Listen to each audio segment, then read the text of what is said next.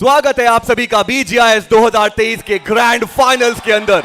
सपनों के शहर माया नगरी मुंबई से हम हैं लाइव, जहां 16 टीम्स पहुंच चुकी हैं अपने सपनों को साकार करने के लिए। देखना यह है कि कौन सी वो एक टीम होगी जो अपने सपने को पूरे करके जाने वाली है। आज है day 2 and as it is well said the day of comebacks. नमस्कार भारत, स्वागत है आप सभी का। मेरा नाम है अंकित पांडे कैंकी बॉट और मेरे साथ जोड़ेंगे नेक्रो और Johnny. How are you feeling guys? फिलिंगच्या बारे तुम्ही विचारू नका राव, मला जे फील होतंय ना आता ते मी शब्दात नाही समजू शकत। पण मुंबई तुमचं काय चाललंय? ओरडा, अजून जोरात ओरडा।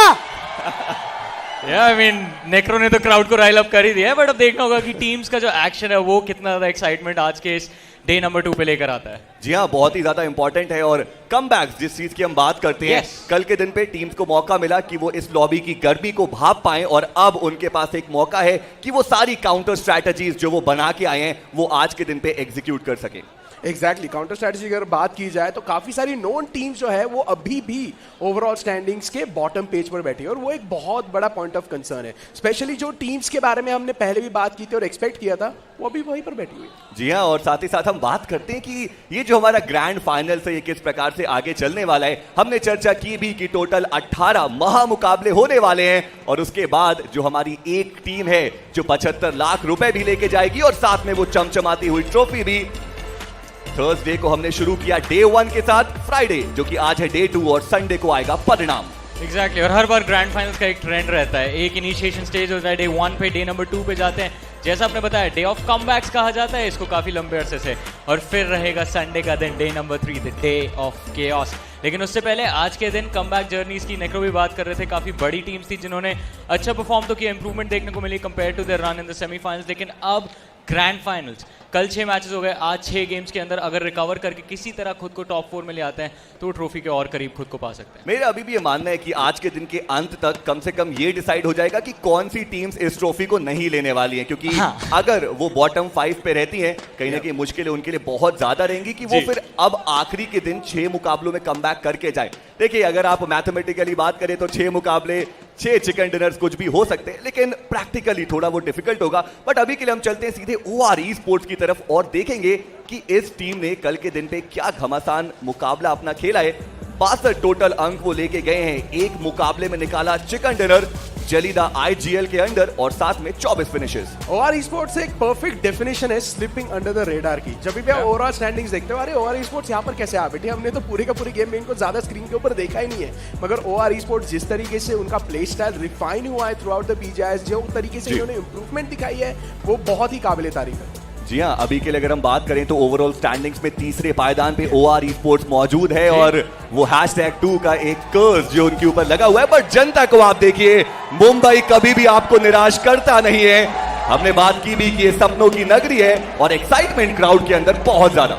एग्जैक्टली क्राउड में एक्साइटमेंट ये है और OR Esports के अंदर आज के मुकाबले को लेकर काफी ज्यादा एक्साइटमेंट रहेगी। बिकॉज जैसा हम लोग बात करते हैं इंप्रूवमेंट्स की, OR Esports नेक्रो ने मेंशन किया slipping under the radar. Semifinals के अंदर 11वें स्थान पे थी ये टीम। फिनिशेस भी कुछ ज्यादा खास हमको नजर नहीं आते बोर्ड पे, लेकिन जब फाइनल्स की तरफ इसने अपने कदम बढ़ाए, इस टीम ने अपने कदम बढ़ाए, एक अलग रूप देखने को मिला। थोड़ा सा अग्रेशन बढ़ा लेटर स्टेजेस के दौरान। अर्ली स्टेजेस अभी भी काफी सिमिलर है जो ये सेमीफाइनल्स में जिस तरह से खेलते थे, थोड़ा सा स्लो अपना गेम बिल्डअप करना प्रेफर करते हैं, लेकिन ये स्ट्रैटेजी है टॉप 3 तक ला चुकी है ऑलरेडी। जी हाँ, और साथ ही साथ कुछ प्लेयर्स हैं जिन्होंने कल के दिन पे बहुत बेहतरीन खेला। हमने देखा निंजा जॉर्ड को सबको आउट परफॉर्म करते हुए और कहीं ना कहीं वो MVP की तरफ बढ़ते हुए नजर आएंगे। जी हाँ, गॉड ट्रेन के निंजा जॉर्ड 17 फिनिशेज ये खिलाड़ी निकाल चुका है। 38.6 का जो टोटल फिनिश कंट्रीब्यूशन है वो भी देखने को मिलता हुआ और FD रेशियो 2.8 का। इसी प्रकार का परफॉर्मेंस जो है हम इस प्लेयर से एक्सपेक्ट करते हैं और वापस से ये प्लेयर ने डिलीवर किया। अगर मैं गलत नहीं हूं तो ये प्लेयर अभी फिलहाल के लिए टॉप में भी बैठा हुआ है, टॉप 10 प्लेयर्स में पूरे के पूरे BGIS जर्नी के अंदर। और अगर ऐसे ही परफॉर्मेंस चलता रहा तो देखिए हमें एक बात तो पता ही चल गई है कि ये MVP तो बनेगा पूरे के पूरे BGIS का। जी हाँ, एक प्रबल दावेदार वो रहने वाले हैं। साथ ही साथ फियर्स वो भी धीरे धीरे क्लाइंब अप कर रहे हैं। कल हमने देखा एक मुकाबले में 7 फिनिशेस वो लेकर के गए और यही 2 टीम्स हैं जो हमें टॉप ऑफ द टेबल भी देखने को मिल रही है with equal points. Exactly, I mean fierce का भी परफॉर्मेंस काफी दमदार चल रहा है और अभी निंजा जॉर्ड की तो 2 अलग लड़ाइयां शुरू हो चुकी हैं। एक तो फाइनल्स का MVP बनने की और एक ओवरऑल BGIS का MVP बनने की जंग में भी वो काफी लंबे अरसे से नंबर 1 की पोजीशन होल्ड कर रहे हैं। देखना यह था कि ग्लैडिएटर्स की तरफ से कोई उनको टक्कर दे पाता है कि नहीं, क्योंकि उनके सिर्फ जस्ट पीछे डेल्टा पीजी थे जो उनको चेज कर रहे थे, लेकिन आज के दिन अगर ग्लैडिएटर्स की रिकवरी होती तो शायद वो भी एक स्टोरी लाइन हमको डेवलप होती हुई नजर आए। देखिए अभी तक हमने BGIS 2023 को देखा है कि it's all about the under gods, जिस प्रकार से उनका राइज देखने को मिलता है। इन 16 फाइनलिस्ट में से 8 टीम्स ऐसी हैं जो अंडर गॉड्स है, बट अगर आप ओवरऑल स्टैंडिंग्स को देखें तो कहीं ना कहीं अंडर गॉड्स थोड़ा पीछे जाते हुए नजर आ रहे हैं and the OG gods are on the rise. So what do you guys think कि अभी ऐसा क्या हो रहा है कि अंडर गॉड थोड़ा प्रेशर में? देखिए कंसिडरिंग इनका पहला फर्स्ट एवर लैन है तो मेक सेंस है, प्रेशर तो होगा, इतनी ज्यादा पब्लिक है, इतनी ज्यादा एनर्जी है यहाँ पर। वाई भी ऐसा है कि इवन एज कमेंटेटर्स हम थोड़ा सा नर्वस तो हो रहे हैं, देखिए मानना पड़ेगा, बिकॉज वाई भी ऐसा है। तो ऑफ कोर्स ये टीम्स का तो फर्स्ट एवर लैन है तो मेक सेंस यार, थोड़ा सा नर्वसनेस इनमें भी होगा, मगर मैं एक्सपेक्ट कर रहा हूँ कि आज डे 2 है, यहाँ पर सारे के सारे जिटर्स जाने चाहिए और वो अच्छी तरीके से परफॉर्म करेंगे। जी हाँ, और बहुत सारी टीम्स ऐसी हैं जिनके आज हम कमबैक्स की भी अपेक्षा कर रहे हैं, क्योंकि हमने कल के दिन पे देखा वो जो बॉटम 8 टीम्स हैं उनकी मुश्किलें बढ़ेंगी और उनमें से एक टीम आती है ब्लाइंड ई-स्पोर्ट्स। बहुत ही ज्यादा बातचीत की गई है इस टीम के बारे में and it is happening for the first time कि टीम ब्लाइंड के फिनिशेस कम है और प्लेसमेंट के पॉइंट ज्यादा देखने को मिल रहे हैं। चिकन डिनर एक भी आया नहीं and this is the team that we are looking forward to, जो आज के दिन पे एक कमबैक फॉर श्योर करके जा सकते हैं। उम्मीदें हमने बहुत लगा रखी है ब्लाइंड से, की बहुत ज्यादा उम्मीदें लगाई थी इस टीम से। जब हम इनफैक्ट सेमीफाइनल्स की तरफ गए थे तब भी हमने सोचा था कि भाई चलिए ठीक है, सेमीफाइनल्स का डे 1 स्लो स्टार्ट हुआ, डे 2 खराब गया थोड़ा सा, एंड तक हमारी उम्मीद थी कि भाई आज तो ब्लाइंड का असली रूप हमको देखने को मिलेगा, बट वो उम्मीद जो है वो धरी की धरी रह गई। अब फाइनल्स का डे 1 देखना होगा, डे 2 कैसे जाता है। Wow, just look at the crowd, जो एक्स पार्क का सपोर्ट हमें क्राउड के अंदर देखने को मिलता है। What do you think guys, team X park? They are pretty confident कि टीम एक्स पार्क वो यहाँ पर कुछ बेहतरीन करके जाएंगे। हालांकि कल के दिन पे हमने देखा था कि शुरुआत उन्होंने एक चिकन डिनर से की थी, but again team X park के लिए वही पुरानी यादें, वही नाइटमेयर्स दोबारा आ रहे हैं। Consistency something that these guys are lacking. अभी फिलहाल टॉप 4 के अंदर बैठे हुए तो मुझे नहीं लगता ज्यादा तो दिक्कत होगी एक्स पार्क के लिए, कंसिडरिंग उनका मेंटल भी काफी अच्छा होने वाला है। डे 2 है, जानते हैं कि टॉप 5 के अंदर है, उन्हें बस एक चीज यहां पर रखनी कि consistently decent amount of point लाना है, ज्यादा भी पॉइंट्स नहीं लाने उनको, अगर उनकी पोजीशन उन्हें बरकरार रखनी है। बिकॉज देखिए डे 3 के अंदर आप भी जानते हैं कि बहुत ही ज्यादा अग्रेशन हमें देखने को मिलेगा। जी हाँ, बहुत ज्यादा। लेकिन हमने बात की जब निंजा जॉट की तो एक और खिलाड़ी के बारे में बात करनी बनती है और ये है रेवेनेंट के सुपरस्टार फियर्स। जिस प्रकार से वो फियरलेसली खेलते हुए नजर आए, 13 फिनिशेस इस खिलाड़ी ने निकाले हैं, 38.2 का फिनिश कंट्रीब्यूशन, एफडी रेशियो 2.1, और वो जो फाइनल की हम बात कर रहे हैं MVP की 2 लाख रुपए, उसके एक दावेदार फियर्स भी। एग्जैक्टली, फियर्स का परफॉर्मेंस इनक्रेडिबल रहा है और ये एक ऐसी चीज है इस इंडिविजुअल के लिए जो आपको और एक्साइट बनाती है, बिकॉज हमेशा अपनी टीम के फ्रंट लाइनर रहते हैं। अगर आप नोटिस करें कल की जो 2 मैचेस में हमने रेवेनेंट को #2 पे फिनिश करते हुए देखा था, वो फिनिश सेकंड। फियर्स हमेशा जब भी डाउन होते तो टीम के ऊपर अचानक से बहुत प्रेशर आता है, but if this man is standing on his feet तो रेवेनेंट को पीछे धकेलना बहुत मुश्किल हो जाता है। फिर ये टीम किसी से भी लड़ जाती है और किसी से भी लड़ने की काबिलियत रखती है। A lot of pressure on this individual, but कल पूरा कंसिस्टेंटली इन्होंने परफॉर्म किया and that is the reason the team is on the first. जी हाँ, हर एक खिलाड़ी को अपना 100% देना ही पड़ेगा 75 लाख के करीब जाने के लिए। जो ऑडियंस है वो पूरी तरीके से पम्प्ड अप देखने को मिल रहे हैं, वो अपने favourite player, favourite team, favourite game को सपोर्ट करने के लिए आए हैं।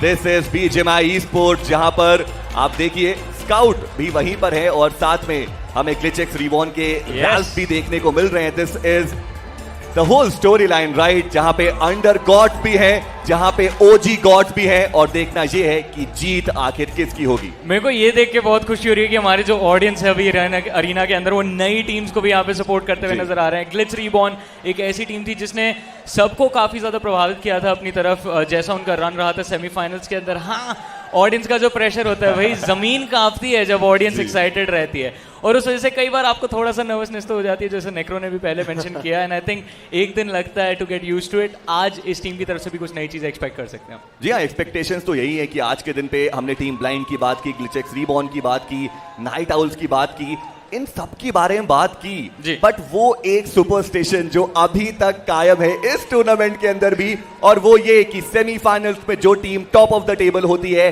फाइनल्स के अंदर परफॉर्म करने में थोड़ी मुश्किलें आती हैं और यहां पर वो रहने वाली है मेडल ई स्पोर्ट, जहां पे सेमीफाइनल्स के अंदर हमने देखा कि उन्होंने डोमिनेट की लॉबी, बट अभी काफी ज्यादा पीछे। एग्जैक्टली प्रथम स्थान पर थी ये टीम सेमीफाइनल्स के अंदर, मगर अब अगर टीम स्पॉटलाइट के बारे में बात की जाए, इनके स्टैट्स के बारे में बात की जाए, फाइनल्स के अंदर 22 फिनिशेस लेकर बैठे हैं, 34 टोटल पॉइंट्स हैं इनके पास, मगर 0 चिकन डिनर्स अब तक इन्होंने लिए हैं। अब देखिए, जैसे आपने मेंशन किया था, ये एक थोड़ा सा सुपरस्टिशन कहिए या इसे एक फैक्ट कहिए, ये जो प्रथा है वो बहुत समय से चलकर आ रही है। जो भी टीम सेमीफाइनल्स के अंदर परफॉर्म करती है, तभी भी वो ग्रैंड फाइनल्स के अंदर वो टीम हमेशा स्ट्रगल करती है। आई थिंक सो कंप्लेसेंसी भी ना कहीं एक भाग हो सकता है इसका। एक चीज यहाँ मैं मेडल के बारे में मेंशन करना चाहूंगा, जैसा आपने मेंशन किया कि सेमीफाइनल्स, हाँ #1 पे नंबर 1 पे इन्होंने फिनिश तो किया था, लीडर बोर्ड के बिल्कुल टॉप पे, लेकिन वो परफॉर्मेंस जो आई थी ना, वो आई थी आखिरी दिन के आखिरी 3 मैचेस के अंदर। उससे पहले मेडल कॉन्स्टेंटली अपने आप को 8th पोजीशन पे मेंटेन कर रही थी। आज ये देखना है कि 3 मैचेस से काम नहीं चलेगा, आपको 6 के 6 गेम्स में कंसिस्टेंट रहना है if you want to climb.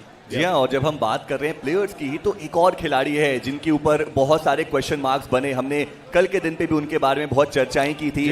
थोड़ा अगर आप पीछे जाएं तो फिर अगर हम राउंड 4 की बात करें, लूजर्स ब्रैकेट की बात करें, वहां पे प्रदर्शन उतना बेहतर नहीं आया था, लेकिन फिर वो कल के दिन आए जहां पे सबसे ज्यादा जरूरत थी उनकी टीम को उनके प्रदर्शन की, और वहां पर ड्रीम्स अपनी ड्रीम पूरी करते हुए नजर आई। टीम एक्स पार्क का ये खिलाड़ी कल के दिन के पहले ही मुकाबले में MVP बनता हुआ नजर आया।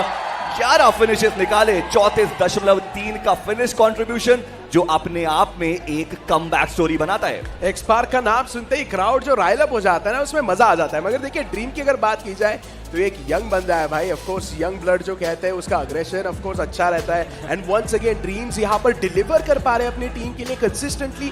मगर जैसे आपने मेंशन किया, एक्सपार्क ने शुरुआत किया था एक हाई नोट पर, धीरे धीरे करके थोड़ा सा हमें जो डिप दिख रहा है उनकी परफॉर्मेंस के अंदर, ऑफ कोर्स वो है, मगर फिर भी अभी टॉप 4 के अंदर है, तो ज्यादा दिक्कतें तो नहीं होगी।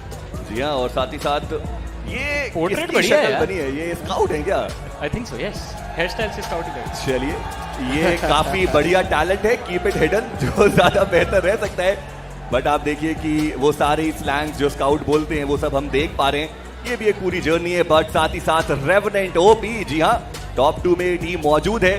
सेंसे की आइजलिंग, फियर्स का फियरलेस गेम प्ले, और इस टीम का राइज देखने को मिल रहा है। साथ ही साथ जॉनसन के सपोर्टर्स, वो भी हमें यहाँ पर देखने को मिल जाएंगे।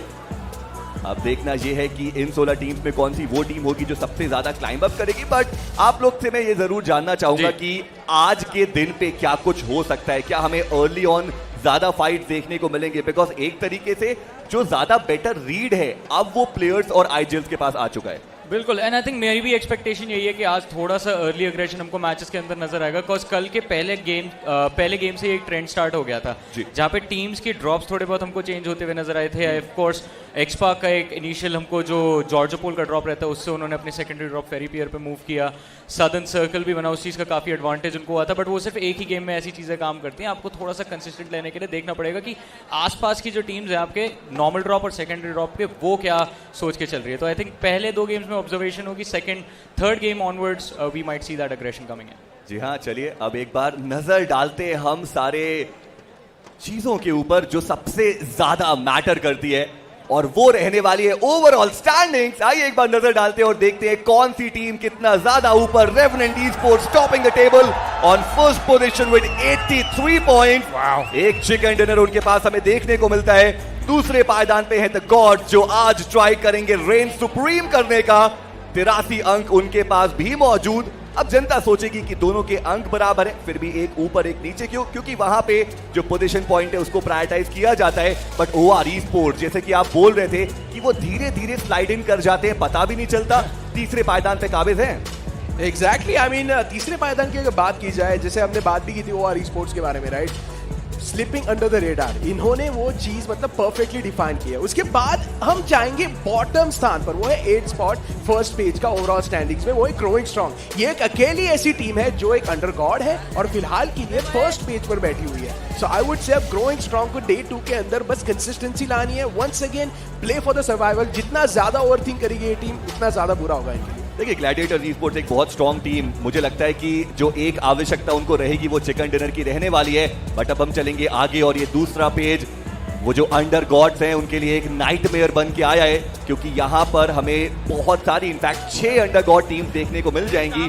4 अग्रेसिव मैन, आखिरी मुकाबला चिकन डिनर, क्वालिफाई किया ग्रैंड फाइनल्स के लिए। बट यहाँ पे बॉटम ऑफ द टेबल देखने को मिल रहे हैं नाइट आउल्स, अर्ली फाइट ले रहे हैं, ज्यादा देर तक सरवाइव नहीं कर पा रहे हैं, वो उनके लिए एक बहुत ज्यादा मुश्किल चीज बन रही है।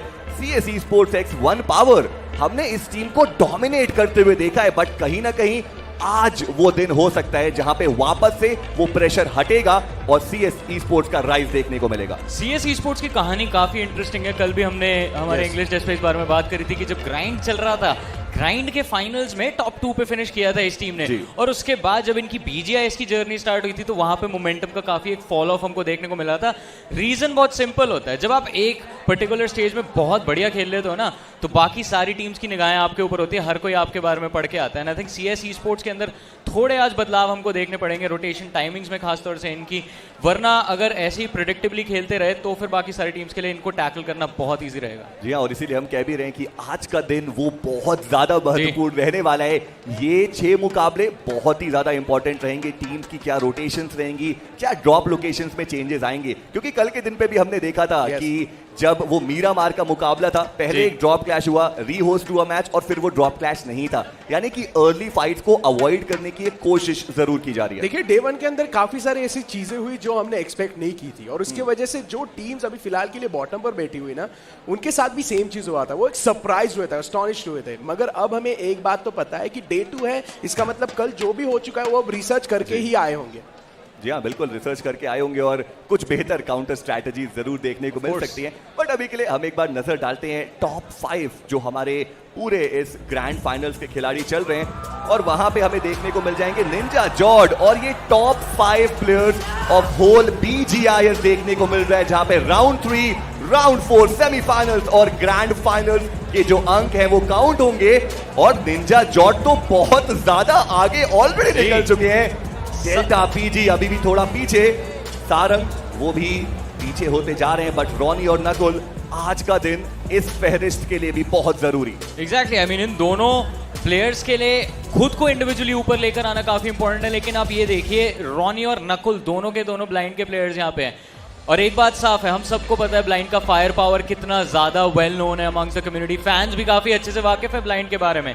अगर इन दोनों प्लेयर्स ने अपना बेस्ट आज डिलीवर किया तो ब्लाइंड को टॉप 5 में आने से कोई नहीं रोक सकता। बट वहीं पे डेल्टा PG अभी भी इंतजार है जस्टिन और डेल्टा के उस डायनामिक ड्यूओ का from the side of Gladiators. Ninja Jord, ये 17 एलिमिनेशंस का जो एडवांटेज है, and I want to know from you and Nekro as well, ऐसा नहीं लग रहा कि अब बहुत बड़ी एडवांटेज हो चुकी है निंजा जॉर्ड के लिए?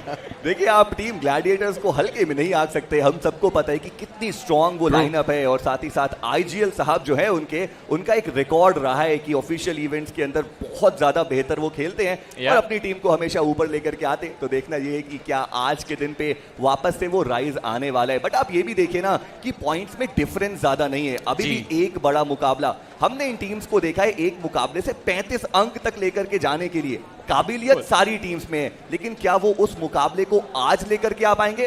क्योंकि कल के दिन पे थोड़ी देर जरूर हो जाएगी, बट अब वक्त आ चुका है प्रेडिक्शंस करने का। तो आज के दिन पे पहले मुकाबले की हम प्रेडिक्शंस सबसे पहले जानना चाहेंगे जनता से कि जनता क्या सोचती है कि इस पहले मुकाबले में कौन सी टीम जीत सकती है। काफी सारे मिक्स प्रेडिक्शंस हैं, कुछ कोई ब्लाइंड बोल रहा है, कोई एक्सपार्क बोल रहा है। मगर देखिए, पिछले टाइम भी हमें पता था कि एक्सपार्क का जो फैन बेस है यहाँ पर वो बहुत ही ज्यादा है। और देखिए, एक बात तो है यार, पब्लिक बहुत ज्यादा शांत हो गया। अरे काय झालं ओरडा ना रे, चीयर करा की तुमच्या टीमसाठी। जी हाँ, एक बहुत ही ज्यादा एक्साइटमेंट वो सारे ही जो दर्शक है उनके अंदर भी देखने को मिल रहा है। OR के समर्थक है, एक्सपार्क के समर्थक है, स्काउट के समर्थक है, रेवनेंट के समर्थक, ग्लैडिएटर्स, गॉड्स फेम, सारी टीम्स को यहाँ पे सपोर्ट करने के लिए जो जनता है वो आई हुई है। जनता चैट में भी यहाँ पर लिख रही होगी उनकी जो टीम है उनकी predictions. But now it's time to get the predictions from the experts. तो आप लोग की क्या राय है और क्यों? देखिए, You I wanna mean go first? हाँ मैं पहले जाऊंगा. देखिए कंसिडरिंग मैं यहाँ पर सबसे यंगेस्ट स्टूडेंट पर, तो मैं पहले जाऊंगा.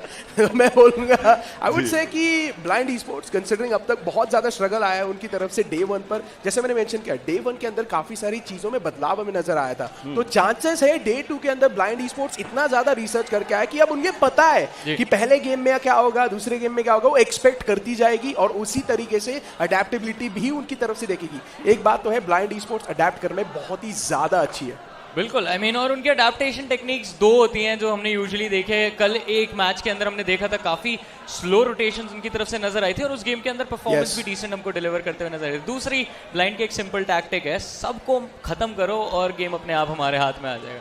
But my prediction is going to be simple, gladiators. चलिए ग्लैडिएटर्स आप बहुत ही ट्रस्ट कर रहे हैं उनके ऊपर. टीम ब्लाइंड, लेट्स सी कि हमारे एक्सपर्ट्स की प्रेडिक्शन कितनी ज्यादा बेहतर हो सकती है. लेकिन अब वक्त आ चुका है हमारी ओपनिंग सेरेमनी का और उसके बाद चलेंगे पहले मुकाबले में. लेकिन उससे पहले over to our host and this awesome opening ceremony.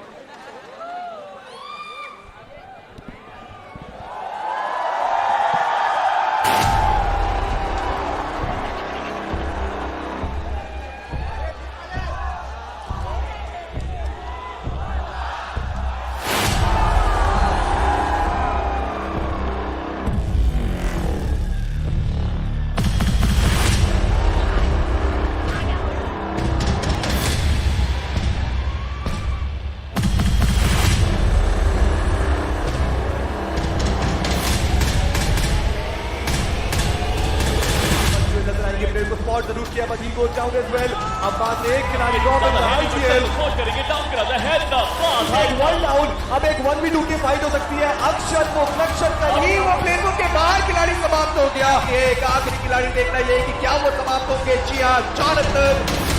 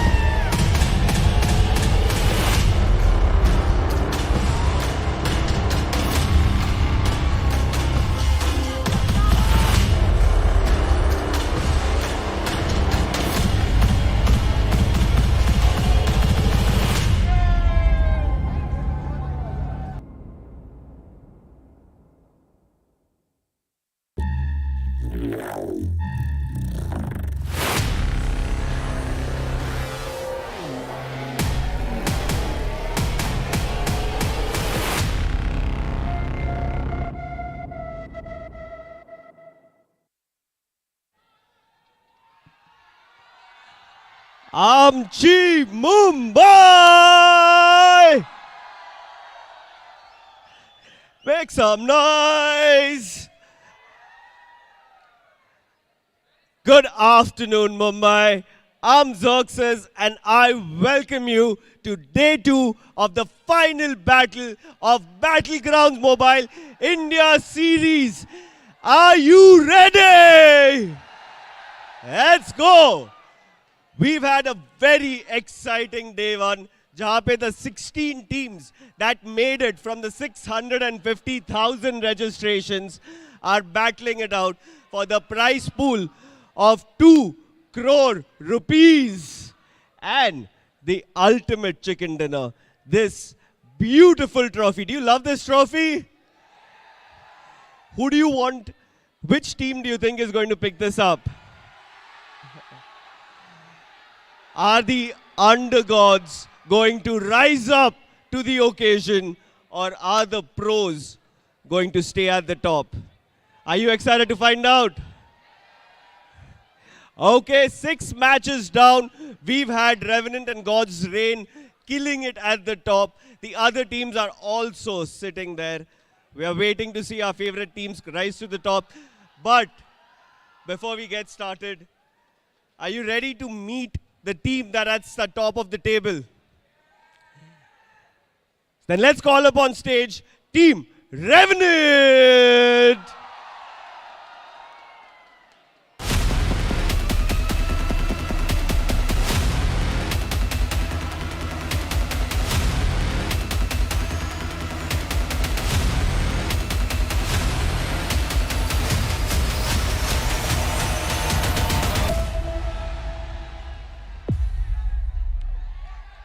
Sensei, MJ, Fierce, Apollo.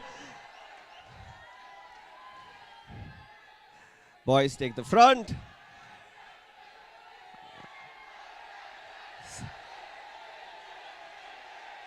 Okay. Let's सुनते हैं सेंसे को क्या बोलना है after yesterday's खतरनाक performance. Sensei, God's reign is right there at your heel. अब आज क्या होने वाला है? आज जो हमारा नेचुरल गेम हम वही खेलने वाले हैं. हम ट्राई करेंगे जितने ज़्यादा से ज़्यादा हम पॉइंट कलेक्ट कर सके वो करेंगे और बाकी may the best one wins. And while we are here, you're leading day one, जो पहले भी हो चुका है. But then there is that last day curse that's been going around. What are we gonna do to dodge that? वापस होगा कि like we are doing something specific to make sure that that doesn't happen again. Actually पिछली बार team अलग थी, इस बार team अलग है. Player मैं बहुत कॉन्फिडेंट फील करता हूँ प्लेयर्स पे और लास्ट डे चोक नहीं होगा गाइज, ट्रस्ट में. हाँ, so ये offline land battle का anticipation is finally settling in. MJ clutch machine. Yesterday was not very strong in terms of numbers. आज कुछ अलग करने वाले हो? Are you going to just let it go today? कल का दिन थोड़ा मेरे लिए अच्छा नहीं गया, बट आज के लिए मैं ऑल प्रिपेयर्ड हूँ. आई होप आपको डोमिनेशन देखने को मिलेगा. Apollo and Fierce, you've been fearless, you've been killing it. I wish you the best of luck. That's Team Revenant, guys. Are you ready to go into the 6 battles of day 2 of BGMI India Series 2023? Then let's go in for a quick recap of day 1 and then over to the casters. Make some noise for our Hindi desk and the English desk. They're taking over. I'm Xerxes. I'll see you on the other side.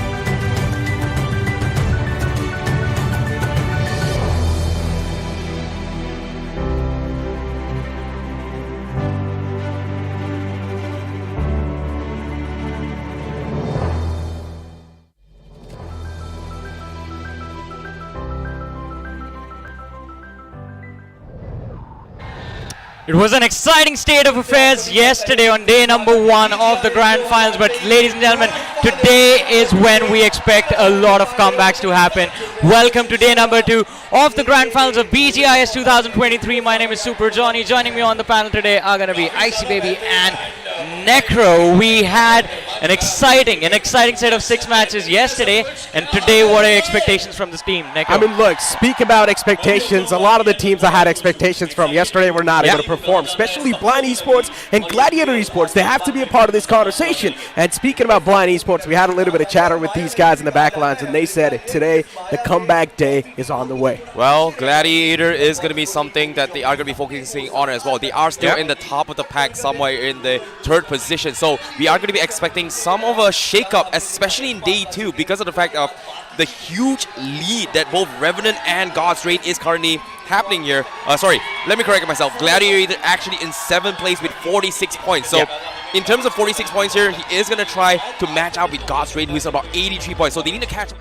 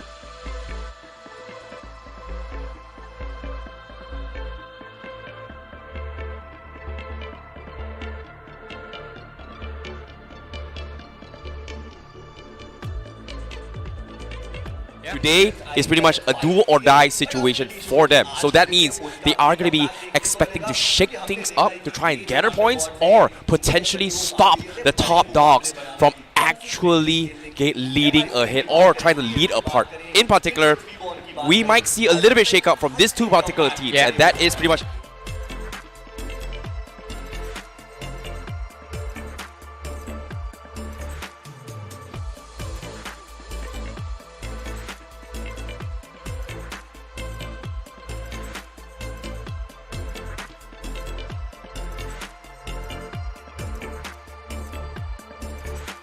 The underdogs that we've been so focused on for the last 2 months. Yesterday, one of those teams managed to have an amazing start to day number 1. I'm talking about growing strong here.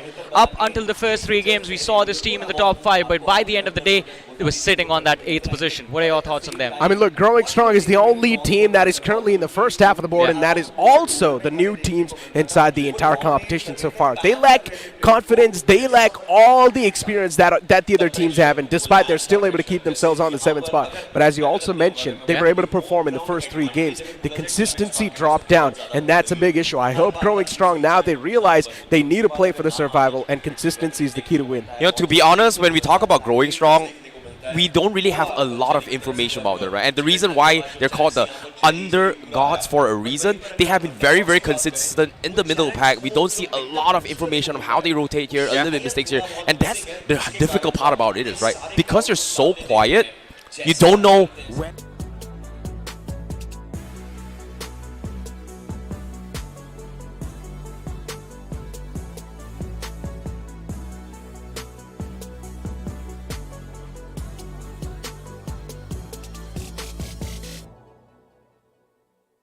Fingers is still the most efficient way thus far in the game. I mean, that is the like most this. literal way of 4-finger. Claw grip. Claw grip is still the most Normally, domestic claw position. is like this, right? That's how I play too. No, I think that's claw. This is claw. What is this?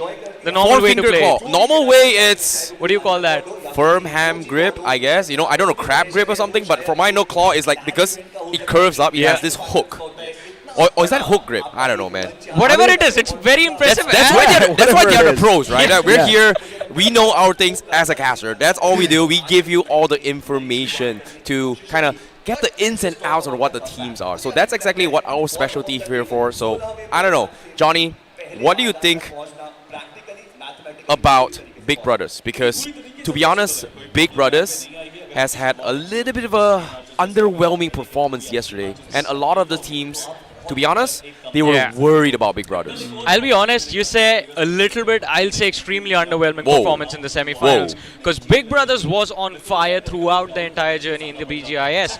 And I'm not just talking about the semi-finals, even before that, this team was consistent throughout, putting top numbers on the board, but in the finals. And I think it is... I want to know Necro's opinion on this because I feel it is due to the pressure of playing in such of a in front of a massive crowd that has never happened to them before. This is the first time I believe they're setting foot on land. Yeah. And it is going to be exciting to see can they adapt on day day 2 because day 1 wasn't really going their way. It wasn't the same team we were witnessing. For I mean, once again, as I mentioned, it's not the Grand Finals. These teams have changed quite a lot of things. They have changed their drop location. They have changed the way they rotate inside the circles too, and that is sort of catching some of these known teams off guard, including Blind and Gladiator Esports too. But Big Brother Esports, especially Maisie on the Hindi desk, right? This man was rooting for that team from the start, and he's going to be a little bit disappointed. I mean, you know Maisie's story, right? They say every team he picks bombs the competition. Not in the right way. I mean, they basically bomb the finals. In a good way? In a or bad way. bad? No. Oh, okay. Maisie's been quite unfortunate with this prediction. So long story short, they pretty much flop, even though they can have the aces. I get it. Anyways, speaking of a team who pretty much bombed their way, right? We talked about the top. We've talked.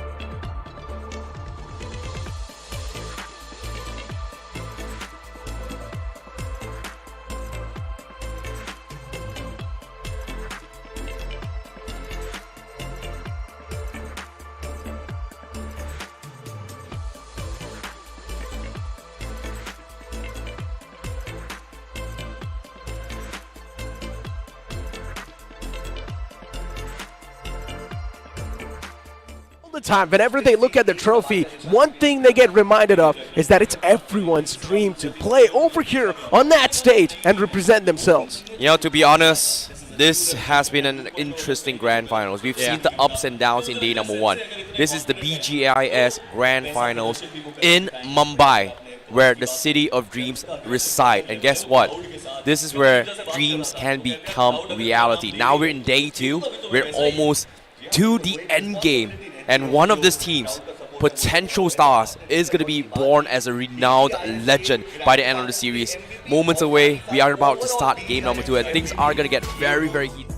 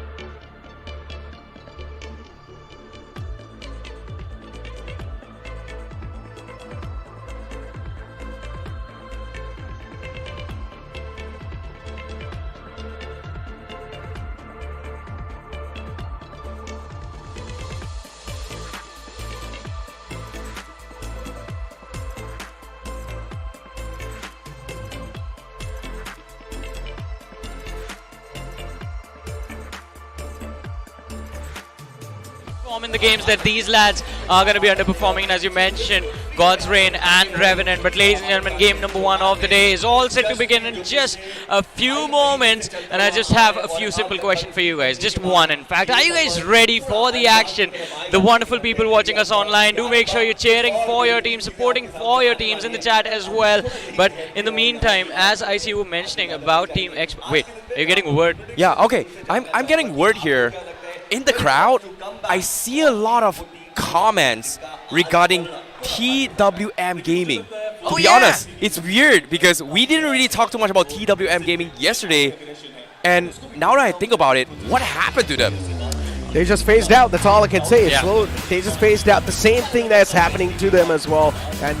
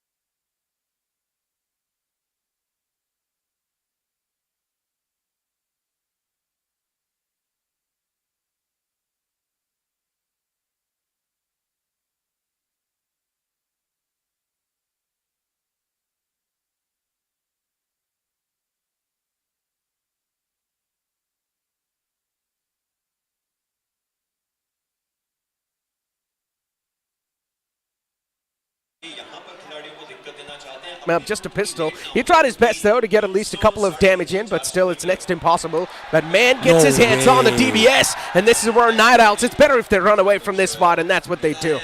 No way. That is a pretty early DBS right from the get-go coming from Fierce here. And knowing him, he's got the M16. Now he's got the long range here as well. And what was really surprising, he was so lucky, to be honest. Like, how do you find both a DBS and a M16 in a watchtower together with a 3x scope? I mean, hey, good things can happen to certain people sometimes, but it seems like this match is not off to a great start for the players of OR.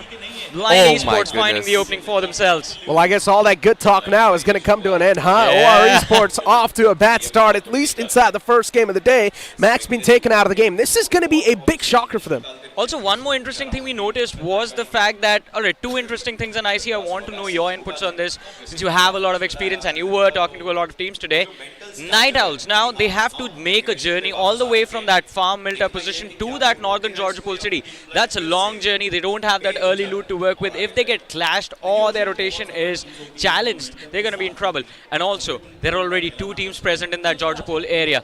God's Reign has just switched things up and they've taken control of containers. You know, to be honest, they are going to have a very, very late rotation, right, when it comes to blind esports. There's a reason why they are blind, because all their spots here is so far away from the next phase of the zone. They are always going to be late. So they have to do two things, which is pretty much decide whether or not they deal with mid-tier loots and then immediately evacuate, or did they just go for a little bit of a surprise loot here, which is pretty much SMGs to kind of catch people off before they go into the fight, and then try and ambush and steal people's resources. But I think with the circle being a northern one, things can still look good for the players of Night Owls, and it seems like they decide to stay in prison and shelter.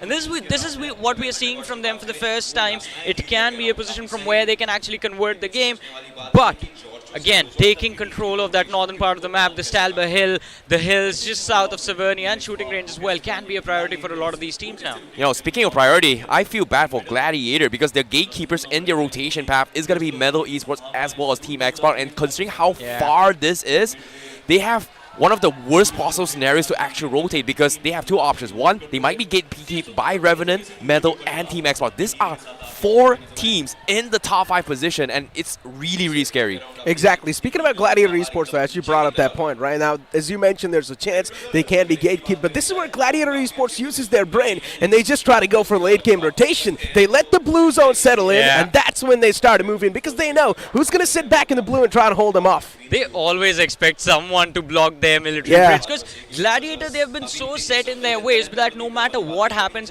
they will always use the western bridge of that military island, the one that connects Ferry Pier to the military island. That is the same bridge they have always used. They never switch things up going for that Novorepnoy bridge, because that is a lot of contestation there. There's Medal on the military island coming in from Novorepnoy, then you have Revenant to worry about who are in that Milta city, and it can cause a lot of trouble for them. But growing strong, they're going to be so happy today. Yasna is all theirs and theirs alone. Wow, that's going to be a very quick one, and considering that this circle might actually end towards Yasnaya, getting first control on those apartments are going to be great. However, this is going to put them in a spot where they don't have vehicles to actually anchor down, so they want those vantage points. Meanwhile, on screen here, we do see God's Reign getting chased down as well. Aquanox getting scouted out. He's getting a little bit of information. He's actually with Robin. Not exactly sure where they're trying to rotate in. I believe it was from the west side. What blows is that these guys do not have any type of kit. The loot is lacking. No guns, no armors, nothing. A couple of meds to back them up, but that's it. God's Reign can be screwed if they're stopped in the tracks. And I'm quite surprised with this, because they had control of the containers, at least for themselves, and in Georgia Pole containers, it's not that difficult to find loot. I think it was a little bit of a fear of losing players in the early stages, considering there's 4 aggressive man in northern Georgia City, and the Georgia Pole City was in control of the players of TWM. They took the safer option, backed off early with the vehicle, and are looking to head back to Yasna, I believe. This is interesting, because I think God's Reign, what they're anticipating is that they don't really need loots. They are going to straight up canker down in strategic positions before they take that fight, though. Oh, Midway Esports now looking forward to explore some and explore territory. They've got no information on this one, but now they definitely do spot out a couple of vehicles. The cavalry's going to arrive. Night Owls in a big wall of trouble, especially that one man who's trapped inside the building. It's Draco. He's pulled out a couple of utilities to back him up. Maybe the boom can find someone. Tosses out that nade. I highly doubt it's going to find any type of connection. Draco's being surrounded by the foes. Nowhere to go. The backup needs to be here from Night Owls as quick as possible. Well, speaking of Night Owls here, Metal, they are going to try their best to actually secure this. Midwave actually looking for the plays here. Nurses knocks onto a Roxy here, so there's now flanking position coming in for Night Owls. That means Midwave, they really want to try and take this vantage point. They know how strong this is going to be towards the Midwave. Oh, the second knockdown too. Draco goes down. Midwave Esports, they're just filtering out the enemies like it's nothing. The utility utilization from these guys is perfect. Another one tossed in there, but still not able to find that connection. Night Owls at this point in time, they're just down to a two-man squad. One more goes down, and this fight might just come to an end. You know, on top of it all, look at this. Night Owls being two guys, right? Midwave Esports, they even have a thinking on the outside in case Night Owls decide to retreat. They really want to box them in and just take them out completely, and Midwave looks like they are going to do so. Exactly. Finally, that push happens up close and personal. Cleo found one more to go in the name of dreams. Will his dream come true? Going for the spams in the smoke. It's got a UMP-45 to back him up, but what's that going to do against the DBS? One shot, and you're done.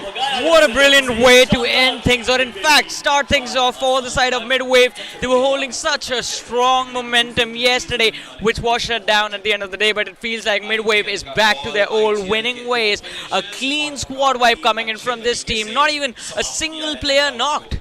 What a tactical play coming from Midwave Esports. Considering that it's still early the stage of the team here, we are not going to be expecting potential third parties because it's the first phase of Circle. And because of how the flight path is coming in from this bottom side, to be honest, a lot of teams are not prepared yet. And because of that, they took advantage, pick a fight, and say, you know what, I want to take this spot because I want to clear out as many people as possible on the east side so that I don't get messed up. But look at the circle shift. It seems like we're heading towards that shooting range in Severny area where we already have the players of Glitch Reborn present in Severny. Big Brothers, they're taking control of the Southern Hill.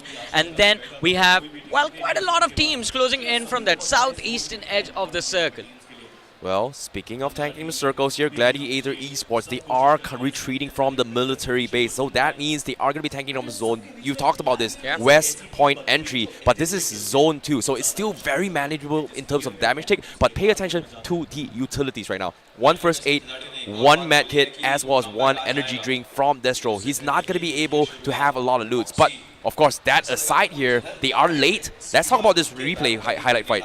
Exactly. I mean, especially the initial knockout that was found on the man that was in the outskirts. It was brilliant. The nade being tossed out to perfection, and then the final push happened where Aru just had the DBS backing him up, and all he needs is 1 clear shot on the chest, and you are good to go.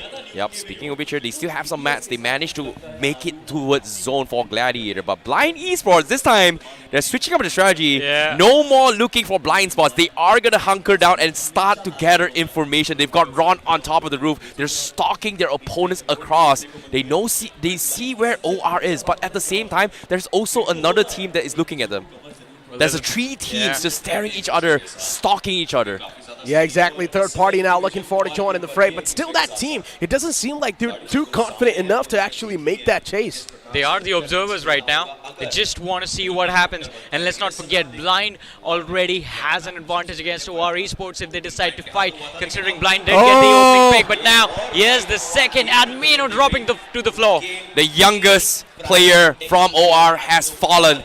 Shots fired, and now Blind, they are going to retreat because CS immediately stalked them here, takes their position, and Blind Esports, they are very happy with this one finish, and they will try to reposition to get even more pressure because OR getting set up as well, but at the same time, while they're chasing, they're also getting shot by other people across the map, and that's going to be Missy all the way on the other side of the map. That's going to be the west circle, west part of this stage for a second circle. That is true. Now, a while ago, we saw the players of CS Esports, and I had a pleasure to talk with these guys in the back lines, and they mentioned that today they're going to go for a lot of the drop clashes. They will go for the initial drop clashes because they know they're desperate for the points, and Day 2 gives them the opportunity. Before now, OR Esports Max, he could have been the casualty, but at least for now it's going to be safe. Well, Blight Esports here, they're very, very mobile here. Seems like they are very quick in their feet here. Immediately, you know, understanding that we have got good position, should we chase or not? They make that call, hey, we're going to do this. Oh, wait, we gave away our positioning. Someone took it. We are going to find a new one. Immediately sets up an ambush down towards the gas station. Great for cutting off people who is pretty much straight away from the middle of the circle. So they are going to try and potentially get a couple of finishes in terms of strays. And speaking of strays, Midwave Esports, they are all the way in 70. They are going to stalk onto his Revenant. Revenant pretty much revealing their resources here. A couple of vehicles as well as buggy. That means Midwave, if they decide to challenge towards that direction of the map, they're going to be in trouble. But speaking of direction here, let's take a look at how all the teams are doing in the circle. Wow, I mean, the circle just moves out of Severny. Now, this is going to make for a comparatively slow mid-game stage, since we see majority of the teams already in a part of the zone and they have settled in their specific safe spots. There are just a few teams, one towards the northern side, 4 aggressive man still holding on to the city of Severny. They're going to have to come down south a little bit, but now growing strong. Faith, look at him. He can see the vehicles of Midwave in the distance. Oh, speaking of which here, Grave in a little bit of trouble, growing strong currently, stalking their way through. They're taking a lot of space, but they are still at the edge of the circle. So if the circle shifts down, Midwave is going to be their gatekeepers here, and Midwave has pretty much know exactly what's happening. So growing strong right now, getting a little bit angsty with those trigger shots, pretty much giving the information that they are exposing themselves. Speaking about growing strong, I really want to bring up a fact over here now. Recently, when we take a look at the team stats, Godbot is not individually performing anymore. All of his teammates are performing on the equal level, and that's the best part. I feel like every single player from a team should always be on the same page. We talked about this yesterday as well, and you've been quite vocal about this, Necro, from the semi-finals, that it felt like it was just a solo carry situation for the side of growing strong, where if Godbot did well, the team looked very good on the game. But if this man falls, the team falls with him. You know, that's pretty much about Godbot, right? I want to talk about another thing here. That's going to be Ghost Ray. Hold up! Blaze! Oh, out in the open, I think he goes down. Not really able to rain down terror this time, but it's Blaze instead. Just raining down hellfire from the top. Midwave Esports RO2 is out in the open. This man needs to find that cover desperately. This is one of the most cursed compounds, in my opinion, because the teams on the top just have a clear visual on every single angle. You know, this is interesting how God's Drain is actually playing, right? Instead of hunkering down to one fixed strategic position, they are setting up pit stops on themselves to set up campfires to actually punish people. And this is applying a lot of pressure onto people around the map because you don't know where God's Drain actually is. Look at the radar. There's another team quite close to them. It's going to be quite interesting to see if a third party develops from here on out. But Necro, I agree with you on one thing. This compound, it can be a difficult position to hold for the players of Midwave Esports. God's Reign with the high ground, still looking to hold on to that summit all to themselves. But as soon as they move inside the zone, they're going to be challenged from the flanks as well. But talk about challenge, we have Gladiators dropping upon TWM. Already running over a man, TWM Esports once again in a big world of trouble as Ninja's knocked out. And Ninja's supposed to be the shining man, the shining star for this team. And if this man's taken out of the game, this is just going to keep on increasing a lot of the problems for TWM Gaming. Now, for them to make a comeback inside this fight, it's next to impossible. It's better they just keep themselves pinned down and play a little bit passive. You know, it is very, very difficult here considering that now we are moments away from the next shift of the circle. It seems like it is going to be on Revenant's vicinity. And you can see Revenant, they're smack middle of this wall. The main forces right in the middle, Sensei outside scouting for information. They're just dodging fights after fights. And this is going to put a pressure here because that's them being safe. But let's talk about the teams outside because they have about 40 seconds left before the circle comes in and they are in the clash right now. Exactly, Gladiator Esports. Once again, this team is on an elimination spree. It doesn't seem like they're going to be stopping anytime soon. They're just driving to the enemies like it's nothing. Dominating through the entire space, dominating through the entire floor. They're here. They've joined up the cleanup crew. And even Shogun's now going to be charging up in the action. What a sick drop coming from Gladiator Esports here. They slowed down, went for a drive-by, and then got a pick. And guess what? It's not over yet. Delta! This is going to be a little bit tough. Even Spider Shot now is trying his best to fight back. He's managed to find a return knockout, but that's all he's going to get. Shogun 2, one at a time in the action. This is now turning out to be a big blunder. It's all down to Justin, and he's once again trying his best to fight back. The third party potentially now hitting the deck. TWM, they're back for revenge from the Gladiators. A few moments ago, we saw Gladiators pick off of one of the players, two players in fact, from the side of TWM, but they came with the vehicles, causing a lot of trouble and allowing 4 aggressive man to recover at least a few points from that fight. But Justin is going to be picked off, and Gladiators, they're done in this match. What happened? Gladiators, they got desperate. They wanted to get some loose. They wanted to catch them off guard. They started things off really, really well. Unfortunately, they overcommitted because their health was so low.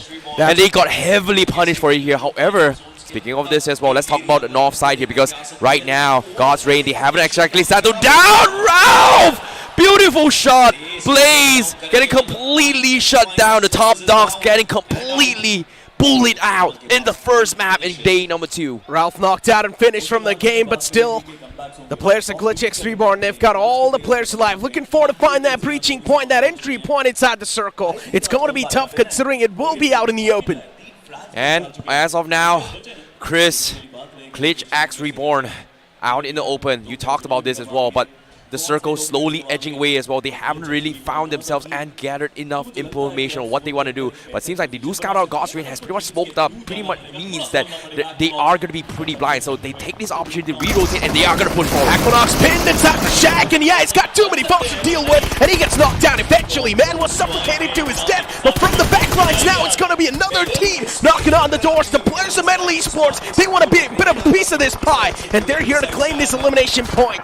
Glitch X Reborn, even now, they're being pinned in this little shack. Oh, the blunders coming in from God's Reign. They knew they were pretty much not in position. They have no information whatsoever from Glitch X Reborn. But the moment the spokes come in and God's Reign had no way to actually watch each other, they chose one spoke, dive into it, and commit to that fight. Even Blind Esports, they've lost out on 2 players, Knuckle and Joker. This is not a good news, especially even a team that's going to be looking forward to make that comeback in the overall standings. And Blind Esports losing out on those 2 valuable key players. It's going to sting them so much in the future run inside this game. Even Glitch X Reborn, when they made that push happen, they lost out on 2 players because of that third party from Metal Esports. No matter what happens in this game, one thing is sure, the standing is going to be rocked, but let's see how the circle is going to rock these teams. Oh my goodness. Revenant still in the best spot in the circle. The western side being challenged by TWM, CS, and 4 aggressive man, but again, we have the players of Glitch Reborn still trying to see if they can wrap things up with God's Reign. CS Esports carrying that momentum, being the zone magnets once again. Even yesterday in the last game, the zone was forming right on top of them over and over again, and once again, they make that happen. Yeah, speaking of the replays here, this is pretty much what happened towards Gladiator Esports, right? They tried to go for a drive-by, tried to get a punish onto 4 AM. They took a little bit of damage, and it's even for them, they took fall damage because of the vehicles, and because of that, Spider Jaw just completely capitalized this year. And the moment Gladiator was out of position because of they were on the move, they get punished by another team as well. So very, very unlucky for them. Oh, Glitch X Reborn could have been eliminated right here. Roman was down so low. But look at God's Reign, this one single solo survivor, hoping that no one's going to be able to spot him out. He's got a couple of smokes backing him up, but still, for how long? That's my question, considering he needs to get up and make it inside the circle. It's going to bring up the possibilities way down low. Well, speaking of which here, a team just got completely shut down. Big Brothers completely dominating the top west corner. Sarvit not going to be picked up here. They don't have mass. The circle is going to bleed them out. And as you can see, everyone is just struggling to make it towards the zone here. Everyone is just dying to all this. And it's really, really unfortunate. But eventually, what a shot from Meadow and Core. Wow. Getting a stray kill in the zone. Now he has to deal with Sensei running behind the smoke, hides in the soft cover in front of him. Encore missing the opportunity to secure a knock. An important game for Metal as well. Sitting on the 13th position in the overall ranking. This is an important match that can bring them inside a top 8.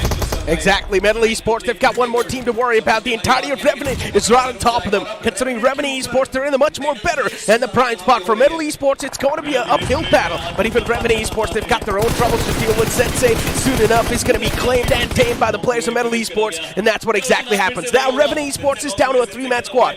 Yeah, they are down to 3 players, but the rest of the competition that they had to worry about has already been kicked out of the game. Revenant Esports, if they just go for the finish points right now, have an opportunity to gain an advantage. and Fierce. He's going to Fierce. start things off. Big Brother spotted. The star of the show from day one from Revenant Esports. They've sacrificed Sensei as a scout. Now, with this hunkered down position, the gas station, they are going to pressure Big Brothers. Uzumaki looking to try to get a couple frags in, but it is going to be very difficult. The trade is off. He attacks Fierce. It's good. But meanwhile, this is happening. Look at Xpart. They're still having a little bit of small collision outside as well. And Revenant can't really capitalize on this much. The zone, they're shrinking in. They do find a lot of these barrages with the nade, but still not able to find that beautiful, sweet knockout that they're looking for such a long time. And that's going to give the players of Revenant Esports a little bit more breathing room, but unfortunately, one man out runs out in the open. Now, speaking of one man out right now, right? Look at this. Circle shifts out of them. Everybody's got to get out. It's going to be difficult, but Big Brothers! Oh, Dynasys! This is where these guys have a chance to find that opening. Big Brother Esports, they really do need these points desperately, considering they're in a decent spot in the overall standings. But being in the mid-pack always brings you a lot of pressure. Revenant Esports now on the verge of getting picked up. It's all down to Apollo. This man is all by himself inside the entire gas station, while the gas station is now being invaded by the foes. And all the three players, they're on a hunt, they're on a prowl, they're on a search for this last guy, Revenant Esports. And Apollo, all he can do is go for the spams in the smoke, looking forward to find that connection, but still this Brace is not able to find the connection that he desperately needs. He finds out two knockouts all by himself. Maybe the tables can be flipped. The circle is coming in. It's up to Apollo left. He needs to get out. Uzumaki as well. They don't really have time. It's a 1v1, but the circle is closing in. But there is so many things happening right now in this side here. The shots are getting shot. Well, and sees Uzumaki on the other side. Shots This is crazy! Out of nowhere, finishing Revenant down to the top 4 we go. Leo was stalking, looking for a freebie, and they got a free meal, happy meal for them, because that was an amazing shot coming from him. However, now down to the final 4 teams. We have Xpark, 4 AM, CS. Who would have thought day 2 we will see fresh new faces in the final circle? This is what I call playing the spoiler. NCS Esports literally did that. But now we've got Team Xpark in a decent spot too. They have got a 2-2 split going up for themselves. That means Team Xpark, they can have a chance to take the most control. But look at Manya in the back lines. He has the trigger discipline. He's the one with the nature. The entirety of CS in the front. Again, the sneaky little snake.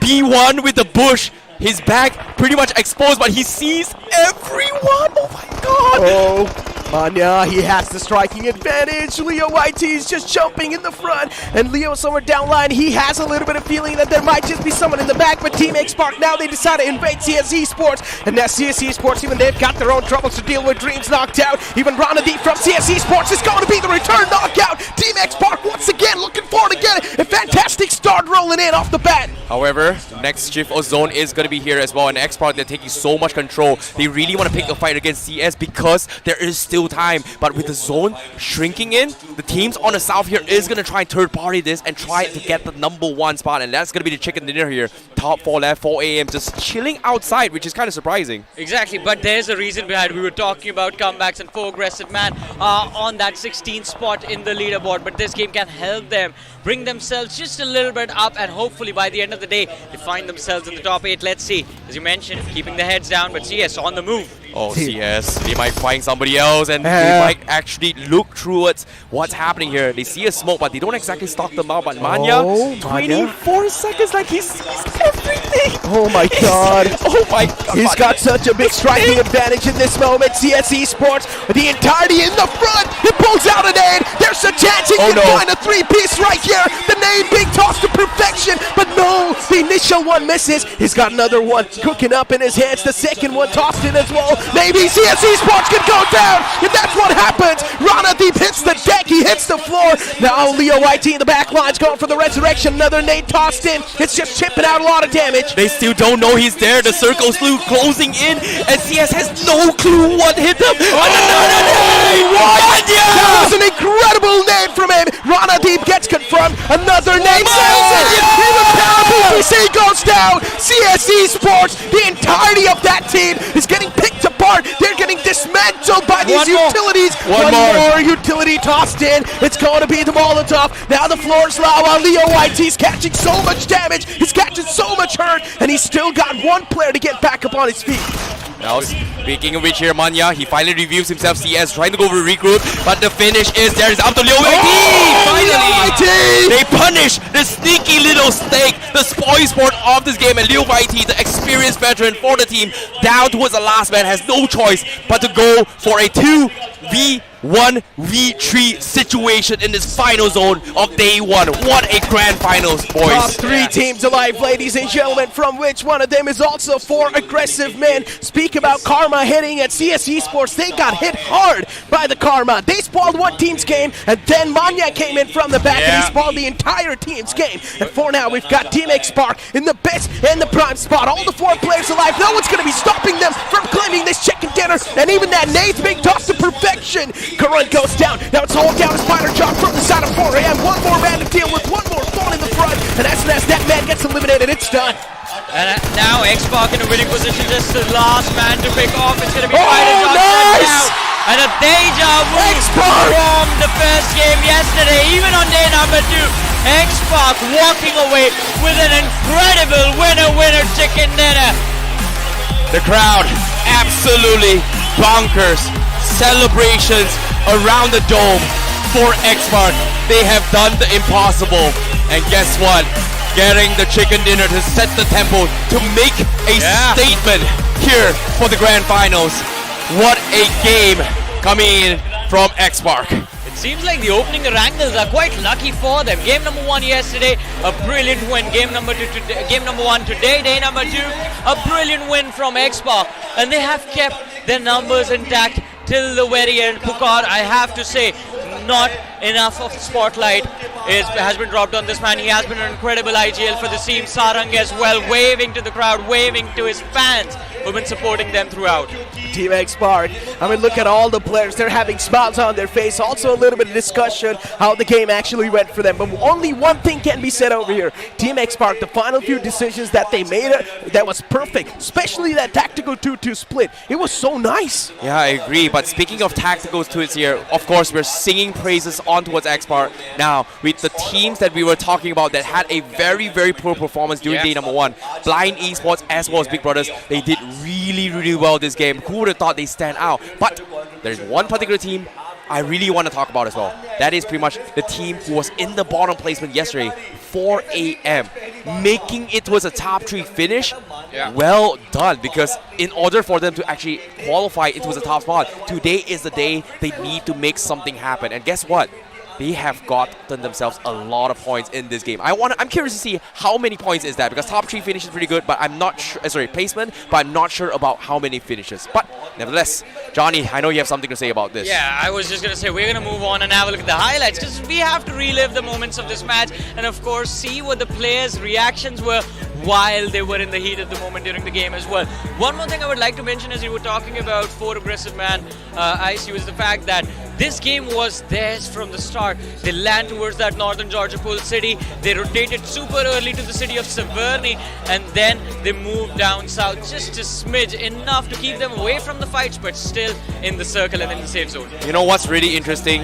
4AM, they were just feeling a little bit down yesterday, right? They had absolutely zero presence. And what was really interesting was that here's a very, very good insight. I had a little bit of chat with 4AM Commando on Instagram. He texted me. I was asking how he was doing.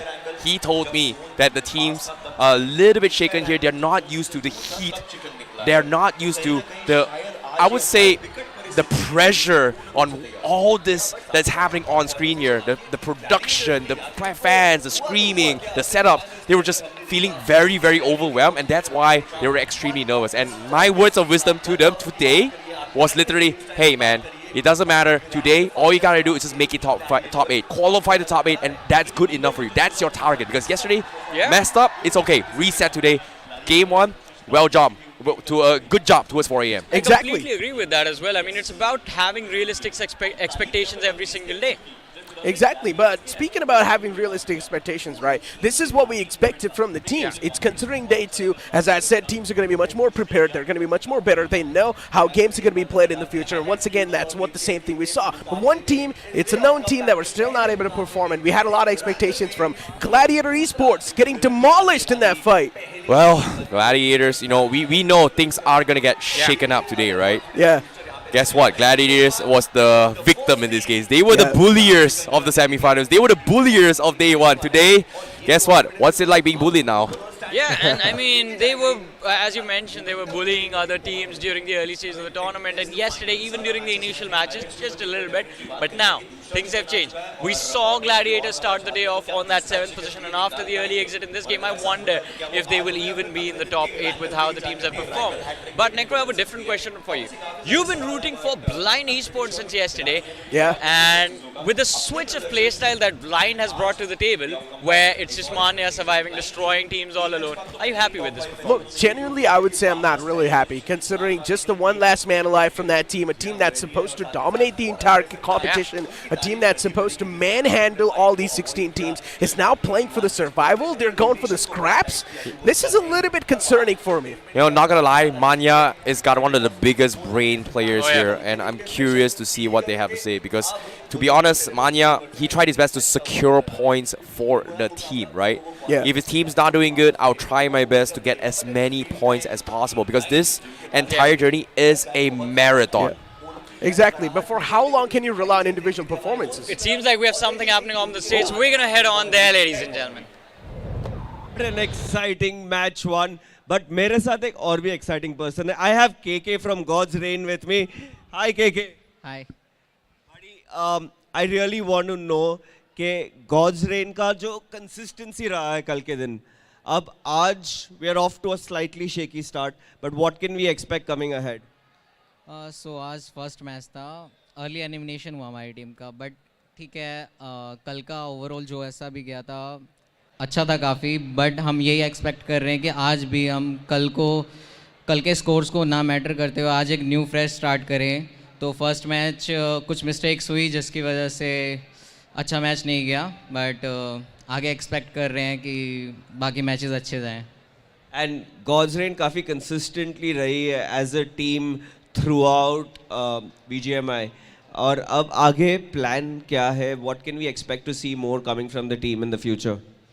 So last जो gods reign ने India series खेला था वो 2019 था, and we are back in 2023. सो इस बार यही एक्सपेक्टेशंस है कि लास्ट टाइम जो हम रनर्स अप बन के रह गए थे, चैम्पियंस की ट्रॉफी उठा के लेके जाएं इस बार. Okay, best of luck, KK. Now I'm gonna send it back to the casters. Make some noise for match number 2 coming up very soon. Train, you know, they seem pretty chill. They're pretty okay here, even though it's a little bit sad back. But I'm just making things up because I don't understand Hindi. I'm sorry, man. I don't understand Hindi, man. See, I'll translate. I'll give you the gist of what the conversation is about the expectations, about the possibility of God's Reign walking away the win. And they did mention that in the past it has happened where they have, kind of taken the finals lightly and missed out on the trophy. But this time, their goal is set. They want to go with the trophy. I will admit that I wasn't listening to that because was it in English? Was it in Hindi? Hindi. I'm sorry that I wasn't listening because I was just so starstruck at a God's presence, finally revealing himself, voicing out his voice. He's gonna be, obey me, you peasants. That's what I felt. That's why I was like, I don't know what to say about that, man. It makes a lot of sense too, right? Especially when these players are performing so well inside the game, and when you see them on the screen itself speaking that well, it sort of gets us a little bit stunned, right? So it makes a lot of sense. I'm not going to blame you for that. But you know what? Speaking about the performance in the previous game, once again, the final few teams are CS Esports. Now, as I mentioned a while ago, I have had talk with CS Esports, and these guys said that today they're going to go for drop collisions. I am just excited for the upcoming games, man. You did mention, but we have to also ask you this, Necro, on which maps? They didn't say which maps. They just said we are going to go for drop collisions. That's all they said, and that's all they left with. Well, that's going to be interesting to see now. Which maps do the drop collisions happen, and also which team's drops are going to be challenged. But ladies and gentlemen, here's the highlights for game number 1 of day number 2, the match of Wrangle, where this was one of the brilliant way to start of the game. Night Owls getting destroyed by Midwave. You know, to be honest, Midwave, they are looking for as many finisher points as they can. And guess what? They were able to actually catch CS Esports. And the moment they know it's CS Esports, they actually overcommit. But what really surprised me is during the journey of all these teams, right? Big teams such as Gladiator Esports, big teams such as God's Reign, they were struggling. We knew they were the team spotlights by the start of the lane. They were going to be the focus, and guess what? They were completely hunted down by the middle of the pack in this entire match. That is true, but you got to give it to Spider-Jawed, man, from 4AM. The amount of struggles he showcased in that fight and still came out on top, single-handedly dismantling the enemy team like that. He was the one manhandling both of those teams. I disagree with you on that. Because TWM was the catalyst that actually took away 2 players from the side of Gladiators. They caused a lot of damage with those vehicles and allowed Spider-Jaw to just pop them with just one touch of a bullet, and then the players just instantly drop to the floor. But from there on out, as we move to the later stage, this was an interesting way. The journey for God's Reign came to an end in this game. The fight against Glitz Reborn, where the players were just completely pinned in the middle of nowhere. Yep, speaking of pinning them down here, we do see a lot of adaptations, right? Revenant, they're trying their best to actually go in for fights here. This was like as the best as they can, right? They needed to win those fights here. Unfortunately, they just bowed out a little bit here because of the commitments coming from Big Brother Esports, and eventually they were scouted out. So this intense fight took quite the utility, and because it was so loud, everybody was stalking, hoping to get a couple of free finishes in the on the sidelines. All I'm going to say is that the criminal strikes again. Apollo clutches that entire scenario, saves the day for his team, gets those extra bit of points, and then this is where the most iconic moment just happened. Manya being that snake, tossing those utilities, dismantling the team limb by limb, making them handicapped, and in the end, CS Esports, they had nothing to back themselves up Is with. it just me, or did looking at the replay as well and during the game, it felt like that CS Esports had no idea where Manya could possibly be. They were completely unaware of the man's position. You know, to be honest, Manya played it very, very safe throughout the entire journey here. But nevertheless, here we give you guys the highlights and the gist of how things are happening. Let's talk about the MVP for match number 7 in Erangel. It's going to be none other than Revenant Apollo with a total of 5 finishes and a finish percentage of 100%. Yeah, I mean, it was absolutely incredible. Majority of them came from that gas station fight that was there against the players of Big Brothers, in which it was a blunder from Big Brothers, but still, named after a god, the man plays like a god as well. Well, I mean, as we move on forward towards the top 5 players, we've also got Leo YT from CS Esports, Team X Sarang, and then you've also got Manya on the screen, safe once again from Big Brother Esports. Now, as you guys mentioned, right, CS Esports, they did not expect Manya in the back lines at that moment. You saw Leo YT jump spotting in the back, and Leo YT somewhere down line, he gave that call to the players that there's no one there. Well, that's the thing, right? It all comes down to giving information, making noise. Manya was so quiet, like the thief he is. But, of course, that is going to be that story here. Let's talk about the overall standings coming into this fight here. We have TX on the top here with the Chicken Dinner, 22 points for them. Blind Esports, 16 points. 4AM, 15 points. CX on 14. Big Brothers, 12 points. Revenant on towards as following down here. And seems like the middle pack pretty much getting a huge point booster in this match. Oh, speak about Gladiator Esports and Midwave, though. This game was so needed for these guys, especially Gladiator Esports. There's a chance they might just be pushed down to the second half of the board after this game. Exactly, I do agree with you on that. I mean, and let's just confirm what we are about to say. Let's have a look at the overall rankings, ladies and gentlemen, right now on our screens. And here they are, Gladiators right on that 8th position with 50 points. But look at this, X-Park becomes the first team to have 2 chicken dinners on the board for them, 74 points, inching closer to the podium. But at the same time, Revenant Esports still maintaining consistency in this match to try and pull away from the rest of the pack. However, teams like God's Reign, OR Esports, as well as Midwave Esports starting to take a little bit of hit here in this match, and because of this, Blind Esports are catching up, and guess what, they're 51 points compared to also Big Brothers and OR 62 points. That's barely about 10 points difference, which is a good sign for them if they want to make it to the top 5 though. And it was all because of Manya, a 4-position jump from Blind from the 11th to the 7th because of one man performing consistently in 2 games. But now we move on to the second page, and look at this, growing strong, a chicken dinner, but still on the 10th. Exactly. This was the only team that was supposed to be on the first half of the board, and that is also the undergod. But still, with the chicken dinner, now they're all there. But then, speaking about the 15th and the 16th spot, 4 aggressive men. They had a decent game, but still on that second page. Oh, to be honest, you know, it's still a long grind for them, right? But it is now, they are having a little bit of points here, about 20 points difference towards the top 8 here. So comparing to yesterday, that was a very, very big gap. But now at least they have somewhat of a chance, because think about this, right? Mathematically possible. That's the most important thing. If they get a 5-win streak chicken dinner, they immediately shot to the top. So technically, anything is possible. It's not over yet. So it's all about being patient, one step at a time. Exactly. You have two ways to go about it. Either play completely passively in the matches and make it to the top 4, the top 3 consistently, or you can go in with a little bit of aggressive front to secure the finish points, and even if the early exit is there for you in the game, you still have to make sure that the average points per match is there. And for a team like 4 Aggressive Man, it is going to be a little bit on the higher front. I think it is around 13 to 14 points per match that they need to gain if they want to stand a chance to lift that trophy. But it will be a challenge, but hey, waving a Hey, hi to Hindi the desk. Hindi Hey, even Yeah, I've we got do, some yeah. muscles. Yeah. Let's go. Yes, ladies and gentlemen, Jack Boys on the English panel. I'm not really exactly jacked, but yesterday I hit the gym. Now I'm feeling pretty good. He knows I was lifting some heavy I hear weights, them bro. saying something about you, Necro. They are? Yeah, they're talking about you. I have no clue what you're saying. They're making noise for me. Thank you guys thank so you so much. much for the Thank love. you guys so much, Indy, for including me. Mwah, mwah, mwah. Mwah. I'm shy now. This is cross the stage banter, by the way, what is happening right here in front of us. I see shy now all of a sudden. Why now, though? I mean, look, speaking about the Hindi desk too, right? Amazing individuals, man. We always have a talk with them. Look at Salty, though. Look at how he's looking at the camera right there. Of course, Salty. Yeah, Salty, the camera is gone now. You can leave as well.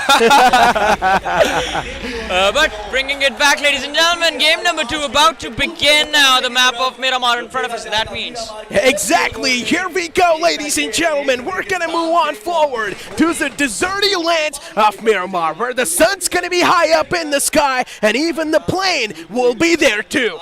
Oh boy, I did not expect this because I'm still a little bit caught off guard by that small cam on towards me. And I'm not gonna lie, now let's talk a little bit more on how day 2 is gonna be looking at here. Miramar right into this upcoming map. And to be honest, Team Xpart, they're doing a fantastic job so far. Consistency is gonna be the key. They were middle of the pack from semifinals, and now they are in the radars of every single team for this upcoming match. Absolutely. I think Team X-Park, the only issue that they faced yesterday was the first game. After the first game, their momentum kind of shifted. But let's talk about the flight path as a matter of fact, ladies and gentlemen. It starts off from the right side of Los Leones, ends towards Valle del Mar, an extremely southern-faced flight path, which definitely will alienate majority of the northern hemisphere. Hey, what happened to Johnny? Why do I hear a different voice? I think someone just took him over, man. I think Salty just shoved him in the backstage, and he's like, no, now it's my time to take the limelight. I know I'm the most good-looking man. That's what Salty said to Johnny about. Hey, come on, man. Necro, I think you are in a delusion right now. I always have the limelight. Oh, wow. Okay, well, that's one way to look at things. I mean, after X-Park, of course. I mean, I think so you're in delusion yourself, considering you're thinking that you're always in the limelight. But you know what? It's good to have some positivity, right? Yep, I agree. Speaking of positivity, let's hope the teams themselves are going to be able to, pick themselves up. Because this circle, to be honest, I don't know how to play this, man. Because it's all the way on the east side. It started from the top. And guess what? Why is your mouth so big right now? Dude, I have casted the same circle, and there's a chance he might just shift all the way on the right side on those 2 separated islands in the water. Across and this the water? Yes! There's probably a hard shift waiting for us, and if that does happen, it's going to be a historic moment. But for now, a birdie's getting shot at in the middle of the area. That bird's name is Manya, no. a man who The pulled snake. off the iconic moment in the previous game. This time, there's a chance he might be picked off right now. But Uzumaki is giving it all he has, but unfortunately, the man's a bit too far away. Bro, this Manya... On the chase! Oh my god. Okay. Brothers, they want to go there for a chase, but at the same time, I'm not gonna lie here, Big Brothers, they're really like the Big Brothers trying to actually get as many points as possible. But I want to talk about Manya a little bit here. That guy is a snake, he's a bird, he's literally the animal of every single kingdom. And not gonna lie, he might be a ferocious lion, potentially coming out to pounce on everyone. So I'm looking forward to see how they go, they perform later on. But Big Brother right now, it feels like they're getting a little bit more aggressive now. It definitely is, right? They are slowly climbing the ranks on the overall standings, right? And they do need to have that. I think it's all about getting the initial momentum. They caught a couple of players off guard as well. Even Team X-Park, as a matter of fact, they were being caught off guard as well. But as soon as Big Brothers realized that Team X-Park and them, the distance is massive. They wouldn't be able to cover that distance. Team X-Park will get the basic inventory. I believe that Big Brothers, they cut the chase open. And Team X-Park are also on their merry ways. Look at them just going all around. This seems like a picnic, Necro. It indeed does, and Salty, I'm not gonna lie, I want to go on a picnic with you, man. Considering we're like the same age, I feel like we can hype, things up, we can vibe pretty well. Even relax. Terrence can be there, but relax. We can do that on our personal time, all right?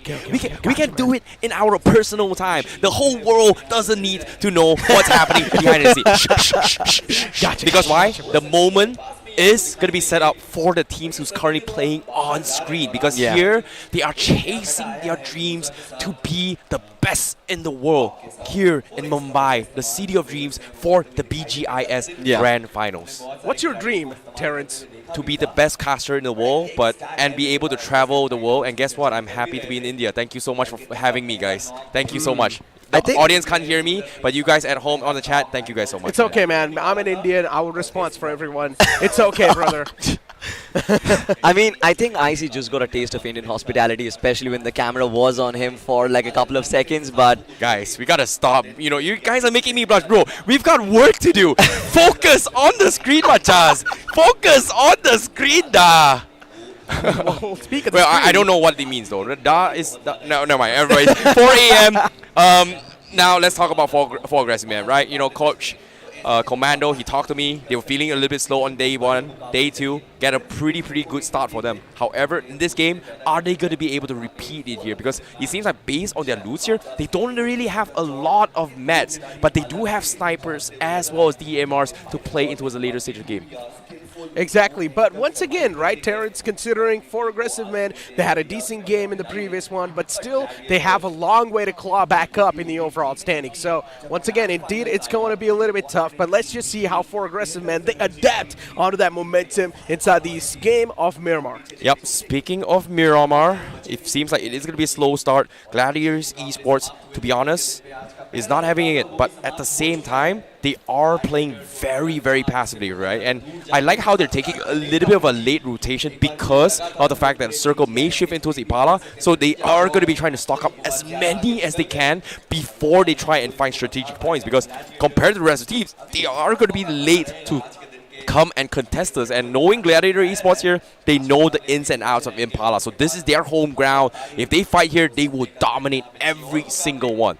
You know, I just went to Destro and I spoke to him. He has fire in his eyes. Who did you speak to? Destro from Gladiators, right? And this man knows exactly what to do today. He knows exactly how to make a comeback. And every single team out here, they know that Gladiators are going to come back because that is the wrath which Gladiators have set up throughout the entire stadium. It was actually me and Salty who went on up, who interviewed these players, and Destro was looking pissed, bro. Like, trust me when I say he had fire in his eyes, literally. He wanted to take down every single competitor that could stand today against him. Well, sometimes that fiery spirit is all about fighting spirit. In this case, having those confidence and being fearless to challenge everybody else is very important to push forward. I think the fiery spirit that we're talking about, right, it's very important. But Destro, what is special about this man as an IGL, of course, is he channels his inner aggression to try and get more points on board. He doesn't really let him overshoot or overheat inside of the game itself. And that's something which I'm really concerned about, because if they make the right rotations, if they take the right fights, I am pretty sure Gladiators will be inside the top 5, will be inside of the top 3. In fact, they have a very high chance of doing it. But look at this, Glitch X Reborn, another team who really performed well on the semi-finals, but in the grand finals, we haven't really been seen. You know, to be honest, this is a moment where all the teams need to focus on just surviving and pushing forward here. I know this is going to be a late circle coming from Glitch X Reborn, but it seems to me they might be a little bit blind here if they decide to rotate late, because they have such a long journey. So having those jerry cans is going to be very important if they want to maintain the maneuvers of the vehicles, because right now setting up pit stops is going to be the key winning factor for them in case they run into some sort of trouble. And it seems like they are going to run into some sort of trouble, especially in the name of Metal Esports. They're quite close to them. There's a chance the rotation pathway might just be blocked, but as you mentioned, they're going to need those jerry cans to refuel up over and over again. The vehicles are now going to be their best friends, and that's what they're doing, a late game rotation to sort of avoid all the foes. You know, let's just recap about what the circle is right now, right? It's an extremely eastern part of the circle itself, and majority of the circle, not majority, let's say 30-40% of the circle is still underwater. We have one big cluster, and that is on that La Bendita side. So many teams. You've got OR, you've got Midwave, you've got RNT, you've got CS, you've got multiple other teams just clustered up in that same spot. And then the other cluster forms on the eastern shoreline of the circle. Now, these are the two locations where I'm expecting a lot of chaos, I see. You know, speaking of locations here, I don't know, man. Like, it seems like this is going to be a potential multi-layered high ground battle, right? You talk about clusters. I feel like the way how God's Reign has been playing yesterday on top of this mountain, you can see a little bit of glimpse here. God's Reign, they're stalking it. They're thinking about whether or not if they want to push forward towards the east side a little bit more to try and take that, I would say, Mount Everest here. But as you can see, no. I told you. I told you. It's shifting there slowly and steadily. Boy. Those two islands are once again in contention. Salty, I am so hyped. Oh boy.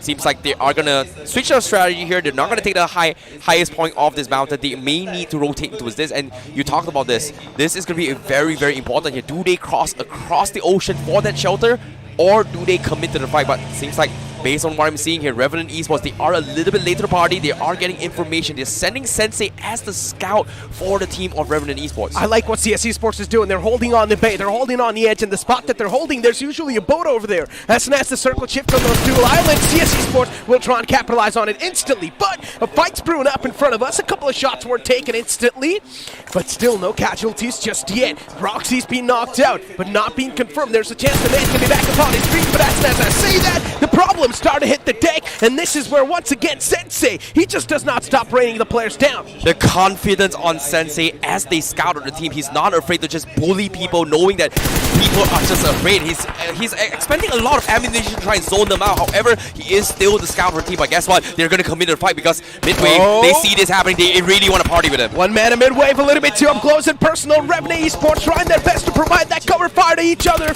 but still Dinosaurs, he's up close and personal, but that nade from Fierce finds that knockout. Dinosaurs goes down, but even a return knockout's there on MJ.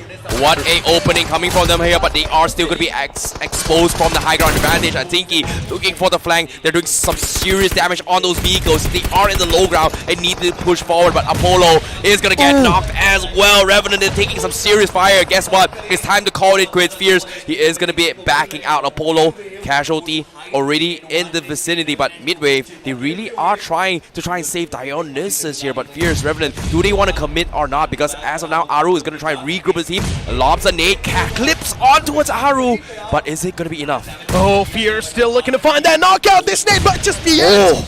It stops so close, but still not able to find that initial collision. Still not able to find that knockout. Another one tossed in. And it finds both of them. Both of them goes down. Even Dinosaurs now is all once again back on his knees. This is not looking too good. Midwave Esports, they've only got 2 players up and alive to cover themselves. And this is where Aru needs to do something. Look at this.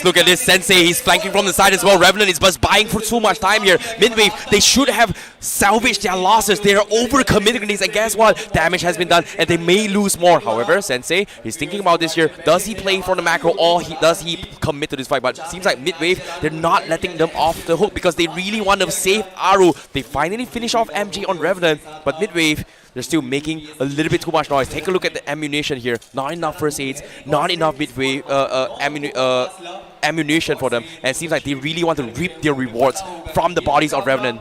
It's just Revenant doesn't really want to let it give them for free.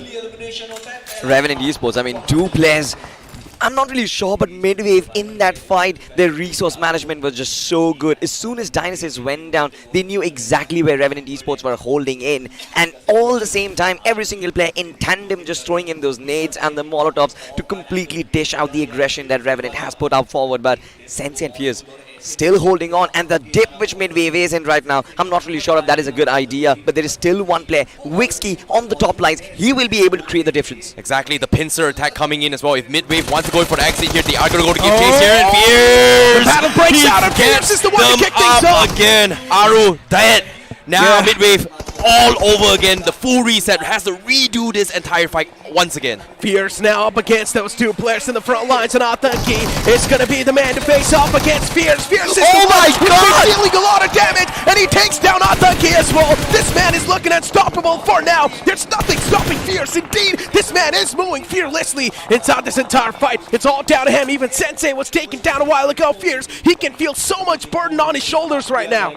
It's not burden, Necro. It's adrenaline, and the stadium, the arena can feel it as well. You hear the chants. Vixky once again going in for the revive, but I think Fierce also has an idea. There is a third party coming in the situation, growing strong. They can hear all of these shots from the backlines, and you can see Faith going on that flank. Will get so many finishes from this, but Fierce is right up sight. No way! This is insane! Fierce, once again, this man knocks on the door, and he finds out on Vixky. This is not looking too good. Midwave Esports, they're on the verge of getting eliminated. They're on the verge of being 1v3'd by Fierce from Revenant Esports. This nade is being cooked to perfection, gets tossed in the front, and that's it! One man gets confirmed, but still Athanki's barely surviving. Oh my god! Maybe Athanki can be dead here, but no, still he's standing, but it's completely okay. Fierce is now going to close on up. It's a 1v1. Athanki does not have any type of meds, and this is where he's going to be screwed up. Not a lot of HP to back him up. Meds advantage not there too. I think he might just be taken out, and that's what happens. Fierce, what an incredible clutch from this guy. Revenant Esports versus Medal Esports showdown. 1-0. Revenant Esports comes up on top. Fierce, the big boy, 4 finishes. But at the same time, with that being said, losing so many members right from the get-go, Fierce has no choice but to tame his fangs and play the snake path to try and get as many placement points as he can, because now as the circle shifts, you can see every other team got so much more space because of this huge big team fight that has progressed for more than 3 minutes. I think for Fierce as well, right, he sensed the fact that they was growing strong in the vicinity, but look at this, Team X Park, they know as a matter of fact Night Owls is in the vicinity and one of their players has been knocked out. This is an opportunity for X Park to get another chicken in their back. And as X Park finds out it's Night Owls in the front, they will make that stand-up happen, because Night Owls, they have been struggling throughout this entire tournament. For X Park, these are going to be the free points they're looking for, but still Night Owls, they're playing a little bit safe over here. They do not really want to go for that commitment. Instead, they're going to back out. Yep, Night Owls having their backs against the wall, circle right at the edge. But guess what? It's going to put them even harder. It's going to push them even harder, because the circle hard shift onto his Labadinta, a complete wasteland of no man's land. And it's going to be a little bit awkward spot for both of these teams. Who is the furthest point from the circle? 2 options they have to do: commit to this fight or steal those vehicles, because as of now, X Park, they know for a fact that Night Owls needs those vehicles, and they're just gatekeeping them.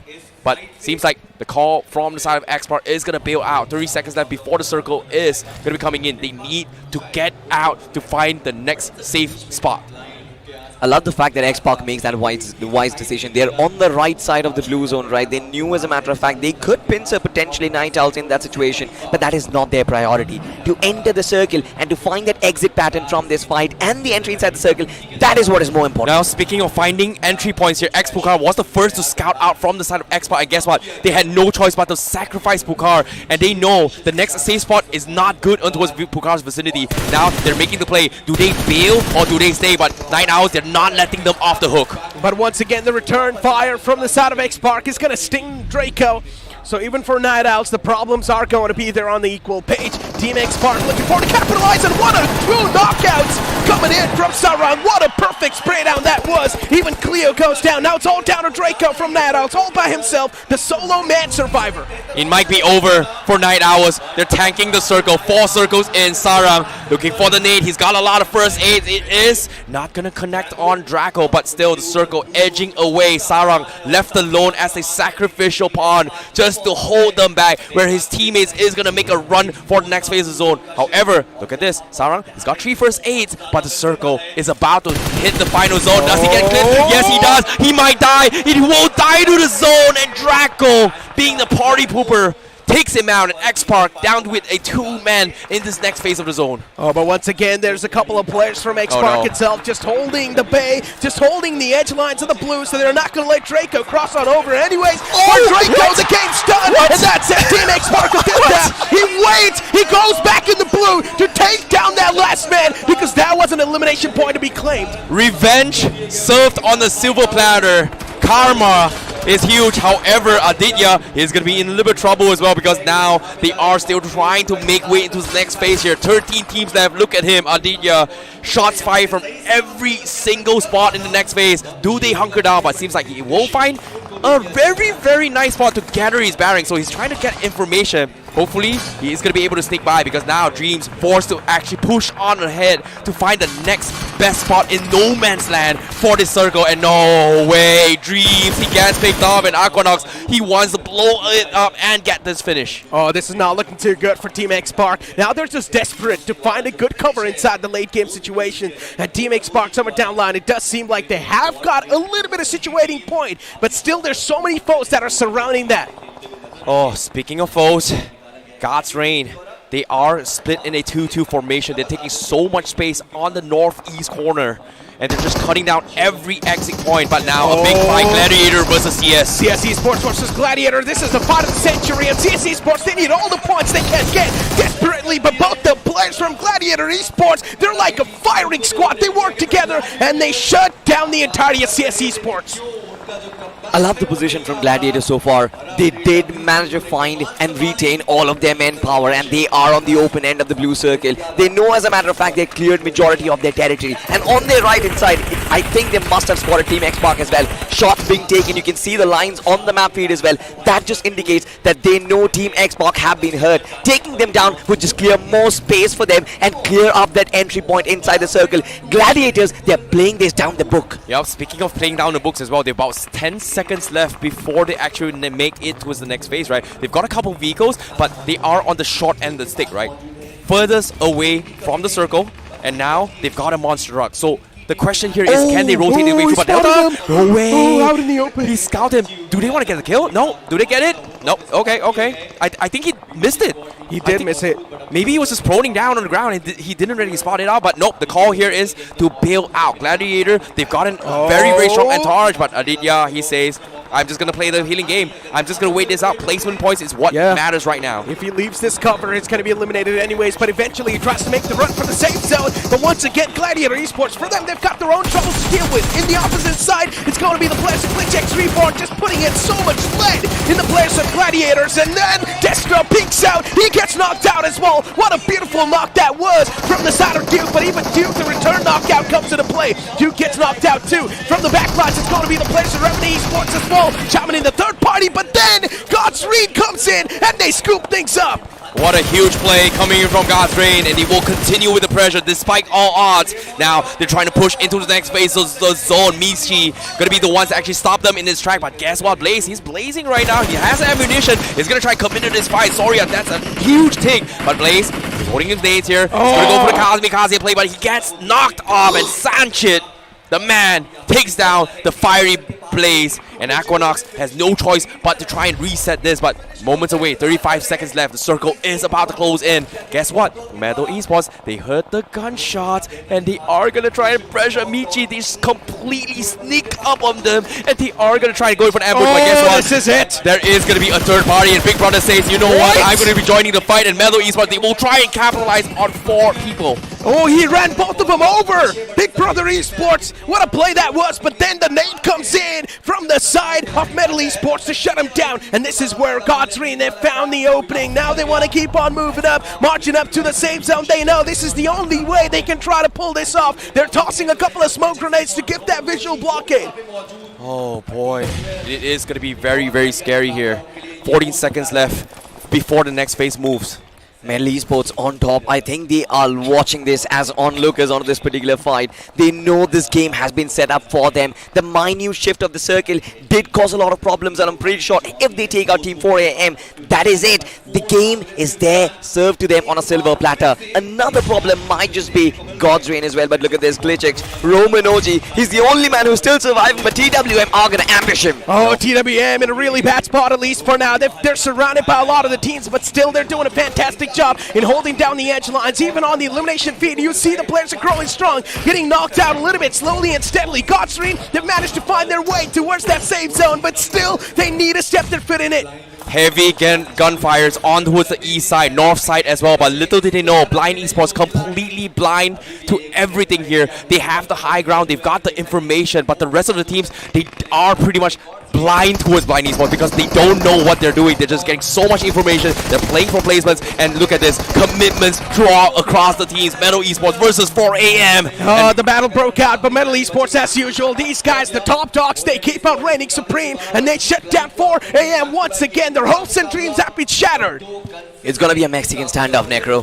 We have TWM, we have God's Reign, we have Metal, we have Blind, all of the big dogs coming together, and this is it. Every single team with 3 players remaining. Who's gonna get the game? I have no clue, I see. Oh boy, it's worrisome here, but speaking of which as well, TWM finally make a show for the Final Four. The fans has been eyeing for TWM's comeback, and this is it. Guaranteed 4th place with 4 finishes, and they are going to be stalking on towards Aquas here. Here's a little bit of feedback here. It is going to be a 3v3 showdown. Everyone is going to be fighting for the #1 spot. 4-way showdown. As the time keeps on passing by, the Mexican standoff keeps on heating up. And all it's going to take is that breaking point. As soon as things break down, as soon as the next circle shift hits the deck, that's where the silence will be broken. It's the calm before the storm. Speaking of silence here, Blind being the most quiet thus far, sneaking with the buggy. And look at this, Ronnie, he's not intentionally driving quickly so that he tries to mask the sound of the buggy as much as he can. And because of this, he gets away with it. And Metal Esports, I don't think they hear it. But at the same time, look at what God's Reign is doing. They're hiding behind Buggy, and this is scary because TWM, if they decide to overcommit this, they are going to punish. But at the same time, TWM, they actually do. They want to fight this, but they cannot because whoever shoots this first means they give away their location. TWM, their fate has smiled onto them. They have the high ground, they have the circle as well, and every single one, every single team, they might just be their prey.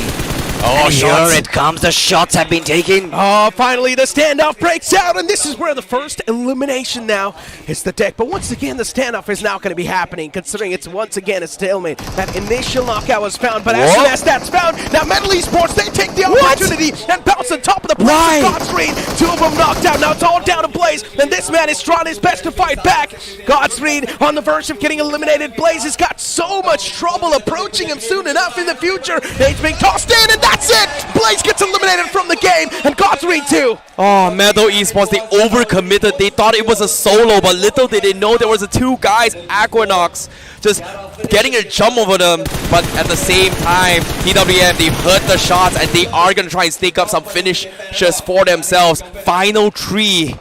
And it is going to be Metal Esports on the edge of the zone as they are getting shot by both TWM as well as Blind. This is the desperation from the side of TWM. They are quite desperate to lay their hands on these elimination points, and they're finally here to claim all of them. They've managed to take down Blind, and the last man too, he hits the floor, he hits the deck, and that's it. TWM, a game that they were desperately looking for, a game that they were desperately searching for, is now finally in their heads.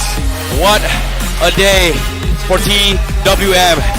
They have been invincible during the entire day 1, completely off the radar, and today they bounce back. The fans has asked for it here. You guys watching online, and they now are here to showcase that they still got it. They're pushing to the top to make their dreams a reality. I mean, to be honest, TWM, the entire fight was set up to them in that position. We mentioned it was a Mexican standoff. In a Mexican standoff, it's all even Stevens, I see. But the circle shift made it everything for them. And TWM, how beautifully they executed in style. Look at the players. Look at the happiness in their faces. The reaction says it all. They have been struggling on the overall standings, but now they are back in the competition. It makes a lot of sense why they're happy, especially even from Metal Esports top dog. He got 7 eliminations all by himself. He went nuclear in that previous game. Yeah, indeed. What a game it is. Expect the unexpected. Predictions has been made by the start of the day here. I'm really happy that my prediction is true because the stakes are just so high from everything. TWM getting 9 elimination points in total, and add 15 to that. How much is that in total? Make some quick maths. Come on, Salty. 24. 24 points. That's a lot of points coming in from TWM, but with 24 points, to be honest, I don't know, man. Like, it feels like it is still a lot, but at the same time, considering how far apart from the top dog, that is about 50 points of a catch-up. So with 24 points, they are on the right track, but they need more points, not just this game. They need more coins by the end of day 2, and there's 4 more maps left. I mean, as we do take a look at the IRL highlights too, right, you can clearly see the players too just understanding that the game could have been there, especially even Blind Esports. For them, the game could have been there, but then it just got snatched away from them in the end. Well, speaking of Snatcher, I don't know, man. I am just completely shocked, speechless about what has happened today. Yeah, The top teams, they're struggling. The guys on the bottom, the undergods, starting to show and bare their fangs. They are trying to take down the gods. They are trying to find the Achilles heels of all the gods on top. And my goodness, I am literally out of breath and speechless because this is their only time left. 3 days total in Grand Finals, and day 2, if they want to stand a chance to make it into the Grand Finals, to give us a good performance, they are doing exactly that. It is all about the hustle. It's all about the tussle. I don't know, man. Like, the finals, if everyone is this close, it could be anyone's game. If it is on the right track. I mean, to be honest, I think TWM with this game, they are shooting themselves up inside of the first page of the overall rankings. Now, why this was important, I know you were surprised. We have seen this happen every single time. The second day, we call it the day of comebacks, ladies and gentlemen. All the audience was joined us throughout the entirety of the BGIs. They know, as a matter of fact, these teams, the underdog teams, they have shut down the jitters, the land jitters, and now they are back. Now, speaking of which here, I heard a rumor that we might have a little bit of an interview with some of the players up on stage, but I want to talk about Big Brothers. What do you think about their performance in this game, in game number 7? Look, I generally game feel number like, 8. Yes, I generally feel like Big Brother Esports, you clearly see them struggle inside the games, but at the same time, you can see them also that they're fighting against those struggles. They're trying their best to put that markup on for themselves. They're trying their best to do something, but once again, it's just a lot of chaotic moments in the final few individual moments, and that's why Big Brother Esports is getting picked off like that.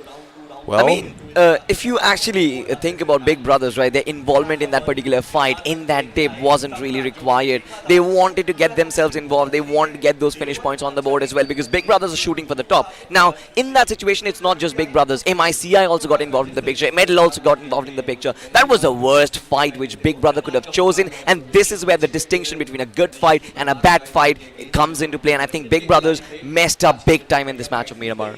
oh boy.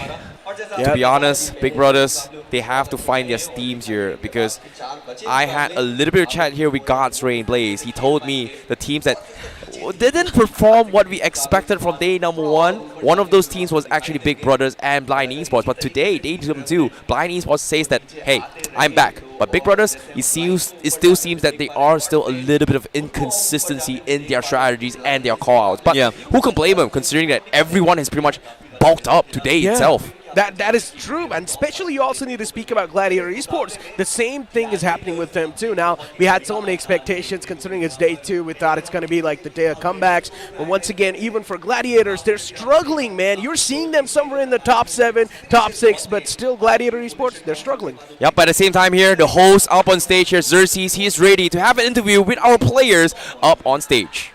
With me right now we have Ninze from Third World Mafia. Congratulations on getting that chicken dinner. Ninze, finally a comeback जो काफी time से expected था कि कुछ करे under gods, and now you have done it. What changed in this match for you? We changed nothing. We played as usual, but we were playing for a comeback, and so we were working on it still. Okay, and are you like, has the team morale now gone further up to be able to fight back even harder for the next matches that we have in the day?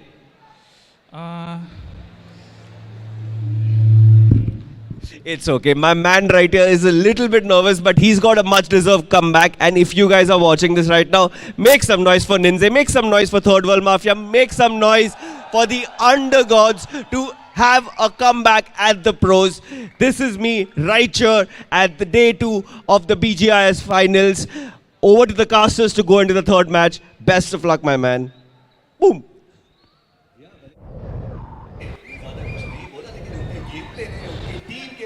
Well. Interesting turn of events as TWM walk away with an impressive chicken dinner. Necro, did you expect this? I did not, but TWM, with the way they were playing that high ground, they did a fantastic job, especially in the final few moments, right? It was like the Mexican standoff. It was a little bit of stalemate situation, but that just gave the opportunity for TWM to scout out, gain that information, know where each and every single team is positioned, and then for them, the journey in the front was pretty simple. I was listening to the Hindi casters because I was in the arena with the audience, just watching what their reaction was to every single play that was being made. And everyone was rooting for medal. I mean, up until we saw TWM just sneaking into that position from where they were able to secure that win. But medal was on fire in this match. I think this is where we have to speak about the players from Medal Esports, the two players, right? When they decided to shift focus, they had that little bit of a ridge which separated them from the entire crew. But Medal Esports did not want to play out that ridge. They knew the circle had shifted. They had to be proactive in that particular fight. They knew that they had to slam in onto God's Reign first, and they did that. They cleaned them up. And in spite of that, right, they did not take their covers behind their vehicles. They stopped it dead on their tracks. They once again moved in and went for further fights, which did eventually kind of take away their chance of a chicken dinner. But of course, the people in the arena, they are loving it. They're loving the aggression. I know, Necro, you have a lot to say about this match and about the teams as well, but we're going to have a look at the reactions of these players while they were playing the game. And of course, before that, we have the match highlights in front of us. And what were you saying, Necro? Exactly. I mean, speaking about the highlights in general too, right? The action kicked off in quite an interesting fashion, where we saw a little bit of bombardment coming in. Had a lot of expectations, actually, from Gladiator Esports in this game, but then even that was not possible, especially that 1v4 or 1v3 clutch from Fierce. It was one of the most iconic moments that just stole the show. I mean, we talk about Revenant, they have been doing phenomenal for themselves. Just a few team fights going array for them is the reason that we're going to see them, well, at least the competition catch up to Revenant. But Necro, I have a different question for you now. And this is about a team that you have been supporting since the start of day 2. Blind Esports, 2 games back-to-back, incredible performances. This is what we expected, the day of comebacks. As I mentioned, on day 2, teams are probably going to be much more accustomed to the land feeling. They're going to be much more accustomed to the teams around them. They now know how the lay of the land is. And this is where they are once again back on the second day to just nail it right on the spot, Salty.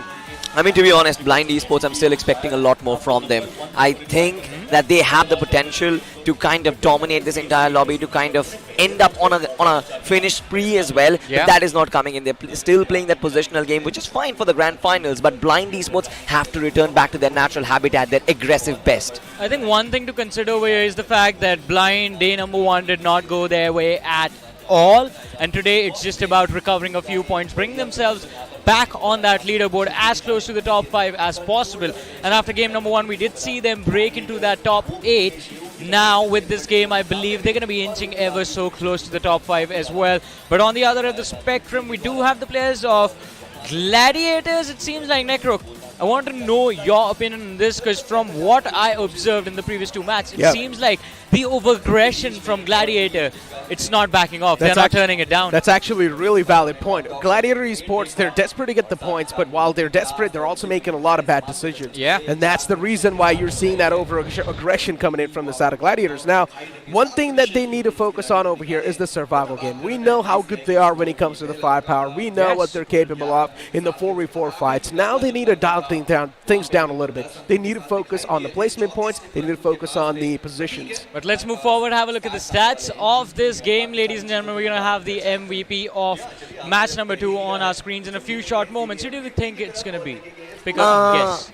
Fierce has to be. This Fierce, man pulled off yeah. an insane clutch. I No. think so, he has to be. But no, it's going to be Top Dog from the side of Metal Esports. It's crazy. I even mentioned this after the game finished, that Top Dog had 7 eliminations. Well, he is going to be the one to steal the limelight, I guess. Exactly, stealing the limelight from Fierce from the side of Revenant Esports. And why not? The team had 11 eliminations and 7 of them were on this lad.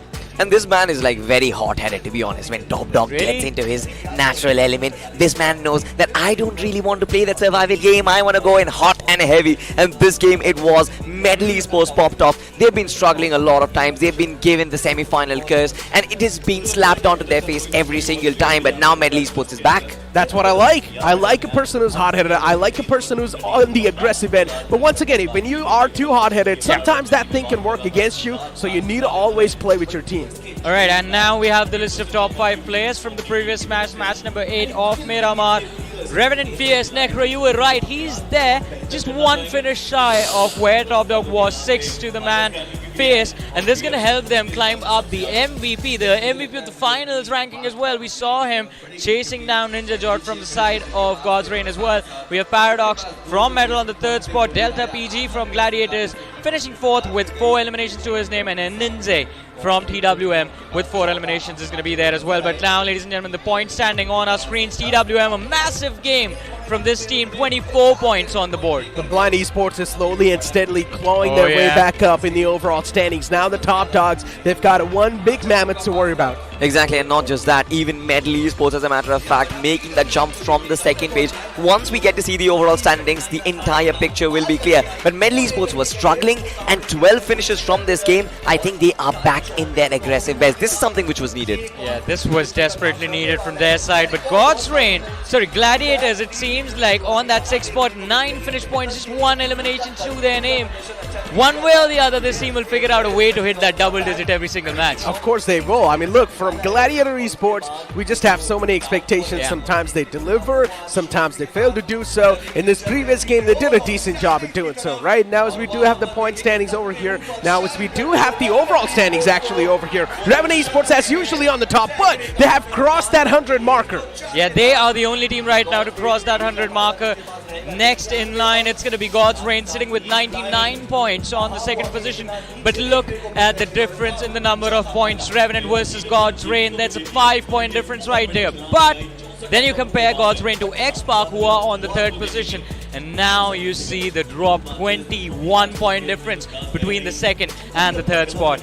That is true. I mean, as we did see the overall standings a while ago, but because of that, seeing Revenant Esports on the top, Team X-Park as well, somewhere in the top 5, the crowd is always happy. That man is emotionless. Just shades on his face. Somebody's playing BGMI in the venue. I mean, I do understand they have the urge, but look at this. I mean, I also wanted to play BGMI with these boys, but well, let's just come back to the overall standings as a matter of fact. Gladiators still yet to make that comeback. In fact, I think they've been pushed down by the lads of Metal Esports. But you know what? From the 9th to the 4th spot, there's an 18-point difference. My apologies. To the 3rd spot, there's an 18-point difference. So just one game can flip these rankings on their heads. And well, I think the audience, if that happens, if Gladiators take that massive jump from the 9th position to the top 3, it's going to make sure that the audience is going to be riled up as well. Yep, hitting the gym on a regular basis. Yeah, having some good physique, man, just like me. But you know what, Johnny, getting back to the conversation once again, speaking about the audience, these guys are just creating that electric vibe so many of the times, and considering us as commentators being able to cast so many games with the full amount of energy, I think the audience has to be the main reason for that. They motivate us. They give us that energy. Absolutely, I think. Yeah. So when you guys, you, IC, and Necro, you guys were casting the first game, I was sitting inside of the audience. I was is feeling that energy, and it is a very evident. There's another match going on of BGMI, I guess, between those two lads right there. This man is like looking at the trophy and getting all the motivation. He's like, you know what? I'm going to be the one next year on that stage. Hey man, City of Dreams, Necro, you, me, Salty. All three of us at one time had the same dream of being on that stage. Yes. Well, we realized we weren't going to be good enough, so we started casting, but now, these lads, these young players, they have an opportunity. Of course, the inspiration that is standing in front of them, right behind us, the players themselves, a lot of undergods who have made their dream a reality of making it through to the finals. Only one thing remains, to perform and to lift the trophy. I was halfway there to the pro stage, man, but then I decided to quit because of some financial issues. But you know what? I'm not really going to deep dive into that stuff. Salty, why are you laughing, man? Listen, it's a little bit of an emotional moment for me. I want you to cry for me, man. I mean, I'm getting very emotional because of Necro's story, but well, I'm getting very emotional about one thing as well, and that is Team X Pac and the situation of the overall standings. Now, you've got to imagine this, right? They're the only team with 2 chicken dinners inside of the overall standings. They're the only team who've got so many finish points as well, but the only difference between them and Revenant is their positional points. I am not happy with the consistency that X Pac is bringing on the table. The audience is here for X Pac. They're rooting for them as well. I think X Pac, on the games where they are not performing, need something more. Exactly, and that's something more. First of all, Necro, I think you will agree with me on this. As we jump into game number 3, it has to be to cover up that 21-point difference against God's Reign. Do you think that's going to happen with X-Pac?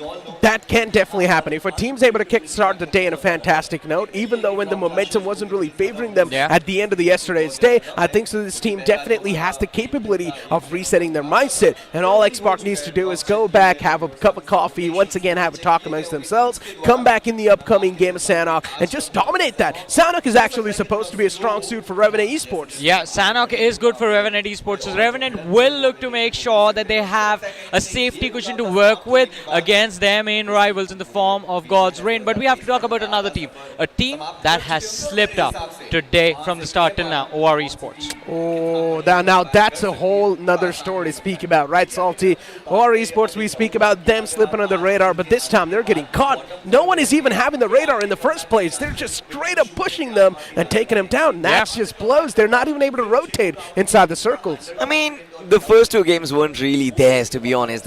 You saw the circle on Miramar, right? OR Esports were in the middle of that big cluster that happened. Just caught in the middle of that dip. They knew that there are like 3 and 4 teams just coming in onto them, chiming every single piece of utility. You can't really do anything in that situation. It was unfortunate. The slip-up was unfortunate, but I believe in Jelly. I believe in every single player that is there. Max and Mac, they'll take care of the finish numbers. Don't you worry about it. Exactly. And speaking about, once again, OR Esports, right? If you remember the first game, they were so spread out.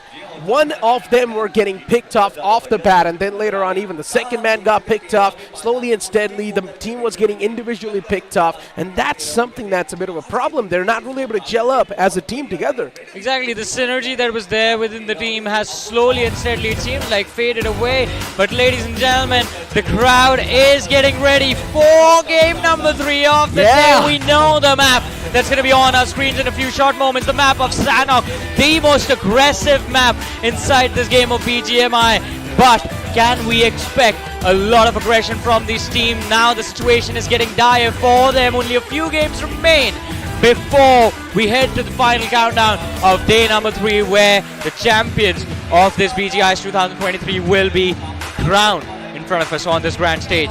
To be honest, just look at the players, look at the intensity, and look at the fans as well inside of the arena. Everybody is just prepared for this extravaganza to begin, and it is Here we go, ladies and gentlemen. The most smaller map inside the entire competitive pool and the most aggressive map is now on our screens as the plane's going to be hitting the skies. And Johnny, take it away, my co-pilot. Well, this is going to be an interesting game of Sanhok in front of us right now, ladies and gentlemen. The flight path sticking to that western side of the map, starting all the way from the position of Harten and going towards Sami. But as Necro, you just mentioned, this is Sanhok. It's the shortest map in the game. So even if you are able to make your way towards Paradise Resort or Quarry or Cave, and if you want to head towards that eastern shoreline, it should not be too difficult to gain that terrain. That is true. It shouldn't really be that difficult. In general, rotating inside the map of Sanhok is not going to be that tough. Now, speak about the circle. Soon enough, the circle shift's going to be over there too, so let's see how that's going to go.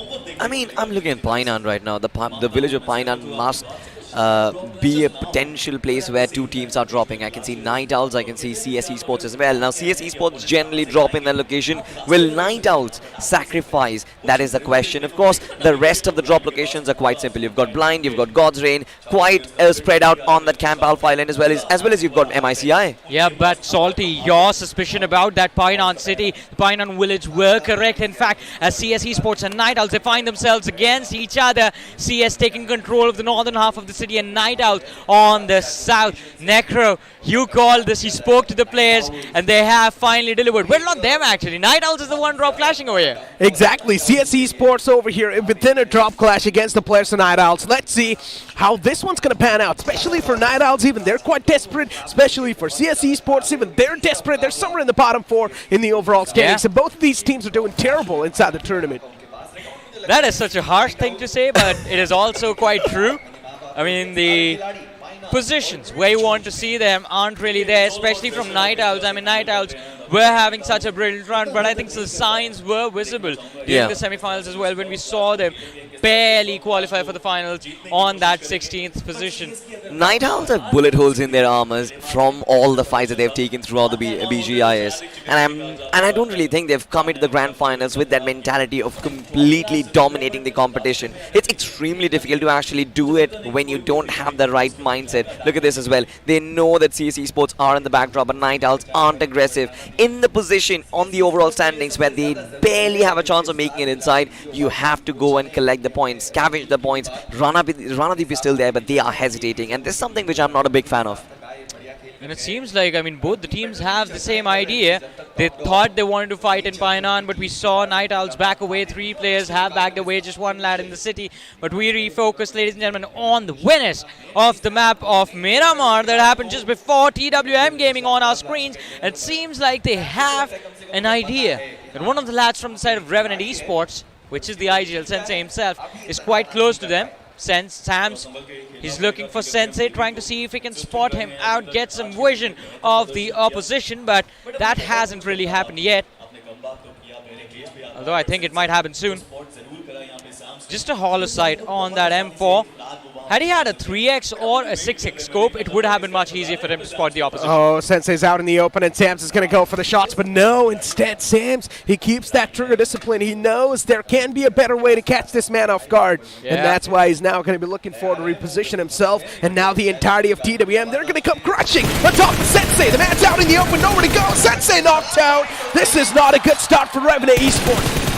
I mean, this was expected, right? Sensei always does it overextend in the southern end of the Sanhok Island. Now, the only problem is in that situation that TWM were just extremely close to them. Revenant Esports and their southern split has always been about gaining those medkits, gaining themselves that position where they can play the heal battle inside the final circle. But this time, it just does not pay off. TWM and their initial rotation, they just got their weapons, and now they want to seek for blood. And even the future for these two teams, it looks like it is going to be quite entangled among themselves. But moving on to a different position of the map, ladies and gentlemen, over on the Camp Alpha Island, we have this fight. God's Reign taking on OR Esports. Oh, well, Sensei's going to bleed to his death over there, but OR Esports, once again, as I mentioned, the team play, the team synergy is missing. The players are playing individually. They're just lost. No one knows where they're going. No one knows where they're dropping, and that's why they're getting picked off one after the other. And even Admino is going to be shut down by Blind Esports, as you mentioned. Once again, Necro, the synergy, the coordination from OR Esports lacking quite a lot. We saw one lad go down to the players of God's Reign. The call was made to swing wide and head for that Temple Hill just south of Camp Alpha, but that did not really work out. Jelly, the IGL, is the last man remaining for this team, and God's Reign, they're on the hunt, trying to sniff out where this man is hiding. Oh, they now know Jelly's position's compromised. What? But has it really been, though? Yeah, God's Reign, now they know. They pulled out utilities in their hands. They know exactly where Jelly is. OR Esports, once again, on the verge of getting eliminated off the bat, and maybe that's it. And yes, that is it. 2 nades, they sail in, and they destroy the entirety of OR Esports. Godwin, as a matter of fact, going in aggressive right from the get-go, sets them up for a very nice fight, sets them up for a very good endgame. But look at this, Leo Whitey invading onto the compound, and it's Big Brothers. They strike back. That shotgun was dead there. And now, Big Brothers, they've completely wiped off Team CS Esports. CS Esports being wiped off completely from the lobby. This is definitely going to be a big stinger. CS Esports, they wanted to be aggressive. They wanted to put some authority on the other teams, but it didn't really work out. But over here, Big Brother Esports, a third party chimes in, and this man single-handedly has shut down 2 players. But that's all he's going to get, because Ralph is over there on the top, providing that cover fire to his team. Good cavalry assistance. Yeah, but still running out of the ammunition now. Ralph is down to 20 bullets on that AKM. He's going for a revive on his teammate, trying to regain the advantage against Big Brothers. Big Brothers getting overheated in this situation. The third party perfectly timed by the players of Glitch Reborn. As soon as the fight between Big Brothers and CS Esports came to an end, Glitch Reborn decided to chime in. They still have the numbers in their favor. They can recover, or in fact even win this fight with all 4 players still standing, considering Rishi is the last man standing from the side of Big Brothers. Sees Duke on the other side of the river, shots connecting. But now, only one thing remains. He's going to hide in this corner room, and he will be hunted down by the players of Glitch Reborn. This is not looking too good. Glitch X Reborn, they've surrounded this compound. They know there's only one single glimmer of hope alive for this team on the name of Big Brother Esports. And Rishi, he's the one carrying the flag all by himself with such a big burden on his back. And here we go. The push is now going to come into play. Roman tossing out a couple of utilities. The floor's going to be lava. Return utilities from Rishi, though. But is that really going to be enough to stop them in the tracks? That's my question. Ralph tosses in that beautiful nade, and that's it. Big Brother Esports being eliminated from the game, being down on the grave. Now Glitch X Reborn, they have the territory. This entire fight was for the control of the entry towards the Camp Alpha Island, and now they're the ones in complete control of this particular part of the map itself. The Delta region, what I call it, where 3 islands come in together. The circle, of course, we haven't really talked about it, right? It is towards the Camp Alpha Island. Blind Esports will have a massive advantage, but MICI, Godsrain and Glitch, these are the teams who have the potential of dethroning Blind Esports from their hotspot, Johnny. Yeah, I mean, the opportunity is there, but can they capitalize when it presents itself? On the other side, though, the early team fights of the match, quite exciting, in fact. Back-to-back action. First Big Brothers versus CS, and then we had Glitch Reborn taking on the players of CS, but it seems like there will be no time for them to reset as well. Blind Esports still on that Camp Alpha position, dominating, not the fights, but the circle itself. They're ready for this circle shift. They somewhere down line know that the circle shift's going to be on the top left island, and they're ready, holding that supreme spot, holding that high ground. But where is Revenant Esports? Completely south of the map itself, right? They know, as a matter of fact, they have TWM right up front. The circle, the edge of the circle is just there. Therefore, Revenant Esports don't really have the initiative to move. But look at this, V-clear usage, and Apollo is right in front of Ninja. The fight finally breaks out. Ninja is supposed to be the star player for TWM, and TWM, they've been popping off. The previous game, they got the chicken dinner, so they've got the momentum. They can feel it, and Apollo, he gets slapped in the face. And Shotgun. Esports, they're down another man. 2 players picked off. TWM with a massive advantage in this 4v2 situation. Ninja has made it happen now. MJ, he has a lot of information to work with, but still, if he chooses to fight, he's also choosing to fall right here, right now. Revenant in a desperate attempt to secure some points from this matchup, as they know that God's Reign is breathing down their necks in the overall rankings. But I mean, for Revenant as well, right? Revenant, their position at the very top of the overall rankings. Yeah. It will be threatened. Because like you said, God's Reign is coming in for them. TWM is coming in for them in this game. Apollo did try a lot, but Ninja and his S12K every single time. And TWM, I think they've woken up from their slumber, Johnny. This team is back in its prime. Look at this. Oh, TWM, they have woken up, but at the wrong time, though.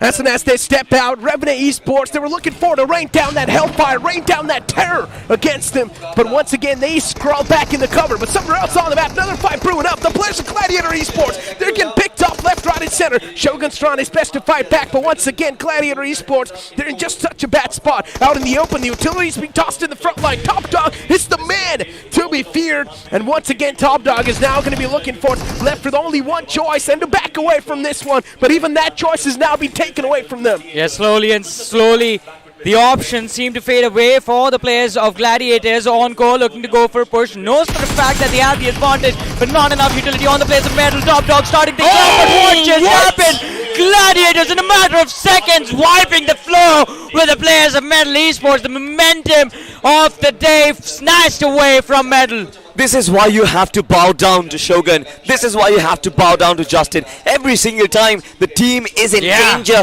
this man shows up. You've seen in the semi-finals, you've seen in the lower brackets as well. Gladiators, every single time, they just come back into the game. Now they've got 4 finishes. They've retained all 4 players from this particular fight. They have the entry point inside the circle as well. Team X Park rotating quite close. I think shots are being connected already. But if they take care of Team X Park, I'm pretty sure Gladiators, they're going to have a phenomenal game.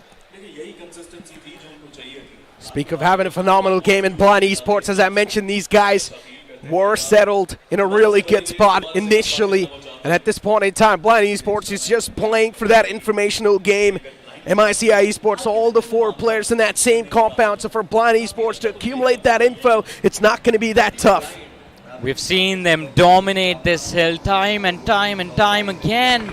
But can they do it once more in a game that can establish them in the top 5 of the rankings? But growing strong, trying to rotate. Spot out by 4 aggressive man on the southern edge of the circle. Gatekeeping attempt by 4 aggressive man. It's Karan, who's all alone, isolated from the flank. A few shots connected on the legs though. Karan now going for the patch up. He's going to be able to patch himself up, but still for 4 aggressive men, this is not looking too good. Considering the team on the opposite end, they still have got him locked in the sight, but this is how the previous fight looked like. Kyoya single-handedly being able to take down those 2 players. Metal Esports, they tried their best to bounce back in the fight, but still, in the end, they got eliminated. Yeah. There was not a lot they could do in that situation as well. I'm actually concerned about 4 aggressive men. They are being gatekept by the lads of Growing Strong. In fact, Growing Strong, they have moved past them, but they still have to cross over to the Camp Alpha Island, which is not going to be easy. We talked about how many teams are marking the shorelines. We talked about MICI. We talked about GlitchX Reborn as well. We talked about how Blind is always having the throne for themselves. And of course, another team, TWM, coming in from the back lines, hot-headed. I'm pretty sure 4 AM, the task is cut out, and that is to deal with a lot of pressure which is coming towards them. It's going to be so intense the next few moments of this game, ladies and gentlemen. In 30 seconds, we're going to see the blue zone close in, and stage 3 of this match will be in front of us, and that can decide which teams will be the top contenders for the chicken dinner of this match, and which teams won't even stand a chance of making it into the top 3 of this particular game. So far, massive cluster on the southern edge of the circle. We do have Midwave on our screens, who are just between Ruins and Pioneer. Even in the next shift, they might have an opportunity to take care of a lot of teams, but now we have a northern shift of the zone. And yes, this is it, a game where Blind can win. A game where Blind has the opportunity to claim the entire map of Sanhok, and once again to get a lot of these elimination points. Now it's all going to come down to the adaptation. If Blind Esports is quick enough to adapt, then they will be set up for success. Blind Esports for sure might be quick enough to adapt, but look at the adaptation coming in from GlitchX Reborn. They make that leapfrog, they pass Team Godsrain, and now they have a very good spot for themselves. But look at this, this is not finds too himself in front of 2 players of Revenant, and he goes bonkers. What a start to the day for Growing Strong. I mean, they weren't looking as strong as yesterday, but still recovering slowly and steadily. But there's one more team that I would like to talk about, and that is the squad of Night Owls, who have decided to pick up a boat just west of Ruins, and they are going to rotate through the waterways towards the Camp Alpha Island. Oh no, they're struggling to drive that boat. They're still trying to figure a way out to use this boat, but eventually they do. Finally, they get out from that spot. We see TWM, they were closing in onto that shoreline, and they were showing up with the same idea, but now the boat has been stolen. and they're trying to drive it on land. Yeah, imagine if that was possible, would have been fun. No, they're trying to park it, Johnny. Yeah. Parks a boat like that. Oh, before now, look at this replay though, guys. Godbot, once again, back in action, springs back to life. Yeah. These are the type of players, or these are the type of plays that you need to set up for a player. Oh, but look at this, TWM, they find the players, a 4 aggressive man. Can they win this fight? That's the only question that's there in front of them, especially considering 4 aggressive man have gone for a 2-2 split rotation. They will have the numbers advantage, TWM, in the initial stages. But 4 aggressive man pedal to the metal, just cross the bridge and make it to the other side. 4 aggressive men have possibly no idea of where the players of TWM Gaming are, but now they do. Shots being fired. TWM were marking the entry point, they were marking the bridge, but they hold their trigger for some reason. I'm not really sure why, and it seems like Spider-Jot has spotted that. It seems like 4 aggressive men, they are prepared, and now the only plan of action is to stop TWM from the other side as well. It's skillful. From other side of the bridge, it's Spider-Jot. This is a really good setup. TWM, they need to find another plan to enter the Camp Alpha Island. Yeah, 4 aggressive men, they've got this bridge on the lockdown. No one's going to be able to cross it on over. And this is where 4AM will have the opportunity to get a lot of these elimination points. But even the players of 4AM themselves, they haven't really crossed the bridge just yet. There we go. Now they're going to be on the move, on the feed itself. Well, let's see though. TWM, they're on the move as well, going for a wide rotation around Ruins.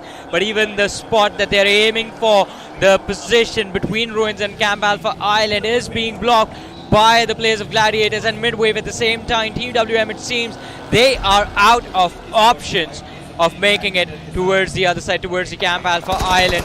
Fight breaking out, TWM under heavy fire, Midwave finding the opening. Oh no, this is what's going to happen when you're going to step inside an unknown territory in Midwave Esports. They were just having a trap set up over here on TWM. They walked right into it.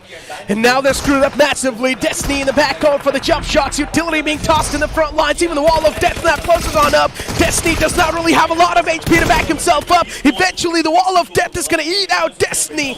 It's going to be so tough to survive that entire situation, but still, Midwave Esports in a really bad spot in general, and as I said, the Wall of Death is going to eat out Destiny. Exactly, but TWM Gaming, they might have recovered from this fight, but are they aware that Gladiators are also in the vicinity, and now they're going to be charging in, first against Midwave, shots being fired through the smoke. It's just Aru who's still surviving, but I'm pretty sure he's going to be found out, and he's going to be ambushed. Yeah, finally the battle breaks out, but the DPS slaps him in the face and gives him a reality check. Gladiator Esports now down to a 3-man squad. Justin knocked out. That's supposed to be the star player for the team, but now that Justin's not anymore in the capitalization, it's all going to be down to Destro. This man, as an IGO, now needs to step up, even when it comes to the firepower. But trouble in paradise for the players of Gladiators as well. But on the other side of the map, we have Glitch Reborn taking on the players of MICI. Knocks have been traded from either side, but Glitch Reborn, they sit there in this fight with a massive advantage to their name. Duke hoping to connect the nade on the opposition, fails to do so. But look at this, Kunal, he's the last man standing for his team. And if he goes, along with him, the hope. 4 points from this game are going to go as well. Oh, the man's going to be peeking around the corner, but it's not going to matter. A double peek from GlitchX Reborn. They play this to perfection. They shut down the last man of MICI Esports, and this time I guess they're not really going to be able to go for that heal battle. GlitchX Reborn, they have such a good position inside the circle. They've cleaned out MICI. They've created more space for themselves. But speaking of space, look at this. GS, they're moving in. The smoke path has been set up. One of the players from God's Reign has been knocked out. The rest of the 3 players, they have a massive job in hand, Necro. God's Reign now getting breached on, but the players are growing strong, and even this is a team to be feared. Godbot has already managed to shake off that rust. He's got the momentum flowing in for it. This man was sitting right next to him. The DPS pulled out, gets the knockout, and Eclipse 2 now is going to be looking for to chime inside the action. But Godbot, he's been completely confirmed and finished off from the game. It's a 2v3 scenario. God's Reign in a bit of a disadvantage, but once again, now it's going to be back to 3v3. Ninja George so distracted by all the commotion, forgot to check his angles, but now... Oh my god, third party comes in from the side of Gladiator Esports, and they're going to be the party crashers. They come here, they clash the compound, and now they're here to take down and again claim this entire compound all to themselves, because in the front, it's going to be the players of God's Reign. This is the fight of the century that we all want to witness. Exactly, Gladiators, they come in hot, they come in heavy, and this is going to be an invasion, just like you mentioned, invasion of the century. Utilities being poured in as well, smokes being created by God's Reign to try and stop that ambush. And look at this is good reaction, this is good discipline from Gladiators as well. They're not throwing bodies, they're not throwing numbers, they're reserving utilities because they know it's just one player in the form of Blaze who is still standing. Gladiators needed 18 points to be in the podium. And after this match, there is a possibility they can make that climb as well. They already have, I believe, 8 eliminations on the board. But let's see what's going to happen. Blaze being pushed by the entirety of the Gladiators. Yeah, and Blaze is sitting inside the entire closet room, but the Knight's going to sneak in, and that's it. God's Reign, they bite the dust against the players of Gladiator Esports. They're not going to be able to stand tall anymore. But then, speak about the elimination points from the players of Gladiators. Once again, the classic approach, the classic Gladiator Esports that was being missing out inside the tournament. But now they finally find that groove. 11 elimination points wrapped up. Coming back to their natural habitat, Necro. Yes. Coming back to their natural habitat. Edge of the circle, every single team, they will stop, they will fight, they will finish, and they will proceed. This is Gladiators, and this is at the very best. Always in the arena, there was just one rule: no survivors, take no prisoners. And that is the mindset Gladiators have stepped into this map of Sanhok with. But now, for aggressive man, a massive high ground advantage. Justin spotted out. Shots not connecting by Spider Jod.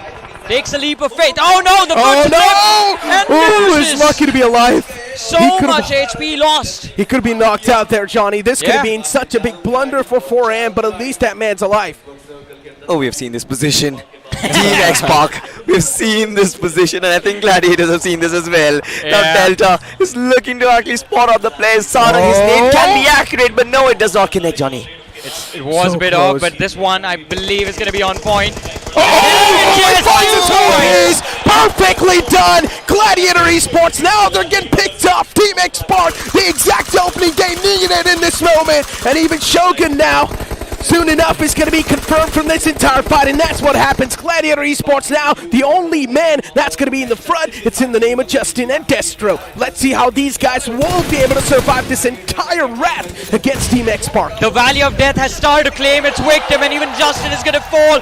But with this position, X-Pac, they can convert a lot of points in terms of finishes. But again, the advantage will be for one team and one team only. The team towards the west of X-Pac on the high ground. Blind still hiding their presence in this position. Blind do not really want to proactively participate in this fight. It's X-Pac, and they are playing the ball game. They're dictating the pace, and up front, they've got Team 4 aggressive men. Yeah, now 4 aggressive men being standing true to their name. They finally make that aggression happen against X-Pac, and there we go. Sarang goes down. This is not a good starting for the players of Team X-Pac. Another man hits the deck. Even a deck goes down. Team X-Pac, they're getting picked up slowly and steadily. They're getting dismantled limb by limb, and now Team X-Pac is handicapped. They're not looking too good in this situation. 4 aggressive men, they've done a fantastic job in aggressing that spot. Exactly, I think Team X-Pac did not expect that push. They did not really expect that initial hit. And look at this, 4 aggressive men. They're closing in without even making their presence felt. Now it's time for Team X-Pac to head back once again. They're here to get that revenge against the players of 4AM. They did find out 1 knockout in return, but still that's not going to be enough to stop them in the tracks. Blind Esports 2 now looking forward to chime inside the action from the top. They won't be raining down death and destruction. Only 3 teams are present in the circle right now. A few from X-Pac, a few from Progressive Men, and Blind Esports with the high ground. 2 teams going for a heel battle outside in the blue zone. Gladiators and Glitch X Reborn, but X-Pac down to their last 2 players. 4 aggressive man looking to go for the push, the Molotov. It's a little bit off. Dreams will manage to avoid the damage, but still both these squads need to worry about the team that can rain death and destruction from above. Blind Esports careful, starting things off, hoping to catch the players from X-Pac off guard. But they're going to run out of ammo if this goes on. That is true. They do not really have a lot of ammunition, but one man has 235 bullets, so 5.5 is 5.6, so it's completely okay. He can drop a bit of more ammo to his teammates. 4 aggressive men, they've silenced the entire arena.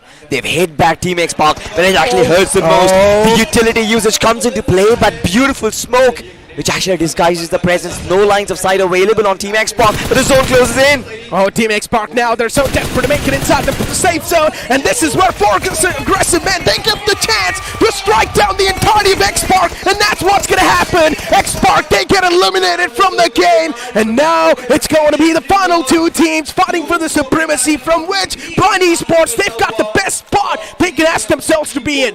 Look at this, there's a third team present in the fray, and that will be Glitch Reborn.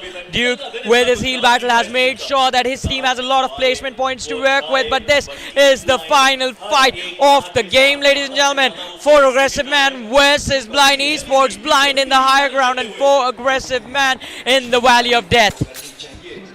Glitch X Reborn, Duke from the back. He tried to play some shenanigans, but then he got shut down. Nicely done for aggressive men. They've lost out of 1 man. Now it's a 3v3 scenario. Blind Esports, they've got a chance to knock on the doors on equal pace. Both these teams are. Not a lot of utility on Blind, otherwise a nade or a Molotov could have actually made things easier for them. For aggressive man hiding in the cliff, inside the cliff, just underneath Blind Esports. This is such a tricky situation, Johnny. Yeah. Blind Esports, if they overshoot themselves, they might take so much fall damage. They will be feeling greedy to find those finish points for themselves, but the circle closing in, 4 a.m. for them, it's all over. It's done for 4 aggressive men. This game might just not work out, and look at Manya, this man! Oh, he's trying to climb down, and he's actually going to make it right next to his teammate too. Blind Esports, they've got 3 players, but Joker is straight up just go for the jump. That's it, ladies and gentlemen, 4 a.m. They're going to be suffocating to the death. They're getting electrocuted to death, and Blind Esports, they make that fall happen against Skillful, and that's it. What a good spoiler from that guy. He jumped down to distract that guy who was going for the mech strat, and he played that nicely. Exactly, Blind was so desperate for the win that they decided to push NW to secure the chicken dinner and also the finish points in this game. The desperation, the greed, the hunger for the chicken dinner. Finally, the moment has arrived. Ladies and gentlemen, we've been waiting for this for the last 2 days. But in game number 3, Blind Esports, they have showcased what they were here to do and what they are here for, the win, the chicken dinner in the back. And along with that, I believe they're going to be in the top 5 now. I'm not really sure, Johnny, but it certainly is possible. But I'm very, very, very happy for one team, and that is going to be Team 4 AM. The fans are surprised. They certainly are.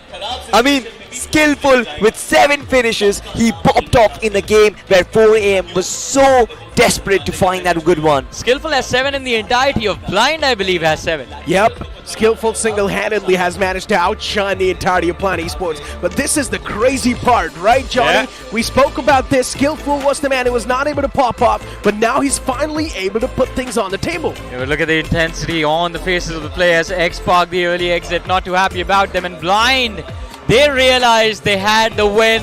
Manya just dealing with the pressure of securing the chicken all by himself, just takes the vehicle down. And of course, Blind, one of the main concerns was the fact that they were out of utility.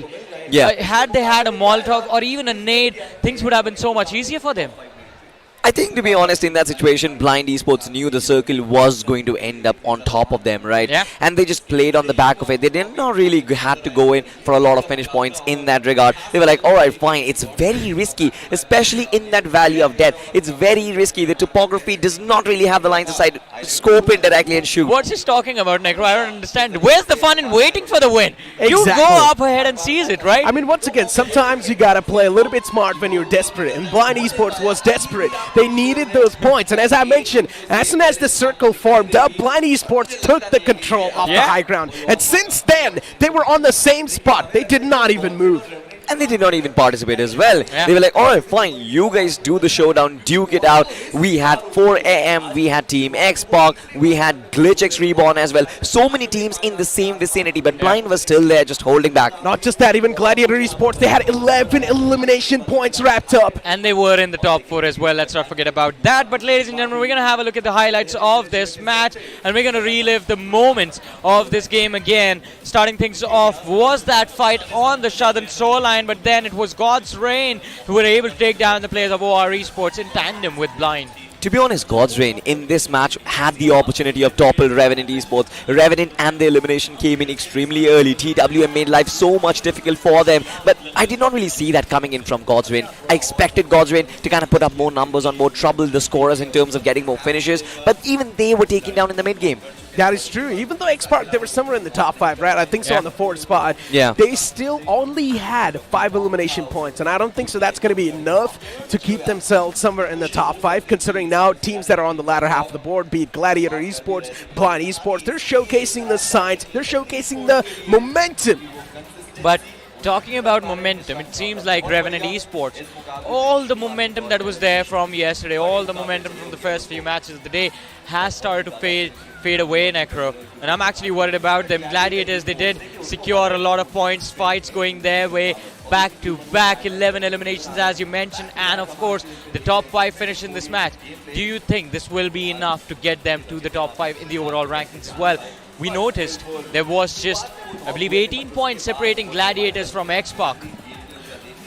Anything can be possible, Johnny. Considering X-Park, it was not really that banger of a game for them, so there's a chance that privacy inside the top 5 for X-Park might just be invaded. But not just them. I think so a lot of the teams in the first half of the board, their privacy is going to be invaded. Even GlitchX Reborn makes some way for them in that top 8. Yeah, GlitchX Reborn was quite incredible. The heal battle from Duke coming in at the right nick of time. And even in terms of eliminations, I believe they were close to double digits. 9 eliminations on the board. 8 eliminations, my apologies, on the board for the players of GlitchX Reborn. So overall, 18 points from this match.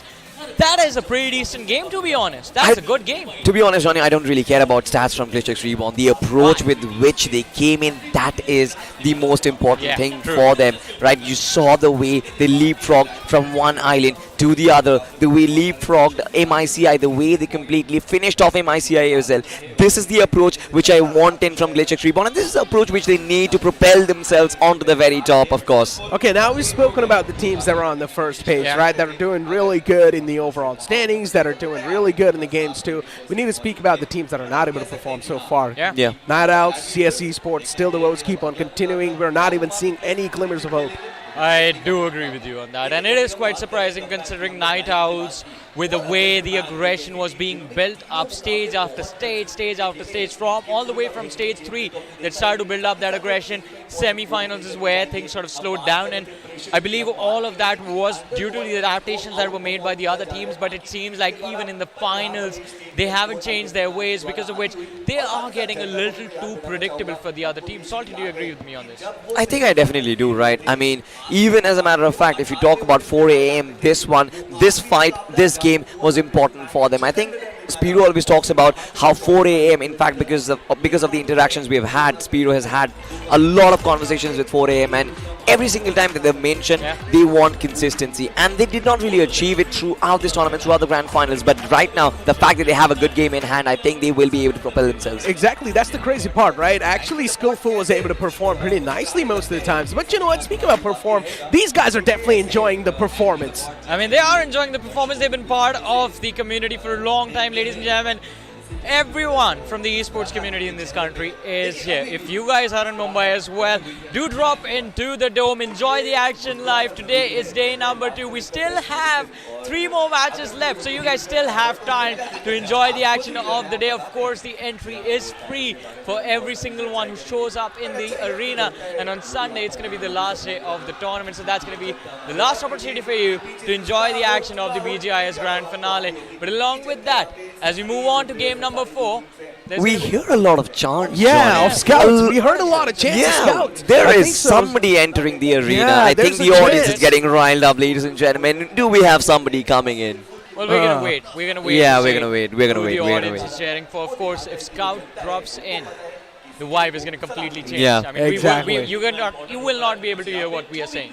I mean, it's already on the level 100. It's going to be 110 after he comes in. I mean, do you expect Scout to just drop in as a visitor or maybe as a player? It would be even more exciting, but Scout only drops in as a player when his team's doing really good in the overall standings. And right now, Team X-Park is definitely in a bit of a powerful position, but still they've got so much pressure to maintain that. I mean, the pressure is there on X-Pac, but I did have a word with the man, the myth, the legend himself, and he did give us a hint that he might drop in. But ladies and gentlemen, we're going to talk about that some other time. We have the MVP of Sanhok in front of us, and it's going to be skillful, putting his skills on display. 7 elimination, 77.7% finish contribution, and 7th ratio in terms of the finishes and the deaths.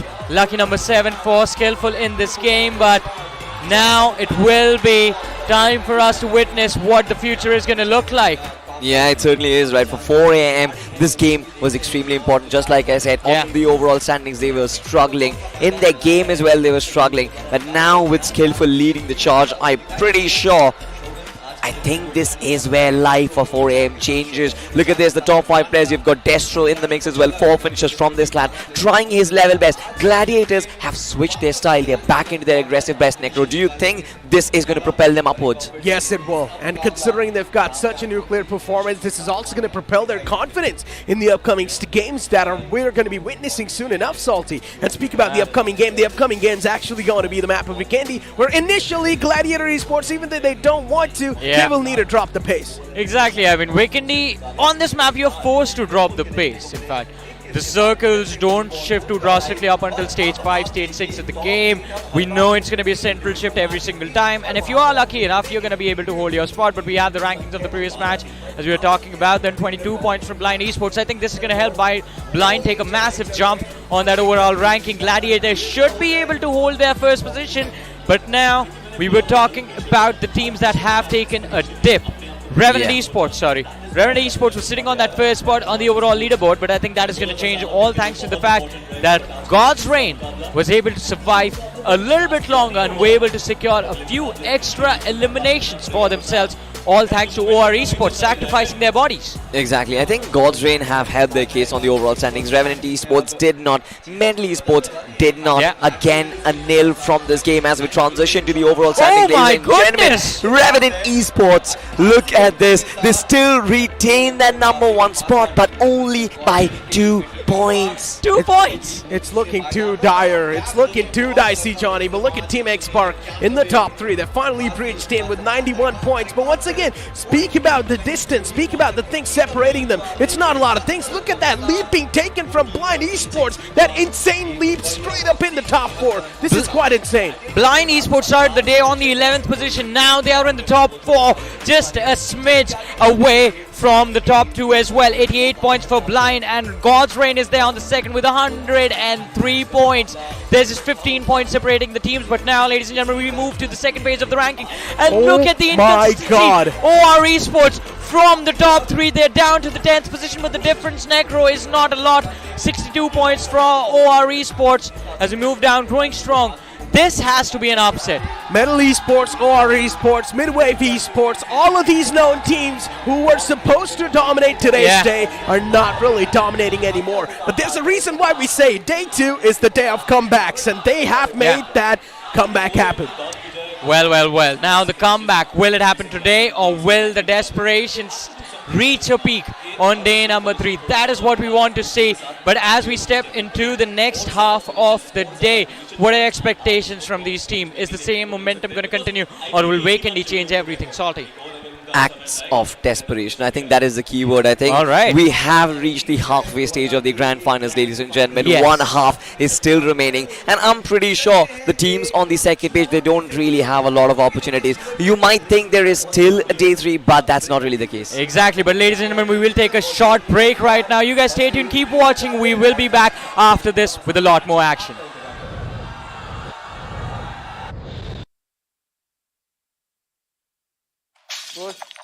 Left ठीक है पीछे वो UC कितना है zone में चले क्या ये बर्ड कहाँ से आया पुश स्कोप नहीं मिल रहा अबे ये कहाँ गया अरे फिर भाई डिफॉल्ट से निकल लें अरे तकी तकड़म भगड़ी की डम डम कपू पूरा तरफ डिफॉल्ट से निकल पुर पका पम चकड़म भागा दौड़ दम अलग ही जोन में ये तो ये स्पेस में और स्कोप नहीं है sir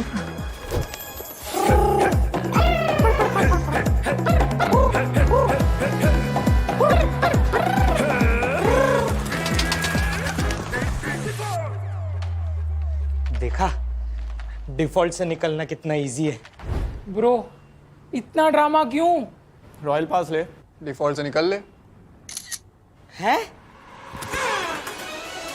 Epic value, epic rewards. Get the Royal Pass at just 360 UC and don't be default. Sir ये आपका गिर गया था। अभी नहीं चाहिए।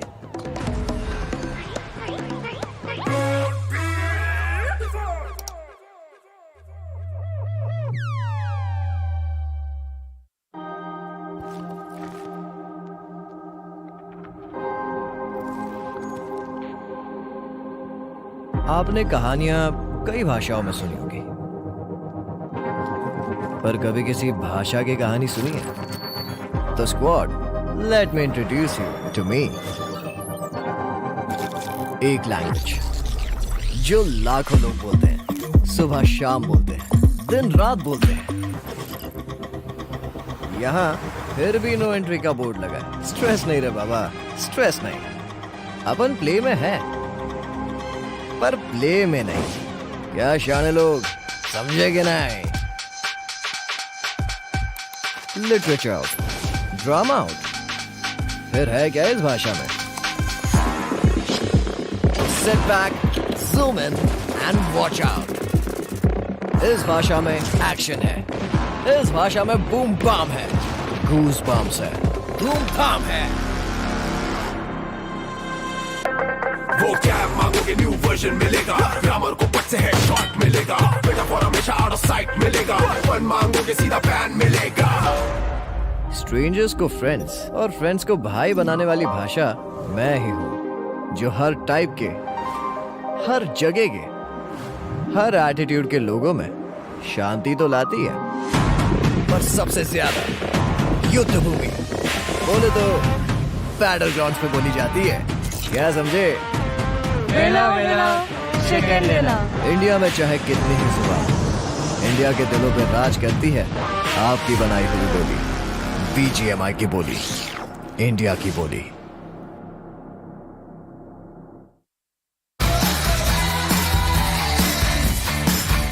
टू 2.8 के अपडेट में ज्वाइन करो मेरा स्क्वाड और पाओ epic loot. Darling, download BGMI now.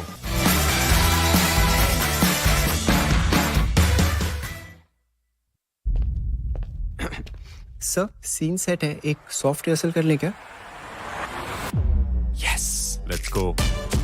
Sir तो सीन में आप थोड़ी सी सैड हो, हीरोइन आपके पास दौड़ी चली आती है और जैसी बात आती है आप कहते हो कोई एनर्जी ड्रिंक लेके आओ यार मेरे लिए।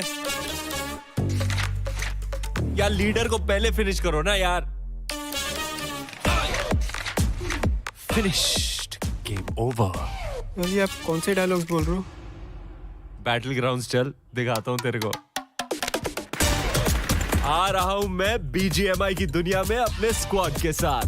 Gate ready to play pure.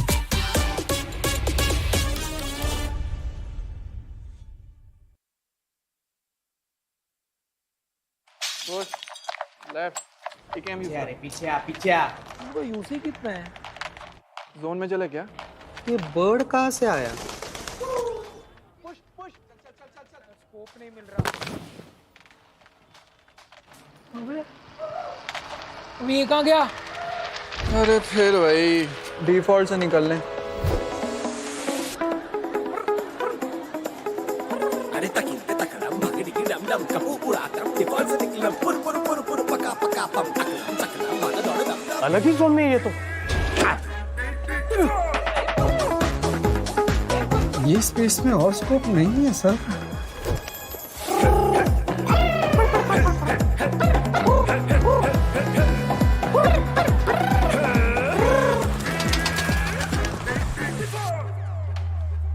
देखा, डिफॉल्ट से निकलना कितना इजी है।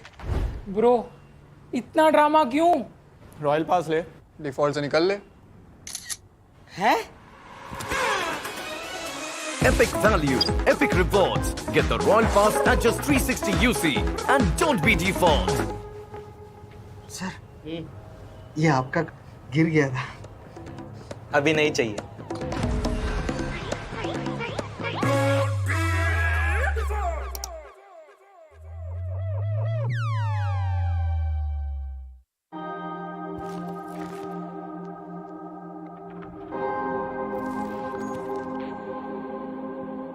आपने कहानियां कई भाषाओं में सुनी होगी,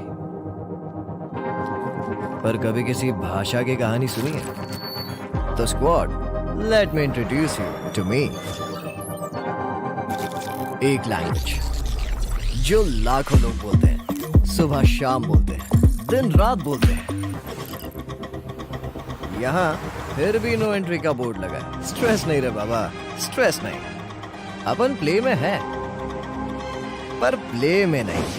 क्या शाने लोग समझेंगे नहीं? लिटरेचर आउट, ड्रामा आउट, फिर है क्या इस भाषा में? Sit back, zoom in and watch out. इस भाषा में एक्शन है, इस भाषा में बूम बाम है, गूज बम्स है, धूम धाम है।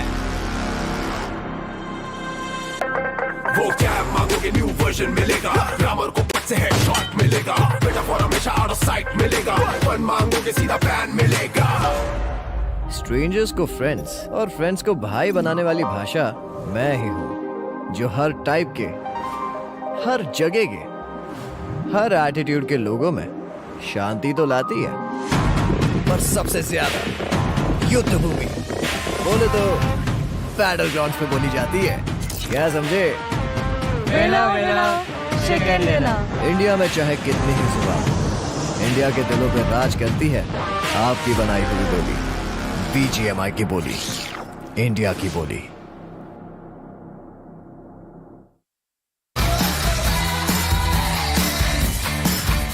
टू 2.8 के अपडेट में ज्वाइन करो मेरा स्क्वाड और पाओ epic loot. Darling, download BGMI now.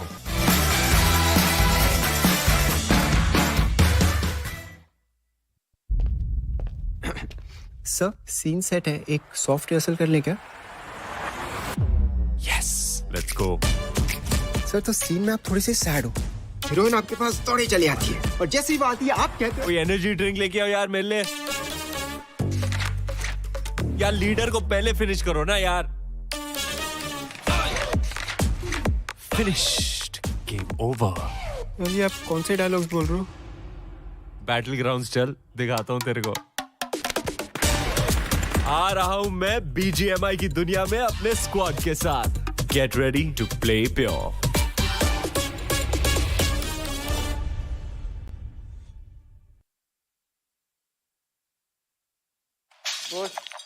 Left, ठीक है।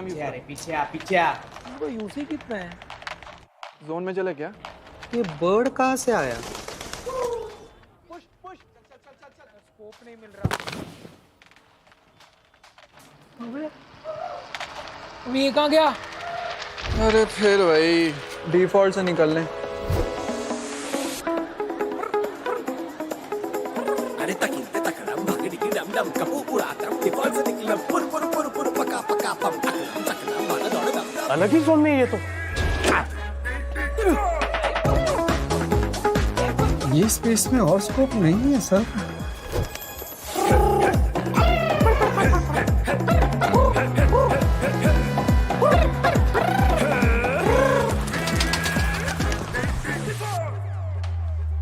देखा, डिफॉल्ट से निकलना कितना इजी है। ब्रो, इतना ड्रामा क्यों? रॉयल पास ले, डिफॉल्ट से निकल ले।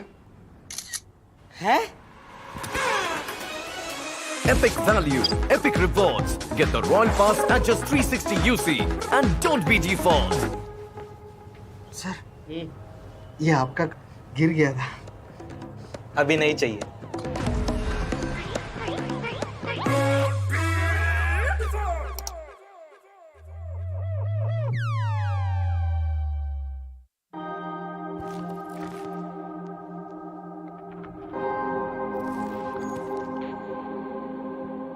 आपने कहानियां कई भाषाओं में सुनी होगी, पर कभी किसी भाषा की कहानी सुनी है? तो squad, let me introduce you to me. एक लैंग्वेज जो लाखों लोग बोलते हैं, सुबह शाम बोलते हैं, दिन रात बोलते हैं। यहाँ फिर भी नो एंट्री का बोर्ड लगा है। स्ट्रेस नहीं रे बाबा, स्ट्रेस नहीं। अपन प्ले में है, पर प्ले में नहीं।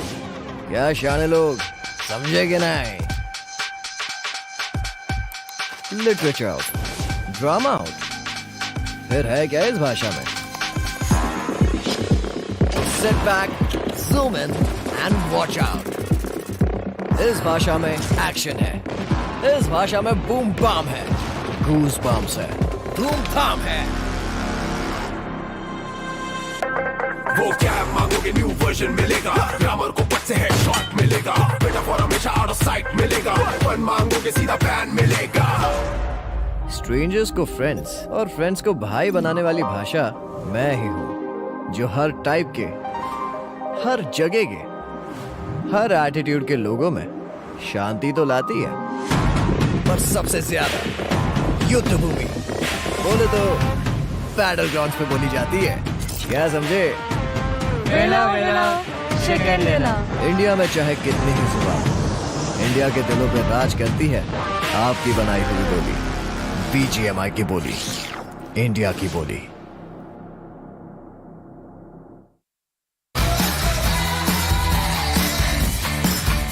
2.8 के अपडेट में ज्वाइन करो मेरा स्क्वाड और पाओ epic loot. Darling, download BGMI now.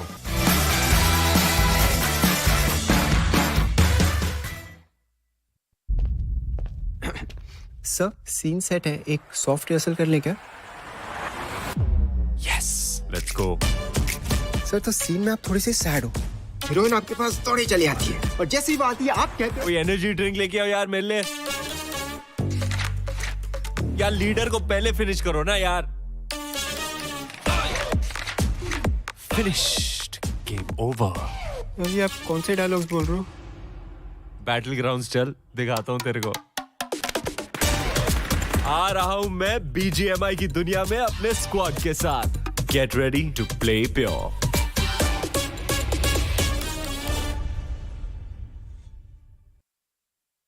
Hello and welcome back. मैं आपका स्वागत करता हूं at day 2 of BGIS India 2023. With me, we have 4 very special people. Firstly, we have Mr. Karan Pathak and Mr. Meenuli from Crafton. Make some noise for them. This is why we are here. But ये rise up moment जो अभी है, वो celebrate करने के लिए हमारे साथ 2 very special rising stars हैं. First up, we've got Mr. Pramod Bhagat, who's a para badminton player, जिन्होंने टोक्यो पैरालंपिक्स 2022 में इंडिया के लिए गोल्ड मेडल उठाया.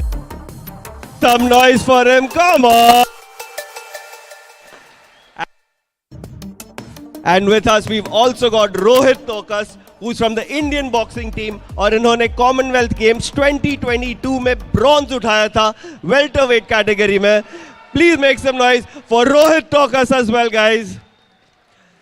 Okay, now I really want to ask them कि आप दोनों प्रोफेशनल एथलीट्स हैं और यहाँ पे हम e-sports को देख रहे हैं as a rising stage for so many new players.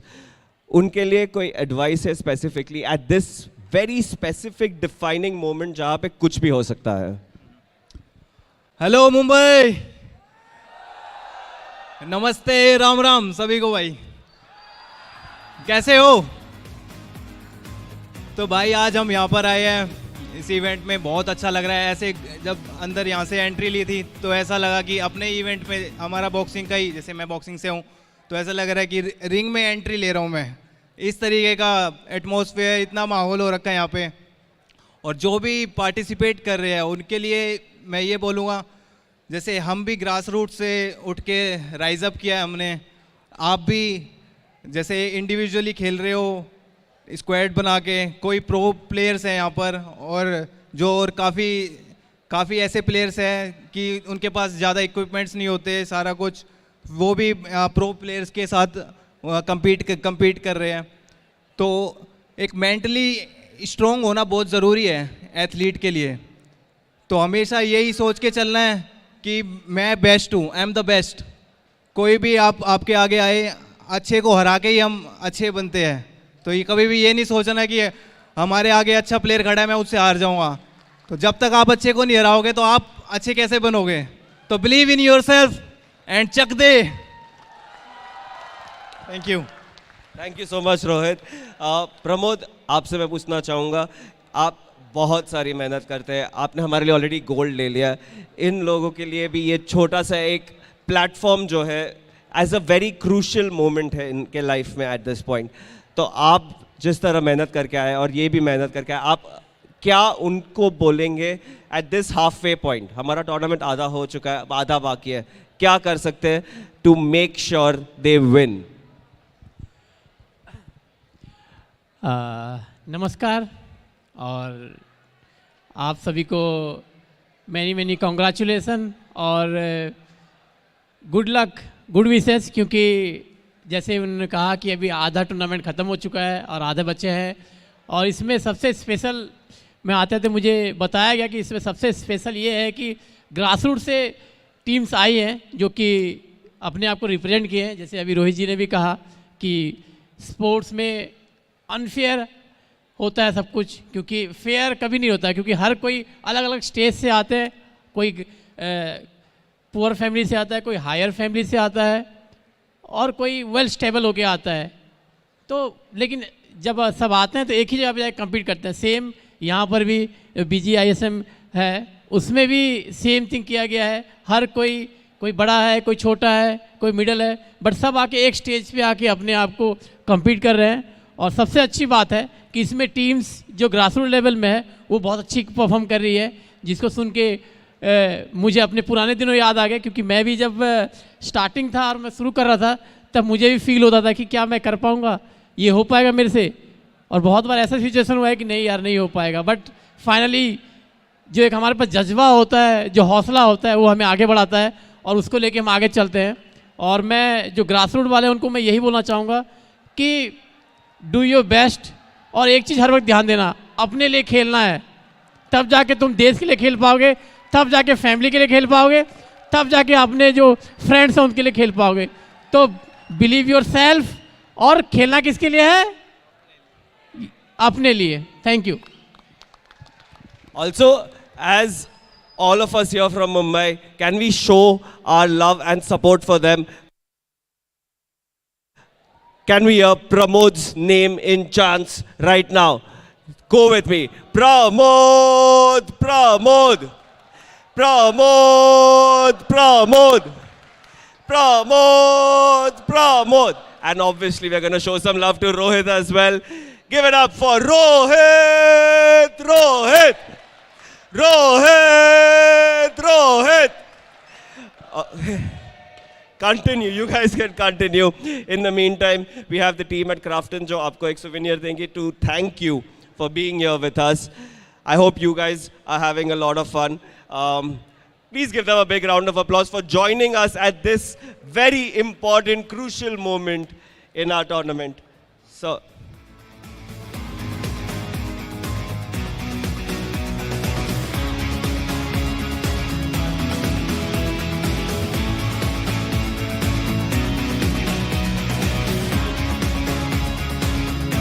Thank you so much for being with us.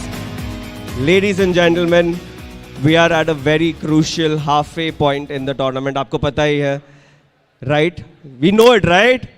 9 matches हो चुके हैं, 9 matches बाकी है, कुछ भी हो सकता है. So without wasting any time, back to the caster's desk. Let's go!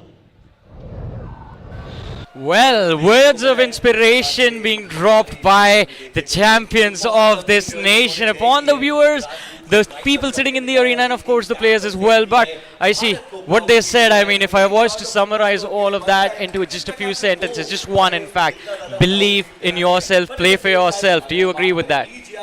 Well, we are after all in the city of Mumbai where dreams can become a reality. Yes. Anything can happen. And of course, we are down towards a halfway mark. So all things considered, yeah, I'm excited to see how things are going here. Things are going to get more and more intense as we move forward. We look at the stage, pitches being clicked along with Mr. Pathak and Mr. Meenu Lee from Crafton.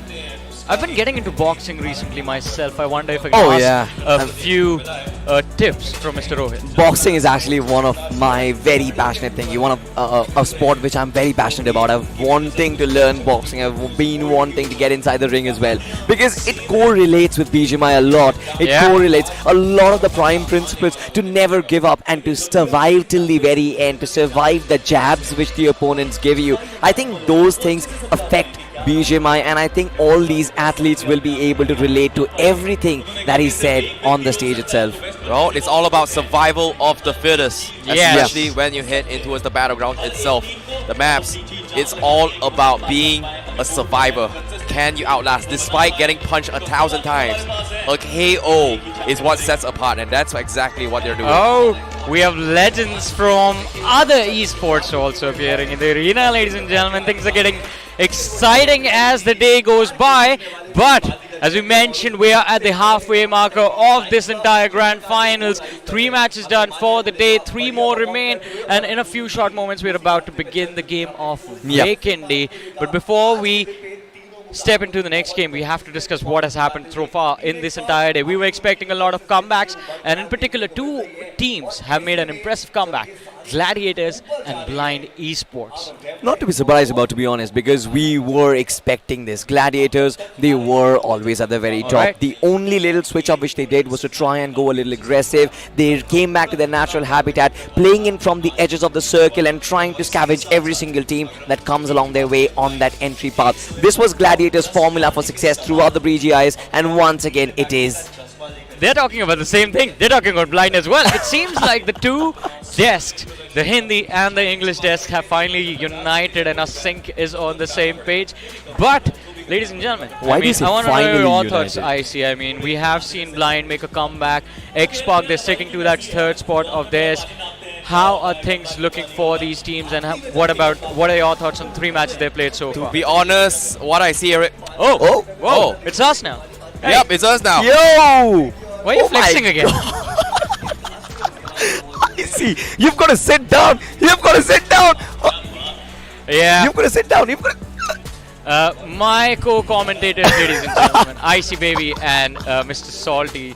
I'm surprised actually, Salty, you are not the one flexing now. This is your opportunity. Show us your muscles. I mean, to be honest, I preserve my muscles because I haven't really been feeling the pump. I haven't really been hitting the gym because this arena gives me the pump. This arena gives me the adrenaline. Look at all the fans. I've been mixing with them. I've been gelling with them. I've been inside them. Every single break I get, I want to immersify myself inside of this particular crowd because that is electrifying, Johnny. The atmosphere in the arena is definitely electric, and it's going to get more and more intense with every single second that goes by. Because again, the storylines that are unfolding in front of us are so exciting to witness. The impressive comeback, we keep talking about it. Blind Esports started from the 11th position, started the day from the 11th position, but now have broken into the top 5. But still, all these hopes and dreams of these young athletes present in the arena are all for one team, X-Pac. You know, to be honest, I am feeling a little bit energized now by chugging the entire Red Bull. I'm sorry.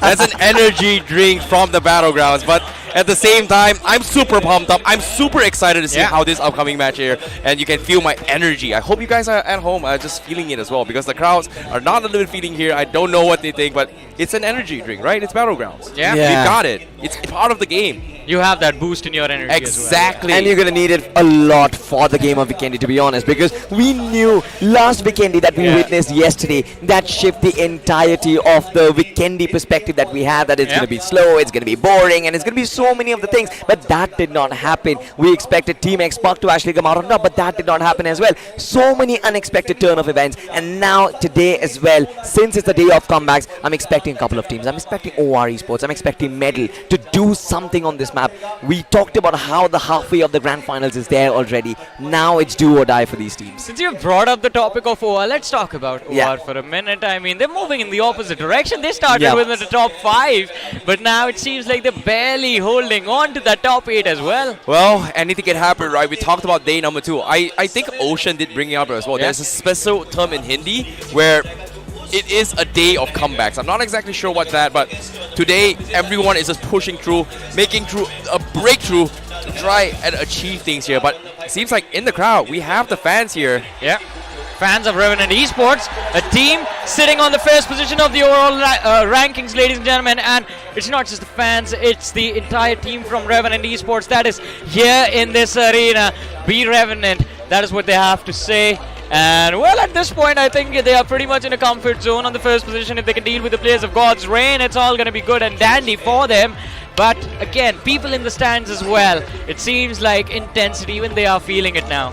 I think Revenant Esports, they did a very important thing. They brought in all the fans. They knew they are on that first position and they filled the arena with everybody wearing Revenant jerseys. And this is such an effective strategy, to be honest, because now they have the leverage. They have the leverage against God's Reign. Is God's Reign going to give up to the pressure? I'm not really sure. To be honest, all things considered here, the top two teams, Revenant and God's Reign, has been very, very consistent. But we got, you look at the fans, they're going absolutely bonkers. We've got Ocean Sharma's fans in the crowd just completely chanting his way through, and guess what, everyone from all around India is here in Mumbai just to watch your favorite teams, your favorite casters, and even your favorite moments in the battleground. Exactly, and there are going to be so many of them considering it is the Grand Finals, of course. But again, I mean, with every single game that goes by, we know our heartbeats, we have no control over them, but the fans, they are also quite excited to witness what their teams are going to be up to and how their journey is going to look like as we inch ever so close towards that epic moment where the champions of the BGIS will be crowned. But as we talk about the teams, we're going to talk about the individual players as well. I see. To be honest, it all comes down to their hopes and dreams, right? We are in the City of Dreams. Stakes are high. We are down towards a halfway mark, right? Yeah. The fans here are just praying and hoping that maybe some of these teams will rise up to the challenge and then achieve their dreams. That is exactly what they want, and I hope we get to see here. Because why? Hey! The people behind the scenes are here thanking our amazing people. Fighting for the country. 3 people who have been on the stage representing the nation at times. I mean, like I said, right, I've been with the fans, and every single placard that I've seen has Scout OP written on it, right? And it's not just Scout OP. I mean, kudos to what he's achieved in his content creation career, but when he was a professional athlete, he represented India at the international stage, and I saw Mr. International written in so many placards. It felt good. It relived memories. I was just gonna say this. Yeah, Scout has a massive following. He has a lot of subscribers on his channels, but to this very day, all people care about is watching him play in tournaments like this, in lobbies like this. They know he still has in him the hunger to make, and well, he made a promise a few years ago that he will be playing till the day he lifts the trophy for the nation. And we also have another big creator joining us, and there's Necro joining them in the back as well. I mean, I could care less about Necro. That's Techno Gamers. Bro. I mean, that is Techno Gamers we have on the screen. 30 million subscribers, ladies and gentlemen. Look at the crazy fan following. Look at the atmosphere in the arena, I see. Exactly, the fans going absolutely crazy the moment they realize that Scout is in the building. And guess what? They're just standing up. They're trying to show their support. Who are they supporting? And seems like we've got Glitch X Reborn's fans on that side, and they're just supporting and hoping that everything's gonna be A-okay. Yeah, they're surrounded by fans of Scout from every single direction. But let's see, I mean, Glitch Reborn, the journey has been impressive. They've made their way to the 7th position. And well, this is quite interesting. It's a Glitch man in a Glitch X Reborn jersey. And the sign he is holding is TX Feel the Spark. Well, X-Spark Spark. It's going to ignite some flames in this arena for sure. I mean, to be honest, every single time there's a break, the Feel the Spark chant is just so much there. To be honest, yeah, and now Scout is going to be forced to go to back lines here. And I think the fans here are very excited to potentially see whether or not if Scout is going to be playing, because he is, after all, the 5th player for X-Spark. So him going to the backstage here, maybe, just saying, it is the City of Dreams. Yeah. We are all here hoping and praying. Maybe the fans of X-Spark might be able to send the prayers and a reality might happen. This is where, if X-Spark comes in and says, Scout, I got you, we're gonna show you a match of Scout playing. Are you expecting Scout to change into a jersey and step into the field? Yes, I want to. Yes. I want to I'm see. expecting it to happen. Like his Mr. International, right? Yeah. Does he still have it? Can he gel in time? Yeah. I want to see that happen, to be honest. To be honest, everybody loves it as well. I think everybody is wanting, everybody is dire to find out if Scout can actually come in and Scout can actually play. But I think the trifecta or the position where Team X-Pac is right now on the overall standings, I'm not really sure if this is the right time for a switch because the team has been gelling well. They've got two chickenness to work with. And all that they're working on is consistency and catching up to Revenant and God's Reign. And you know what? I mean, if Scout actually changes into his jersey and steps into the battlefield, he will also be the most experienced, to be LAN honest, player inside the lobby. You want to know what's the best thing to do? Because he switched his jersey, he's wearing that white jacket. It's about time to find where he hide his white jacket. Well, in the meanwhile, we have Gladiators on our screens, and they look quite happy with their run throughout the day. It has been an exciting state of affairs for them. All we have to see is can they break into the top 5 in the next few games. Well, true. In this case, Blind Esports. Blind Esports just, having a little bit of chat down here. They are trying to do their final preparations. All the teams now in the top 16 has finally reached the halfway mark. So that means in the halfway mark, strategies needs to be adjusted. Positions needs to be adjusted. A lot of minor details need to be fixed. Most importantly, you guys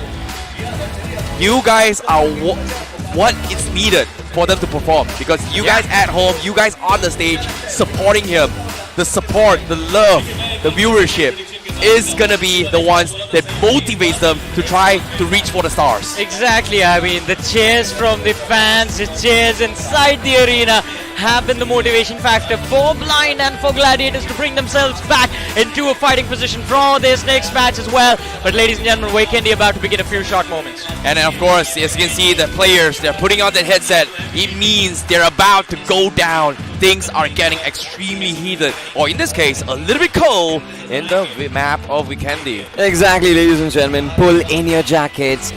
Pull up your socks as well, because it's going to get extremely cold. The map of Weekendy, which might flip a lot on the overall standings, is going to go live. And like you said, Icy, everybody has their headsets on as the Big Bird takes it to the skies. And here we have it. Weekendy is here, ladies and gentlemen. Game number 4 of the day, all set to begin. And the players are going to be ready for the action as well, ladies and gentlemen. As Salty mentioned, the Big Bird about to take the sky. And here we go. It's going to be quite an intense set of affairs, and we witness what these teams will be up to. The slowest map we have ever had in this game of BGMI. Well, speaking of slow here, seems like the flag path is going to be coming on the east side all the way towards the northwest side here. A pretty northern flag path for some of these teams here. Yeah. But, of course, Blind Esports going to be one of the first few teams to jump off first. So that means they will have the first-hand advantage in terms of loots in the bottom side and then try to figure out how they rotate from there. But for now, Blind, you're hitting down bottom means that Vinery or maybe Hot Springs here is going to be the way to go here. They might try and stock out a couple of vehicles, but for now, everyone is just trying to go to their user spots. Hopefully, nothing super major yet and contention, but the circle seems like it is going to be shifting on the east side, surrounding Povosto as well as the castle. Mount Christic is going to be in the border as well, but it seems like based on this, it is going to be a huge split in the middle. So that means it could be either on the west side of Mount Christic's vicinity, or it could be Povosto's east side, near towards the factory. Exactly. I think the circle will force the players to make that big gamble. Which side do you want to stick to? And of course, I think in the first couple of shifts, there is barely any change, right? But when the hard shifts are going to come by, there is going to be a lot of chaos. Now, trying to draw parallels, or in fact trying to draw stark differences between yesterday's Weekendy and today's Weekendy, the flight path and the circle forced the players to go in for that early rotation inside the first circle yesterday. But now everybody is safe and sound. Everybody is in their spots themselves, and there is no drop collision which is going to come by. It's going to be quite interesting to see how the fights develop in this game. God's Reign on our screens right now. They've been holding on to that second position on the overall leaderboard for a long time, but I also believe that by now they are going to be frustrated by playing the second fiddle to Revenant Esports. Just 2 points separating the teams so far in the match. And it's quite easy to get 2 points in the early stages of any game, in fact. You know, speaking of points here, it feels like as of now, it's all about surviving, right? Because Game 2 has been a very, very brutal round. I'm surprised that God's Ray was able to somehow figure it out because every single team is looking to take a team fight against them. But for now, in Vikendi, it is slow because information is still very, very limited when it comes to Vikendi. Yesterday, we saw one game, but all in all, everyone was just playing very, very safe here. Yeah. So I feel like based on this map, it all comes down to whether or not whoever gets that center circle. So it's all about punishing rotation. So yeah, it's very important to get information to scale forward. And in this case, Big Brother Esports, they have found their mojo, but does it reflect as well in Vikendi? To be honest, Big Brothers, I think considering that they are very close to the circle itself, they don't really have a lot of troubles to actually worry about. In fact, they have a team which is very wide split out, IC baby, and that's Midwave. And Midwave Esports, I know they always want to spread themselves out as much as possible, trying to get so much in their bank. You've got Mount Crescent, you've got Coal Mine as well. But if BB actually face them, I think there's going to be a lot of chaos, Johnny. Agreed, but at the same time here, this is where things get a little bit interesting, right? Considering how things kind of went down in Sandhawk here, a lot of these teams, they have to prioritize on placement points because you have to somewhat be consistent, okay? First half, things are a little bit trial and error. You can kind of mess things around. And of course, X-Park going to be one of those teams that has been very, very consistent, but the problem is they haven't been attacked yet by any other team. So far, we've seen attacks coming from Gaunt's Rain, from other teams, Meadow as well, trying to pick a fight with Revenant. They're trying to take the top team, but X-Park is in a situation where they haven't been touched yet, and that's something that may happen, but may not happen in Vikendi as well. Look at this intense situation developing in front of us at X-Park, who landed all the way in Trevno, decide to move towards the Cosmodrome area, just southwest of their position, and they find themselves quite close to the players of Glitch Reborn. Glitch Reborn riding the high of the momentum from the previous match itself. But will it be enough to take on X-Park? That is the question. Pukar on the flank. Seems like might be able to spot out Duke.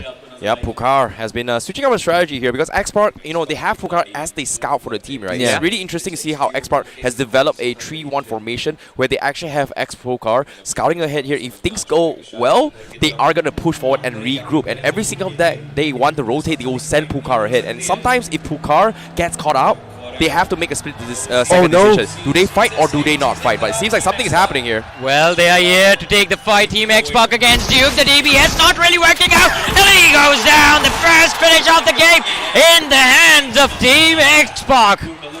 I mean, this was actually brilliant, the way they spotted out just one player from Glitch X Reborn. But I think right now, Glitch X Reborn, they would be seeking revenge. They have 3 players very close by. But even Team X-Park, as a matter of fact, they instantly back off from this fight because they do not want to engage in a full fair war. This is really smart coming from X-Park, right? But every single time they send Pukar to scout the situation, and if he stays enough and gets a lot of information, they are going to get kills. And at this stage here, hold up, what?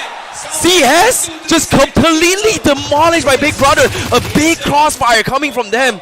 And they don't give up. They continue to shoot at the same position now. CS Esports, wow! A vanishing act in front of our eyes. A magic trick in the game of BGMI. I talked about cutting rotation, catching people midway. Big Brother Esports literally pulled one of the biggest plays thus far. And while this is happening here, because of those gunshots, Revenant Esports on the minimap, they heard it and they're like, you know what, I'm out of there.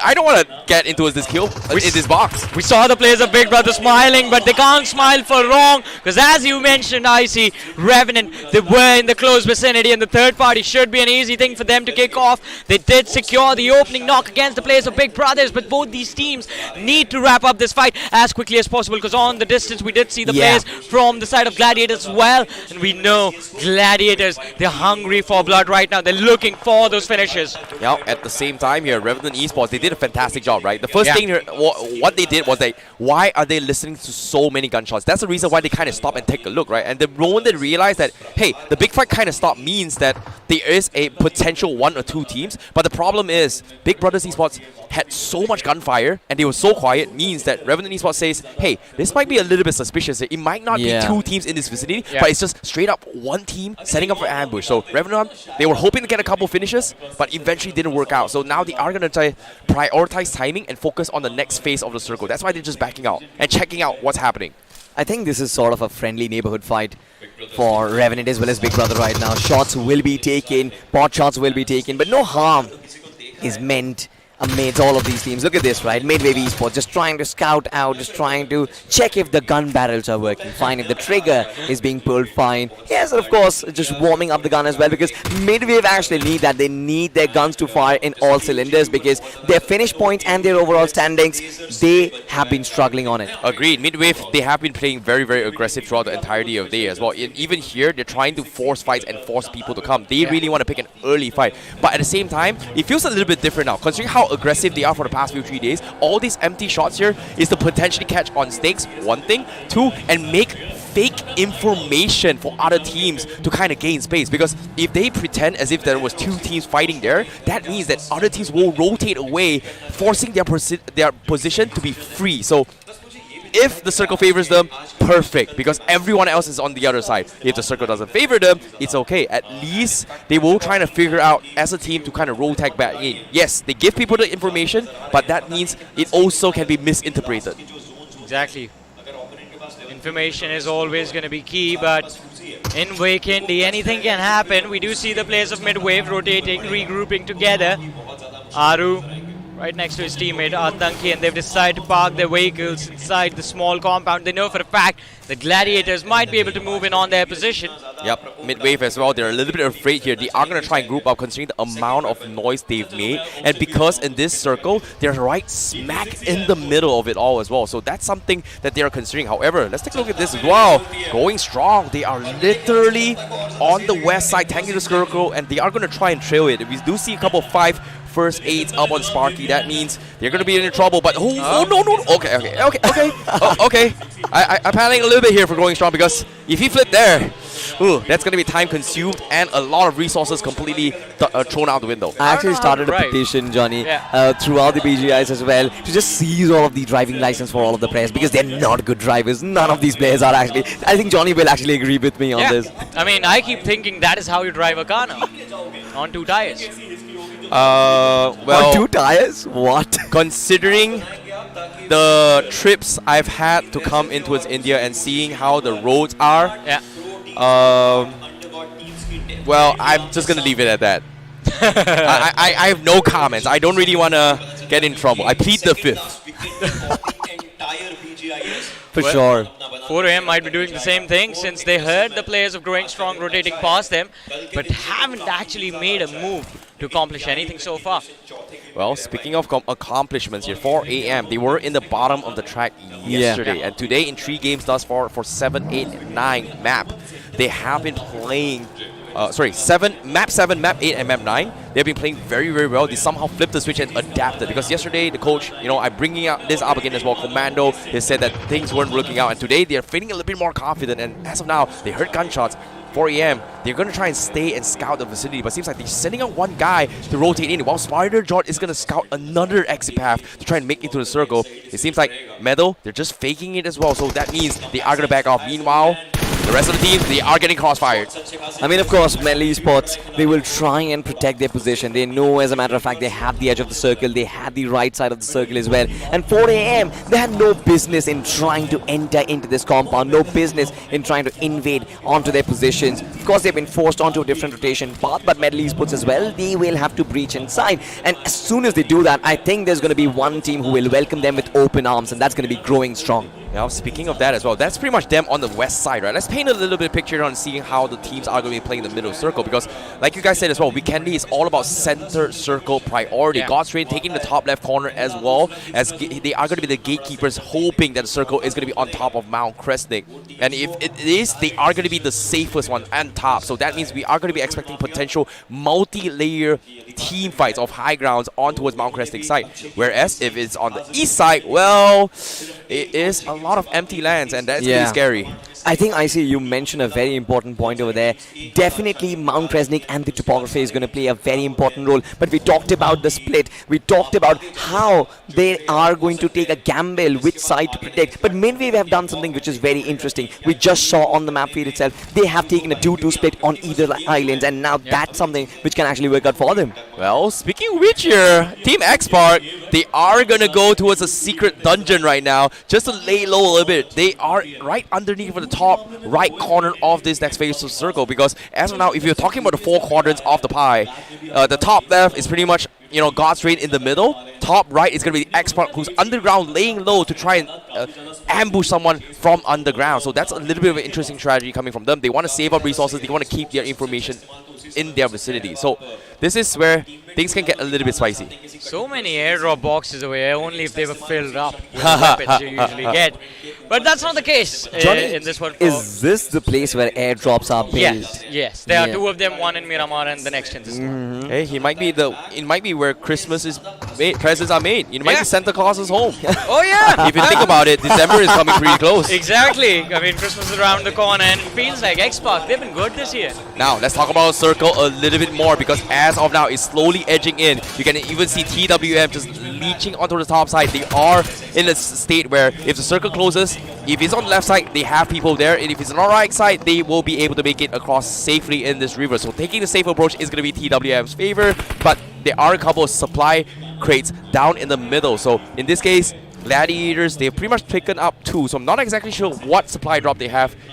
We haven't exactly shown that yet. OR Esports in a very weird spot. Jelly all by himself. Doesn't really have the support, but he does have some company in the form of Gladiators. Now look at this. Even Gladiators, as a matter of fact, they're split up right across the river. You've got Destro and you've got another player. And then the other 2 are on the other parts of the island, in between the stream it is. I think a lot of teams are going in for the approach, the 2-2 split. We've seen Midwave do that. We've seen Gladiators do that as well. Yeah, I agree. And that's the thing about 2-2 splits, right? It evens out the forces where you don't put all your eggs in a basket here, right? But at least having 2 men means that you have somewhat of a fighting chance to actually fight back. So that's something that is very, very good in Vikendi. 1-3 means you are sending a scout, leaving them defensive. 3 means that you are going to be able to hold compound. So prioritizing that is going to be very important. But having 2-2 pushes means that you can sneakily kind of regroup later on in the next phase of circle. But no, the next shifts of the circle, not giving a lot of information. It is still going to be in Povosto, and Gladiators, they're going to be very, very happy because they've controlled the west side of the town and also the east side as well. And if nobody crashes in, Gladiator is going to have a very, very good time farming finishes. Just like Christmas comes around at the end of the year, Weekendy, the snowy map, also gives us our surprises at the ending stage. Stage 5, Stage 4 is when you usually expect the hardship to happen. Blind Esports on that southern edge, it feels like they're going to be comfortable for the next 2 minutes. Agreed, but as of now, seeing how Team X-Park is playing right now, they are going to be taking a little bit shots in on the northeast corner. They came out from the secret dungeon. Pukar taking down very low. A lot of damage has been prevailed on towards him. But for now, he is the scout for the team. He needs to find a position to reset before he pushes forward. But seems like he's going to take a little bit of a risk here. But finally, he found a safe spot. He is going to heal up and Platoon continue to scout ahead for Team X-Park. I think Team X-Park has been forced to make this rotation. The circle shift did not really expect to actually move to the other island. But now look at this. Night Owls taking shots. They are being invaded. They wanted to take that big switch. They wanted to take in that desperate rotation. And Midwave as well as Night Owls, both of them are actually making things difficult. It's not over for the Night Owls as Midwave is still raining down their wrath on the Night Owls. 2 players knocked out. Reiko, Roxy, there's no escape for them.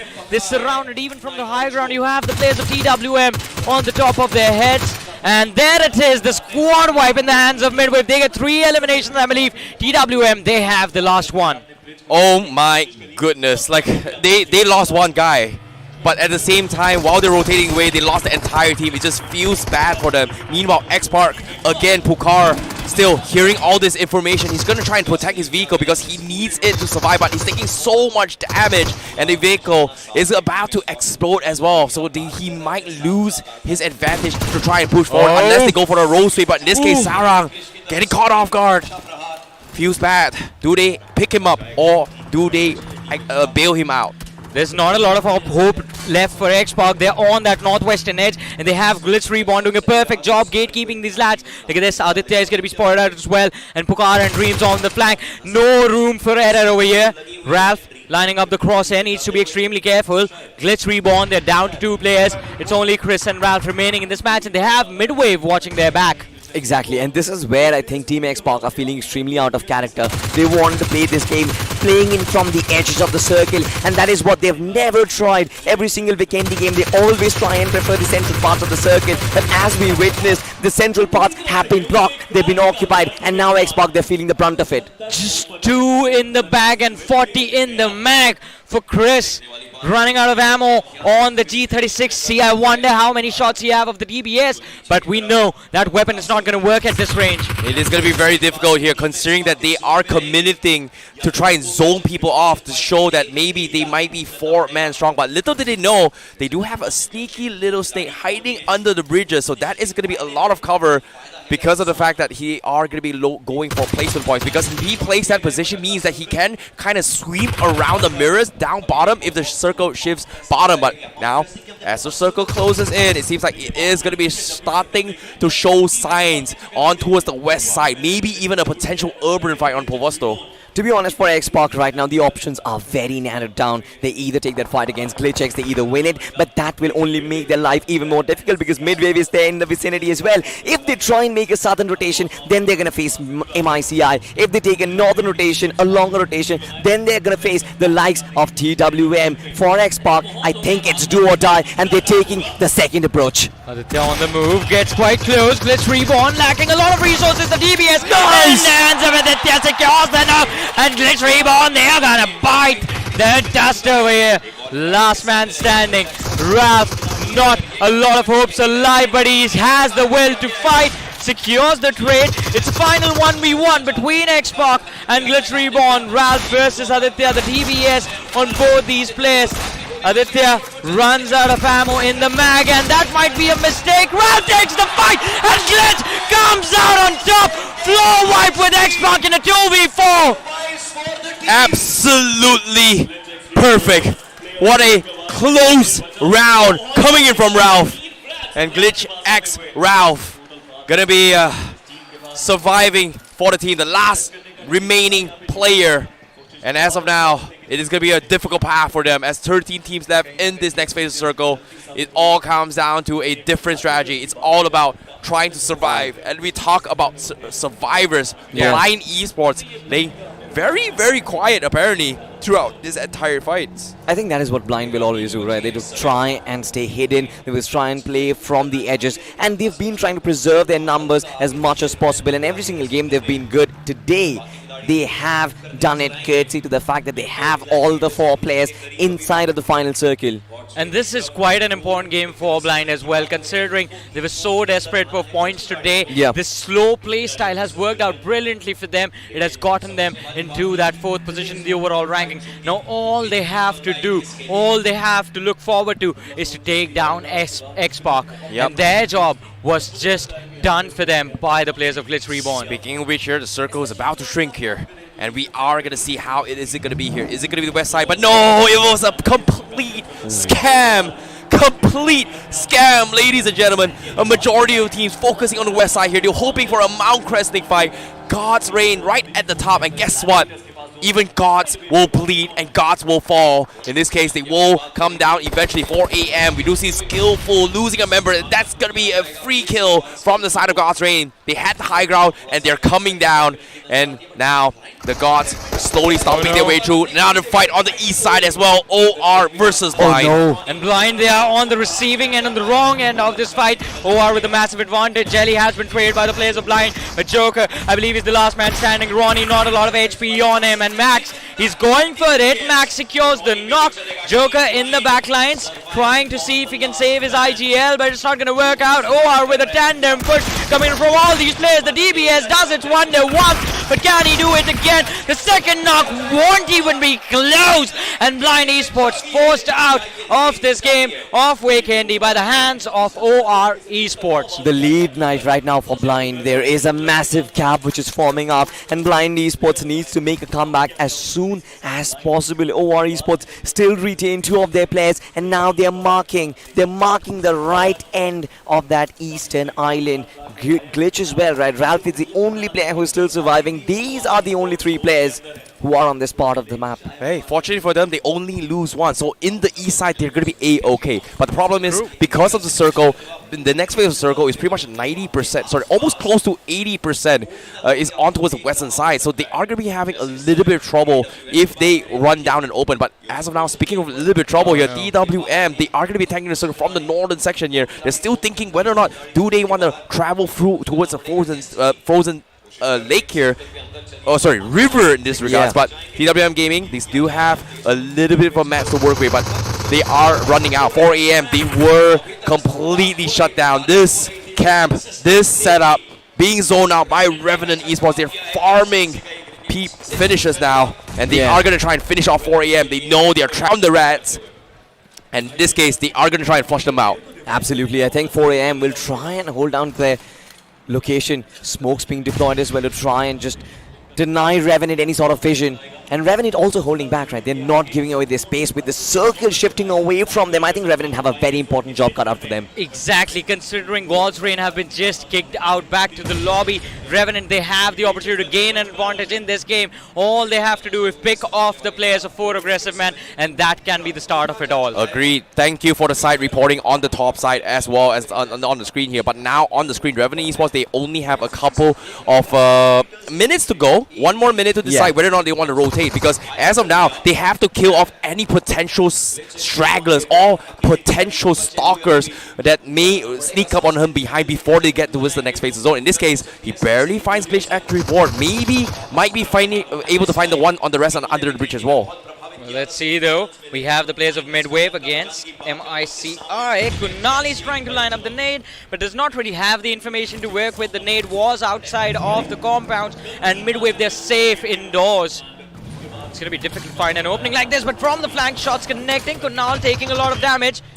Trying to figure out where the gunfire came from, where the pressure can be built up from, and it's going to be growing strong in the back lines with the high ground advantage upon them. I think it's a perfect opportunity for Midwave to actually gatekeep the likes of MICI. Now, MICI need to make the choice. Do they try and make the northern rotation, acquire a couple of compounds inside of Port Boston, and then try and strike down Midwave? Well, Circle's about to shrink in 1 second. Revenant Esports right now, they were gatekeepers of the South, kings of the South. They're trying to kill everyone. But at the same time, speaking of finishers, they found 1 knock on towards Top Dog, and as of now, that's going to be the full finish coming in. Still, Revenant starting things off, and they're not done yet. Metal Esports in their crosshair. Paradox and Kyoya, they're going to be pinned out. Encore in the back line. It's not a lot he can do to save his teammates, and Paradox is going to hit the floor. But this is going to be a struggle for Revenant as well. Kyoya has an opportunity to save this man, his comrade from his team, but considering that MJ was knocked out, even Apollo decides to back off and let Paradox bleed to his eventual demise. What strategy is coming in from Revenant as well? They're just going for hit and run.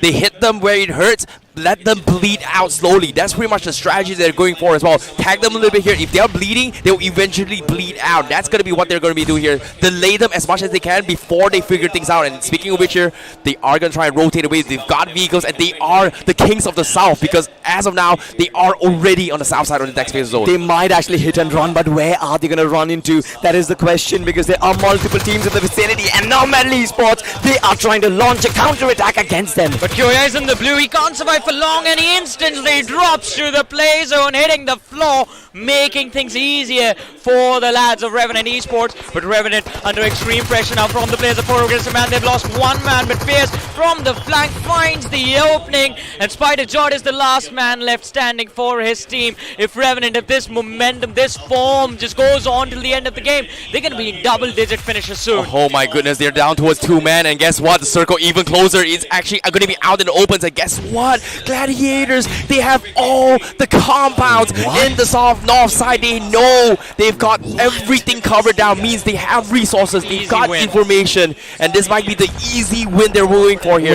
Wait. It might not actually be an easy win. For sure, the entirety of the game of the southern part of the circle is done and dusted. But what about the teams in the north? They have compounds to work with, and they might decide to invade. There's Midwave, there's MICI, even there's TWM as well, Johnny. But still, Revenant struggling to find the entry into the circle. They're right on the edge.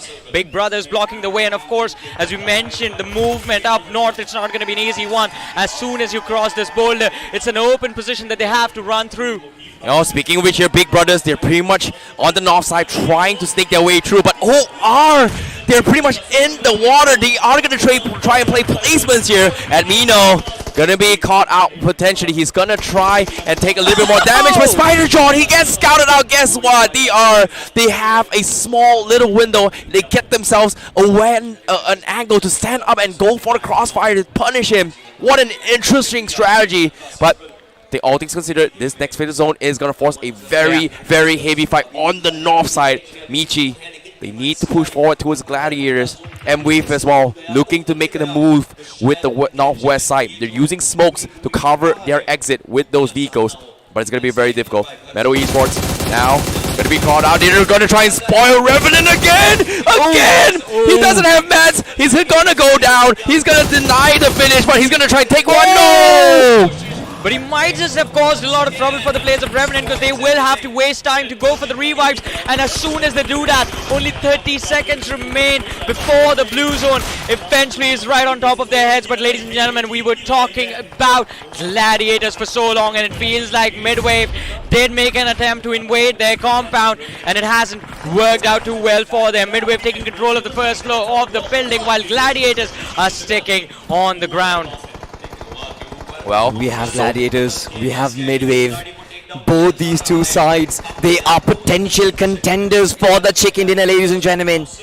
The rest of them, they are petty peasants in this game. They have no control. TWM might even try and make an entry, but this game will be won out either by Midwave or by Gladiators. Oh my goodness, OR, they tried themselves. They tried their best to actually push forward from underneath. They send Max to play the healing game, but at the same time, his teammates are pretty much getting taken down. Big Brother Esports, they have Rishi left, staking their way through, but he will get a couple of finishes, and that's going to be Big Brother Esports taking the high ground. But little did he know, he's done his job. South side completely cleared out. This next phase of the zone, north fight. And little did he know, M-Wave is going to be clobbering up with Gladiator. They're sharing urban warfare, sharing neighbors. Destro actually getting scouted out. What? An impressive nade coming in from the players of Midwave, starting things off, and here's the second from Dionysus. Shogun is going to hit the floor as well, but now the star for Gladiators is the man left standing. Justin, can he bring this fight back for his team? Midwave, they have a massive advantage to work with, but TWM might just take advantage of everything, and they do. The nade from Sams, and he takes away the points from the players of Midwave all to himself. The top two teams in this match, ladies and gentlemen, Midwave and TWM. TWM is back. TWM is fighting, and Rishi somehow managing to get top 4 for Big Brother Esports. And guess what? Gladiator, they had their backs against the wall, exposed, and TWM just reaped the rewards. Now, top 4. I mean, we are in the top 4, and we know this game is going to be decided between TWM and the players of Midwave.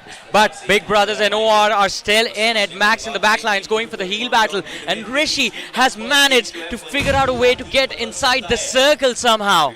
Well, Max still holding the healing game. Top 4 for sure. Oh my god. 10 more first aid kits? He's still in the zone healing, and nobody knows he's here. Yeah. But this is stage 8 already, and I'm not really sure if he's going to last long. But OR Esports needs to get eliminated extremely quickly. In fact, it's Big Brothers, pardon me for that, who needs to get eliminated so that he can get those 2 extra points. Because I'm pretty sure TWM and Midwave, there's still time. There's still a little bit of a calm inside this compound. Because of this fight, right? Because OR is still alive, having the indicator of 4 teams alive, both TWM Gaming as well as their neighbors are just so afraid to make a move because they don't exactly have the perfect hit count on where and where. But Midwave, they're making a little bit of noise here, but it seems like they are going to try and make a couple utility fights. The nade exchanges being lined up from either sides, and TWM, they desperately want this chicken dinner. From being a team that was struggling for so long to having 2 chicken dinners in a single day, that is going to be an incredible moment for this team. OR Esports finally going down means the TWM, they know how many the numbers. They finish off Rishi. They finally have the perfection. Top 2 for the team, 3v4. And now the head count is going to make sure that Midwave realize they have the numbers advantage to work with. The nade looks good, but it does not connect. Although dropping in the face of Sams, the players of Midwave are trying their level best. We have Destiny going for a heal battle with 20 first stage, and Midwave, they're going to try and hunt him down. Just one shot on his body. It's going to be all over. Midwave, an impressive chicken dinner for this team. They've worked so hard for it. A compound fight against the Gladiators. They had it in the back, and in the end, TWM too scared to be a part of the action. I mean, to be honest, in this game, we talked about how Midwave needed their guns to be oiled perfectly, and in this one, I felt like this was so important considering the overall standings. This is the Midwave Esports we saw yesterday. They finally found their footing, and they are back in action. And I'm extremely excited to see how things are going to go for them, because all things considered here, they finally found their footing, they gained some points, and guess what? They're sharing it with TWM. It was an intense match. I mean, even at the end of the game, we saw the faces of the players. Atanki so stressed with how their final fight went, but now posing for some pictures. Smiling all together, the lads of Midwave. I mean, they've deserved that, right? They've deserved the right to smile in this tournament. They were under a lot of pressure, especially on that second page, I see. It's never really easy when you know you're on the second half or the second innings of the Grand Finals and you're still on that second page. You do not want to be there. Hey, that's the thing about the halfway mark, right? You got to do what you can to try and crawl your way to the top. And in this case, they managed to climb on top. However, how many points? Not exactly sure, but of course, with those breaks, they have time to breathe and also rethink their strategy, and that was very good for Midwave Esports. But now, this is going to be some highlights here on what the teams have been doing throughout what happened in the entire game. That's the smile after the first fight that Big Brothers won. But I wonder how quick, how much time did it take for that to fade away? Just a couple of seconds, because they were destroyed next. True. That was just a little bit unfortunate, but you can see even the healing game here coming from OR.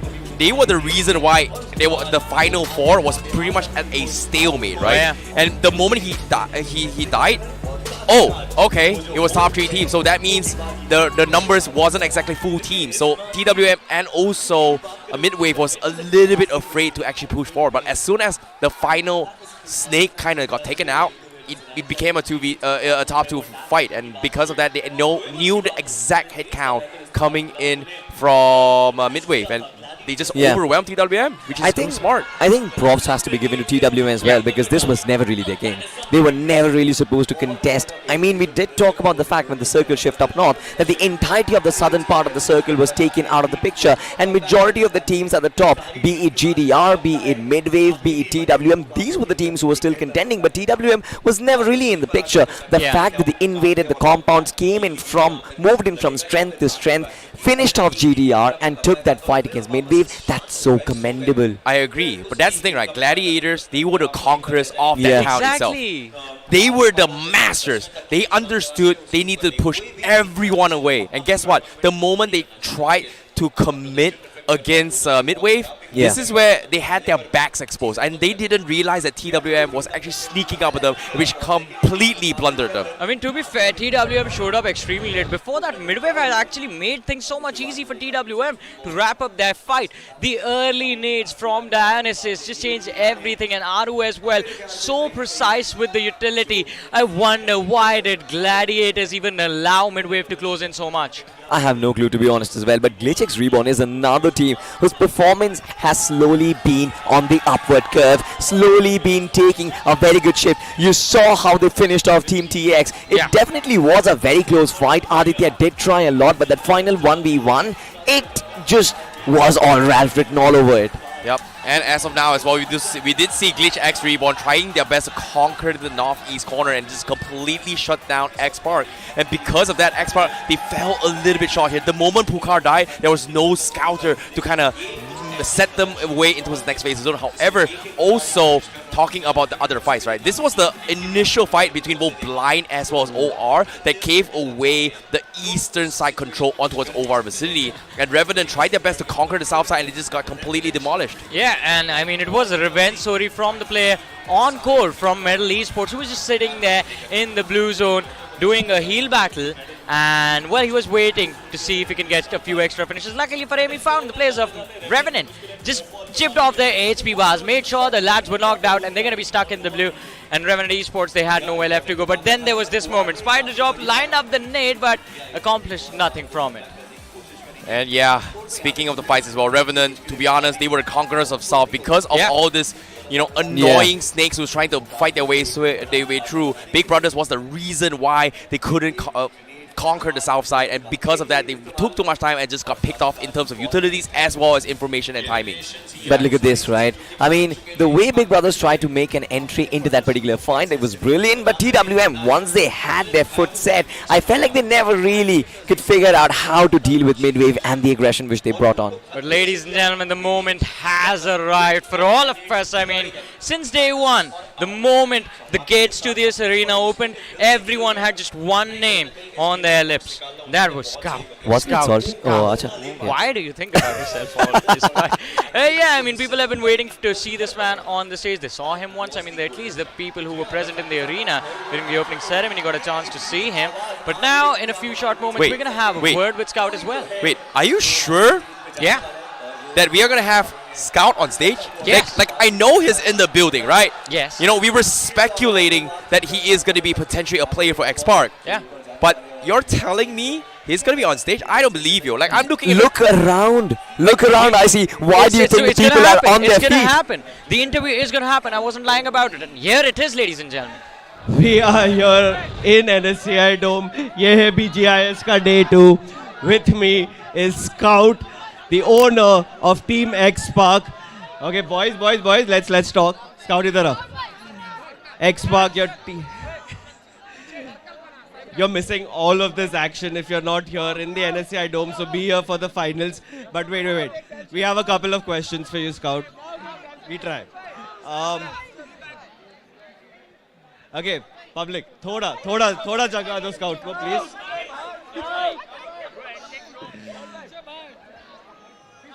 Okay, back.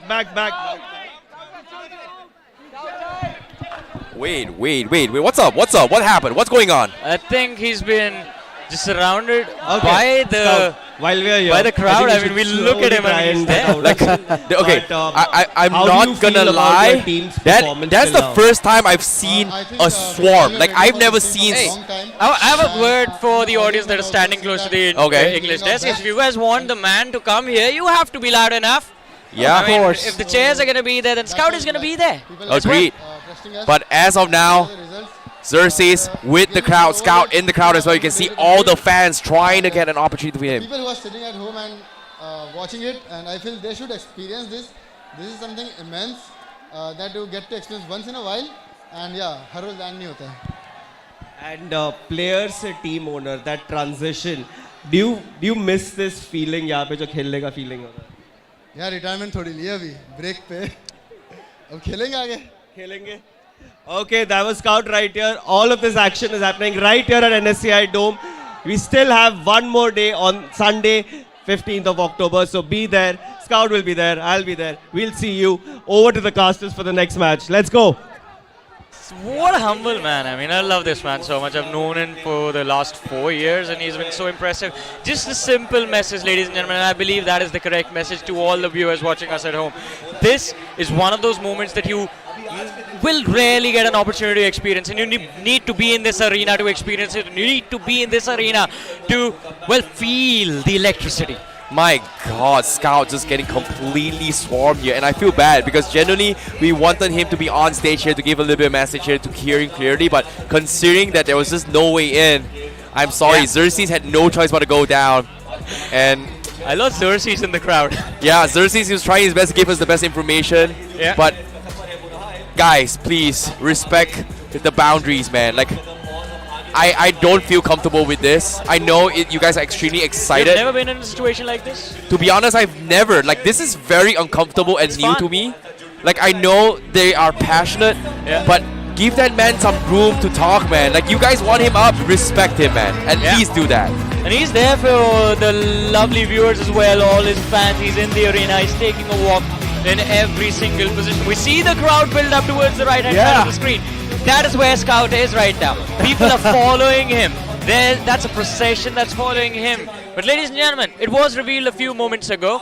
And well, you guys got the hint. Necro is now with us on the panel. Necro, how are you doing? I mean, I'm doing pretty fantastic, man. While I was a little bit on the off desk, I was also sitting back in the VIP lounge, and I was looking at some people, some VIP people. Even Mavi walked in actually a while ago, and even then the crowd was just going completely wild. So it's always great to see these old players, these veterans, just come back inside the tournament once again and just give this a little revisit.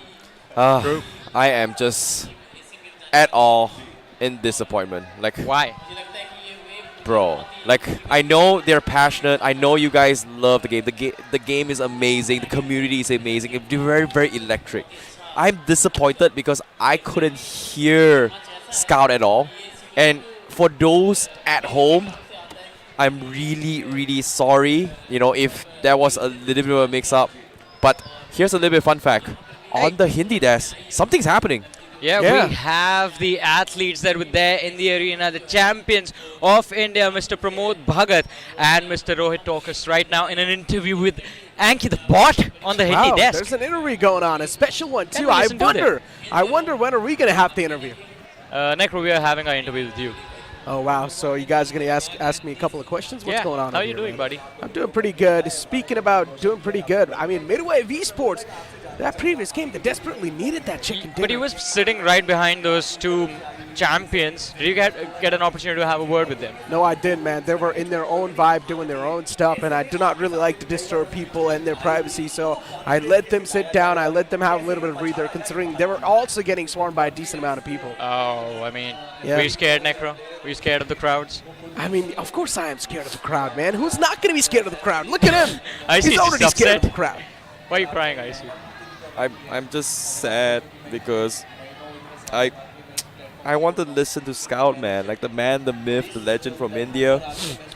I just, like, I don't know, man. Like, we can try to get him on the English desk. Do you think he will agree?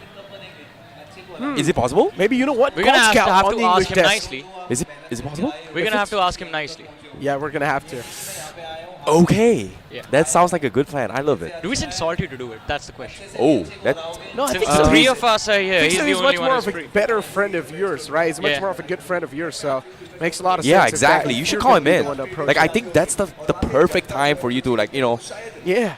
I'm going to try. See, if I get an opportunity, I'm going to try, but I can't make any promises because, I mean, he's a man who does his own thing as well. He has his own will. I'm just going to ask politely. Like, Icy has been so sad. No, I'm sad for myself. Yeah. I'm also sad for the English broadcast. Whoever's watching here, I'm so sorry. Like, we'll try our best. But all things considered, and like, much love so far in India. That, like, the crowd's crazy. They are very, very passionate. You guys have been supporting from home. And those on venue as well who's been coming in, we do see a little bit of glimpse of us in the Hindi stream. I'm very, very thankful for you guys who's been staying through the entire English stream. To be honest, I hope you guys have been enjoying the show because day 2 has been a very, very long day. And thus far, Game 1, Game 2, Game 3 is just a lot of things. But as of now, we are going to see a little bit more of what they're talking about. Well. I mean, I wonder what the conversation is going to be like. I believe...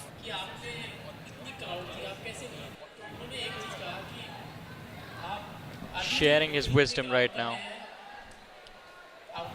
Wait, you're giving us a little bit of information? Yeah, I'm just going to translate whatever goes on in the interview. Mr. Pramod is sharing his wisdom, sharing how to control the pressure, how to stay focused, how to stay motivated as well. Yeah, and of course, I can only mime whatever I can and try my best to, try and figure out what he was trying to say. Yeah. But I guess it's just all about motivating the younger generation and keeping the discipline and also hoping that they maybe, just maybe... I mean, the man's rank number 2 in the world. He's literally that good at badminton. So we have, I mean, and I believe personally, sports and esports is something very closely related. The discipline that you have, the dedication that you need is same in both the fields, and we can learn quite a lot. I mean, there's a lot for the esports viewers and the players, the aspiring athletes to learn from the legends that are sitting right behind us. But ladies and gentlemen, as we talk about the legends, I think we've talked about the legends of Wakendi as well. In a few short moments, we're going to move forward with our show and have a look at the stats and the numbers that were there on the map of Wakendi. And starting things off, it's going to be the MVP of the game of Wakendi. I wonder who it's going to be because it was a lot of chaos. Well, it's Sams from TWM. 5 eliminations, 83% finish contribution for his team. I mean, Sam's, of course, doing a fantastic job. TWM has been on that consistent note throughout the entire games now. Speak of that one single chicken dinner. After that chicken dinner, something just got back to TWM. Yeah. And these guys have been performing phenomenally well after that chicken dinner. Hey, the hopes and prayers for people watching at home for TWM, they really stepped up. And most importantly, Sam, you know, to be honest, TWM, they were the ones that completely shut down God's Reign and also take a lot of finishes. So TWM played a fantastic job. Now, I'm curious to see who the top 5 players are going to be here, because in Vikendi, top 1 is going to be Sams. Let's see top 2. Delta, we have Dionysus, Apollo, and Ralph. These are the 5 players that really stood out in the map of Vikendi. Exactly. How can you forget about Ralph, right? That individual clutch that he brought onto the table. Ralph, he just popped off in such a fantastic way. But then, speaking about Midwave Esports too, Rans, we do have the point standing in front of us. Of course, Midwave Esports is going to be leading the chart. They desperately needed this game because they almost lost their spot in the overall standings. And from this match as well, I think we're going to see TWM move up closer to the first page of the ranking. OR Esports is going to be a comeback coming in from their side, but again, the contestation for the first position on the overall leaderboard. Reverend Esports holding on to that spot with just 7 points, but I wonder, are things going to change anytime soon? Well, all things considered, to be honest, you know, they are trying their best, right? We spoke and predicted the shake-up coming into this entire tournament itself, and OR, they are bouncing back. OR took a little bit of a slow start, but guess what? After the break, they're finally trying to scale back to chase the top side. Meanwhile, the bottom half seems a little bit of a shaking as well. No one from the top 4 of the overall ranking was even able to break double digits in this game. Now that is surprising. That is really true. Speaking about OR Esports, as he brought up the point a while ago, OR Esports was one of the most consistent team yesterday, but today their struggles were there. But now, as we do have the overall standings in front of us, ladies and gentlemen, of course the top 3 is going to remain the same. TWM now, the breached inside the top 5. Blind Esports being pushed down to 5th, but then Gladiator Esports on the 6th spot, Midwave Esports on the 7th, and Big Brother Esports on the 8th. Yep. 38 points separating Revenant from Big Brothers, and we have 2 matches left in the day. You know, speaking of the matches here, right? Like, to be honest, it's getting tighter and tighter. OR Esports, they shown a little bit of signs yesterday, but today, look at them, down towards the second half, alongside with Metal Esports. This is very concerning. However, what's really nice is that 4 aggressive men now in the top 12 position, trying to crawl their way into the top 8, and with only 2 matches left, can they scale back? Because top 8 is about 80 points and they're 50 apart. So they're about 30 points apart.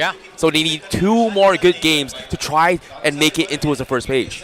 And the survival tactics that they put on board today have been working out quite nicely. Even in this game, they were caught off guard. But other than that, there was a lot of potential from the side of 4 aggressive man. Necro, your thoughts on this team? I mean, look, my thoughts are quite good, but speak about the camera right now. I mean, Mavi, as I mentioned a while ago, this man is sitting still in that VIP lounge, and you guys can clearly see Mavi. He's over there talking to his friends and all the people, but in general, he's like one of the old players out there, one of the old dogs. He's a veteran.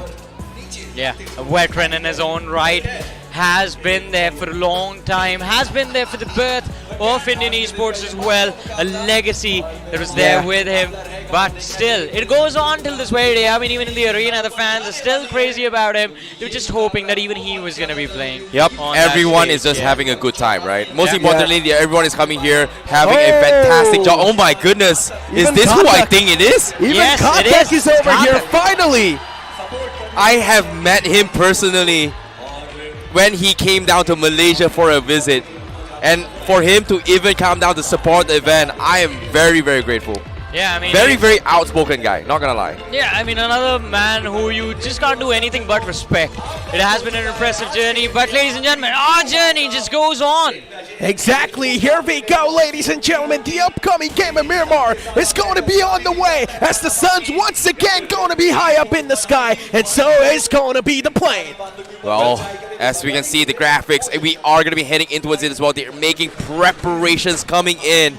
But as of now, the match is going to begin as we head in towards the desert islands of Miramar. My goodness, it's going to be quite interesting to see how this flight path is going to look like, and it looks like it's going to start from the western edge of the map, right on top of that El Pozo city, and it's going to go all the way south of El Azhar. Not just a flight path leading towards the northern side, but a flight path that can also lead to an interesting fight in the city of Los Leones, considering we know the two names that land in that city. One is going to be Revenant, the other one's Night Owls.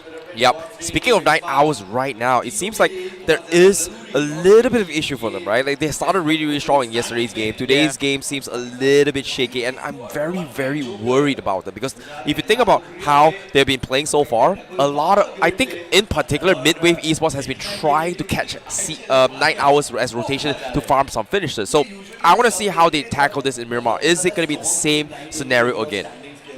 Well, let's see though. We have the first zone of the game forming in front of us, and it's going to be a western circle now. Medal smack in the center in Monte Nuevo. If the zone gives them a lot of priority, they will be quite lucky. But another interesting thing, the 2-2 split coming in from the players of Blind. And of course, the drop clash between one of the lads from MICI and Big Brothers as well. Yeah, exactly. But speak about the entire Los Leones area. There's so many teams in that spot. But TWM, a team that's supposed to be so consistent today, now they've got a little bit of early engagement of themselves. Night Owls versus TWM. Yeah, speaking of this fight as well, I know that Night Owl is pretty much the team that everyone is going to be searching out for to try and put them down in this place. I did not expect TWM to actually try and contest this for real. It's Night Owls who have shown up to challenge the players of TWM away. In this case, the TWM, they have the momentum for themselves. And it's going to be an interesting start as Dreams from the side of Night Owls is going to hit the deck. And of course, Ninja's going to be the one to kick things off. Dreams knocked out even from the back. Sams is going to get the confirmation. But still, there's another man at the front line. But it's not going to matter. The M249 is going to find the prey in the front. Nicely done. Two players down. Night Owls once again getting dismantled. Just like that. Teams are not even strong. Struggles to take down a team like Night Owls. Yep, speaking of this as well, Night Owls losing a couple members. TWM, they know that they can get some finish points right from the get-go aggressively. They have a couple of needs to work with, but utility-wise, it is going to be very, very lacking. And Night Owls, you can see, they are just going to completely back out. And you can see Ninja with the knife. Salt on the moon, that's what you call it. Man just knifes him to death. He cuts him open. Now that's what you call a Blade Runner. But for now, we've got the AKM as well, just once again coming back to life. Lobster is one of the star players from TWM, and TWM, they're making that push happen. They want to go up close and personal against the players of Night Owls. And look at Cleo. He wants to just stay anonymous. He does not want to give his position away, but still, one man from TWM's went down. The star player is being knocked down. Ninja. You know, to be honest, I'm not gonna lie, Night Owls has no choice but to commit to this fight here. Yeah. They're so I would say under farm to a certain degree in terms of utilities, but Cleo with the DBS. Oh! That bop to the face, and then once again the DBS brings back to life. Cleo still around the corner, still behind that wall. Now it's going to be looking forward to toss that utility. He knows there's two players on the front lines, but still the players of TWM, they're a little hesitant. Oh, Cleo just trying to bait a reaction here with the grenades, trying to pull the pin to try and force them to push. And the moment he pushes, he cancels it to try and bait it out. Guess what? TWM, they're not taking the bait at all. But Cleo looking for the reposition. Draco! Beautiful shot with that pump shot, and now wants to go for the confirmation, but then messes up, exposes himself a bit too out in the open, and Cleo once again is now going to chime inside the action. It's a 1v1 scenario, and Cleo needs to get things underneath his belt. Night Owls, they've been having a tough time inside today's day 2, but they need to establish some sort of a comeback in the overall standings. This is the fight for Night Owl Survivor in the overall standings, but this 1v1 is not breaking out. Both of them are quite hesitant, but finally, now they find a clear shot, and Cleo's going to be the one to seal the deal and save the day for his team. What a clutch coming in from Pleo. What a Jiko, just completely annoying to fight against. And it all began with TWM just overcommitting to finish off Cleo, and he did a brilliant job repositioning himself, running outdoors, forcing the players of TWM to deal with Draco instead. And Draco also delivered when his team needed him the most. Night Owls, an impressive recovery, but can they move forward from here on out? We see the players of 4 aggressive man in the distance, a perfect opportunity to go for a third party, but will they? Night Owls has been bullied throughout the entirety of this tournament, and now they have shown signs that, hey, we're not easy pushovers. Every team that is in BGMI is strong. They fought for their dear lives to be here to achieve their dreams, and Night Owl is not gonna go out yet. But the damage has already been done. They're down to just a 2-man squad. Let's see how Night Owls now look forward to adapt to this entire situation that they're put in. But Blind Esports, they took a couple of shots against the players of Big Brother Esports. Even for this team, they're quite desperate to search for the points. Well, let's see though. I mean, the desperation is going to be reaching its limit in a few short moments. Big Brothers are rich to work with. Blind in the near vicinity. And the split drop from Blind, I have to say, worked out quite nicely for them. But a recap of what went down between Night Owls and TWM. One of the biggest clutch that I saw in this fight was that, like you said, is right. TWM, they started the fight here. They disrespected Roxy. And I think this disrespect has forced Cleo to kind of buck up and revenge his teammate. And Cleo played a very, very big play by just completely psychoing TWM. Look at him, so in control. Always trying to mess with their mind, like pulling the pins, cancelling, pulling the pins, cancelling, to force a reaction, and eventually the moment TWM committed, they just got completely demolished. And just running to the backlines, forcing the player to go, or think at least he could go for a revive. Then Draco chimed in. Just an impressive coordination from Night Owls. But where was this team? Where were these plays from day number 1? Although, I mean, as we reach, or in fact transition to the second stage of the game, ladies and gentlemen, over in the sidelines, I mean, we do notice another interesting thing. We have the players of CS Esports who have just decided to go for ruins at the start of this map of Miramar. Now, that is interesting. I don't know what's going on here, because it seems like Blind is that's pretty much on a little bit of a side reporting happening here. But what's happening on screen right now is God's Rain is going to try and replicate what's happening in day number 1. Because right now, Ninja Jot. Oh, the Max was being unloaded. Aditya is barely down to a sliver of HP, but still, at least that man's alive. So that's all that matters. Is not knocked out just yet. Yeah, speaking of knockout, Aditya, he's going to lose his vehicle and utilities right from the get-go. God's Rain playing a very, very big long-term investment in this kind of scenarios here. They're going to try and chip everyone as early as possible and delay their rotations. Yes, currently, Xpart taking the late right now, but eventually it comes down to how Circle 3 is going to look. It's only Circle 1. It's still rather too early. Anything can still happen. I mean, look, X-Park in the previous game, they got eliminated quite early. So it's at this game, they at least need to perform a decent much to keep themselves in that top 2. True. Because tomorrow's going to be the last day. You would not want to be in that pressurous situation.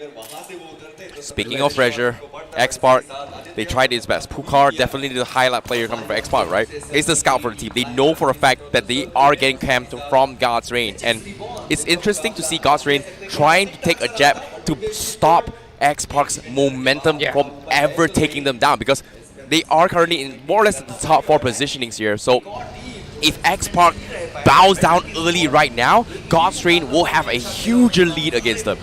I mean, this is the game where it can all happen, but we have the players of Midwave on our screens fighting the damage from the blue zone, the first stage of the game, so it's going to be quite easy for them. Even the bandages can work out quite nicely. But we do see it's Aru leading the charge for his team.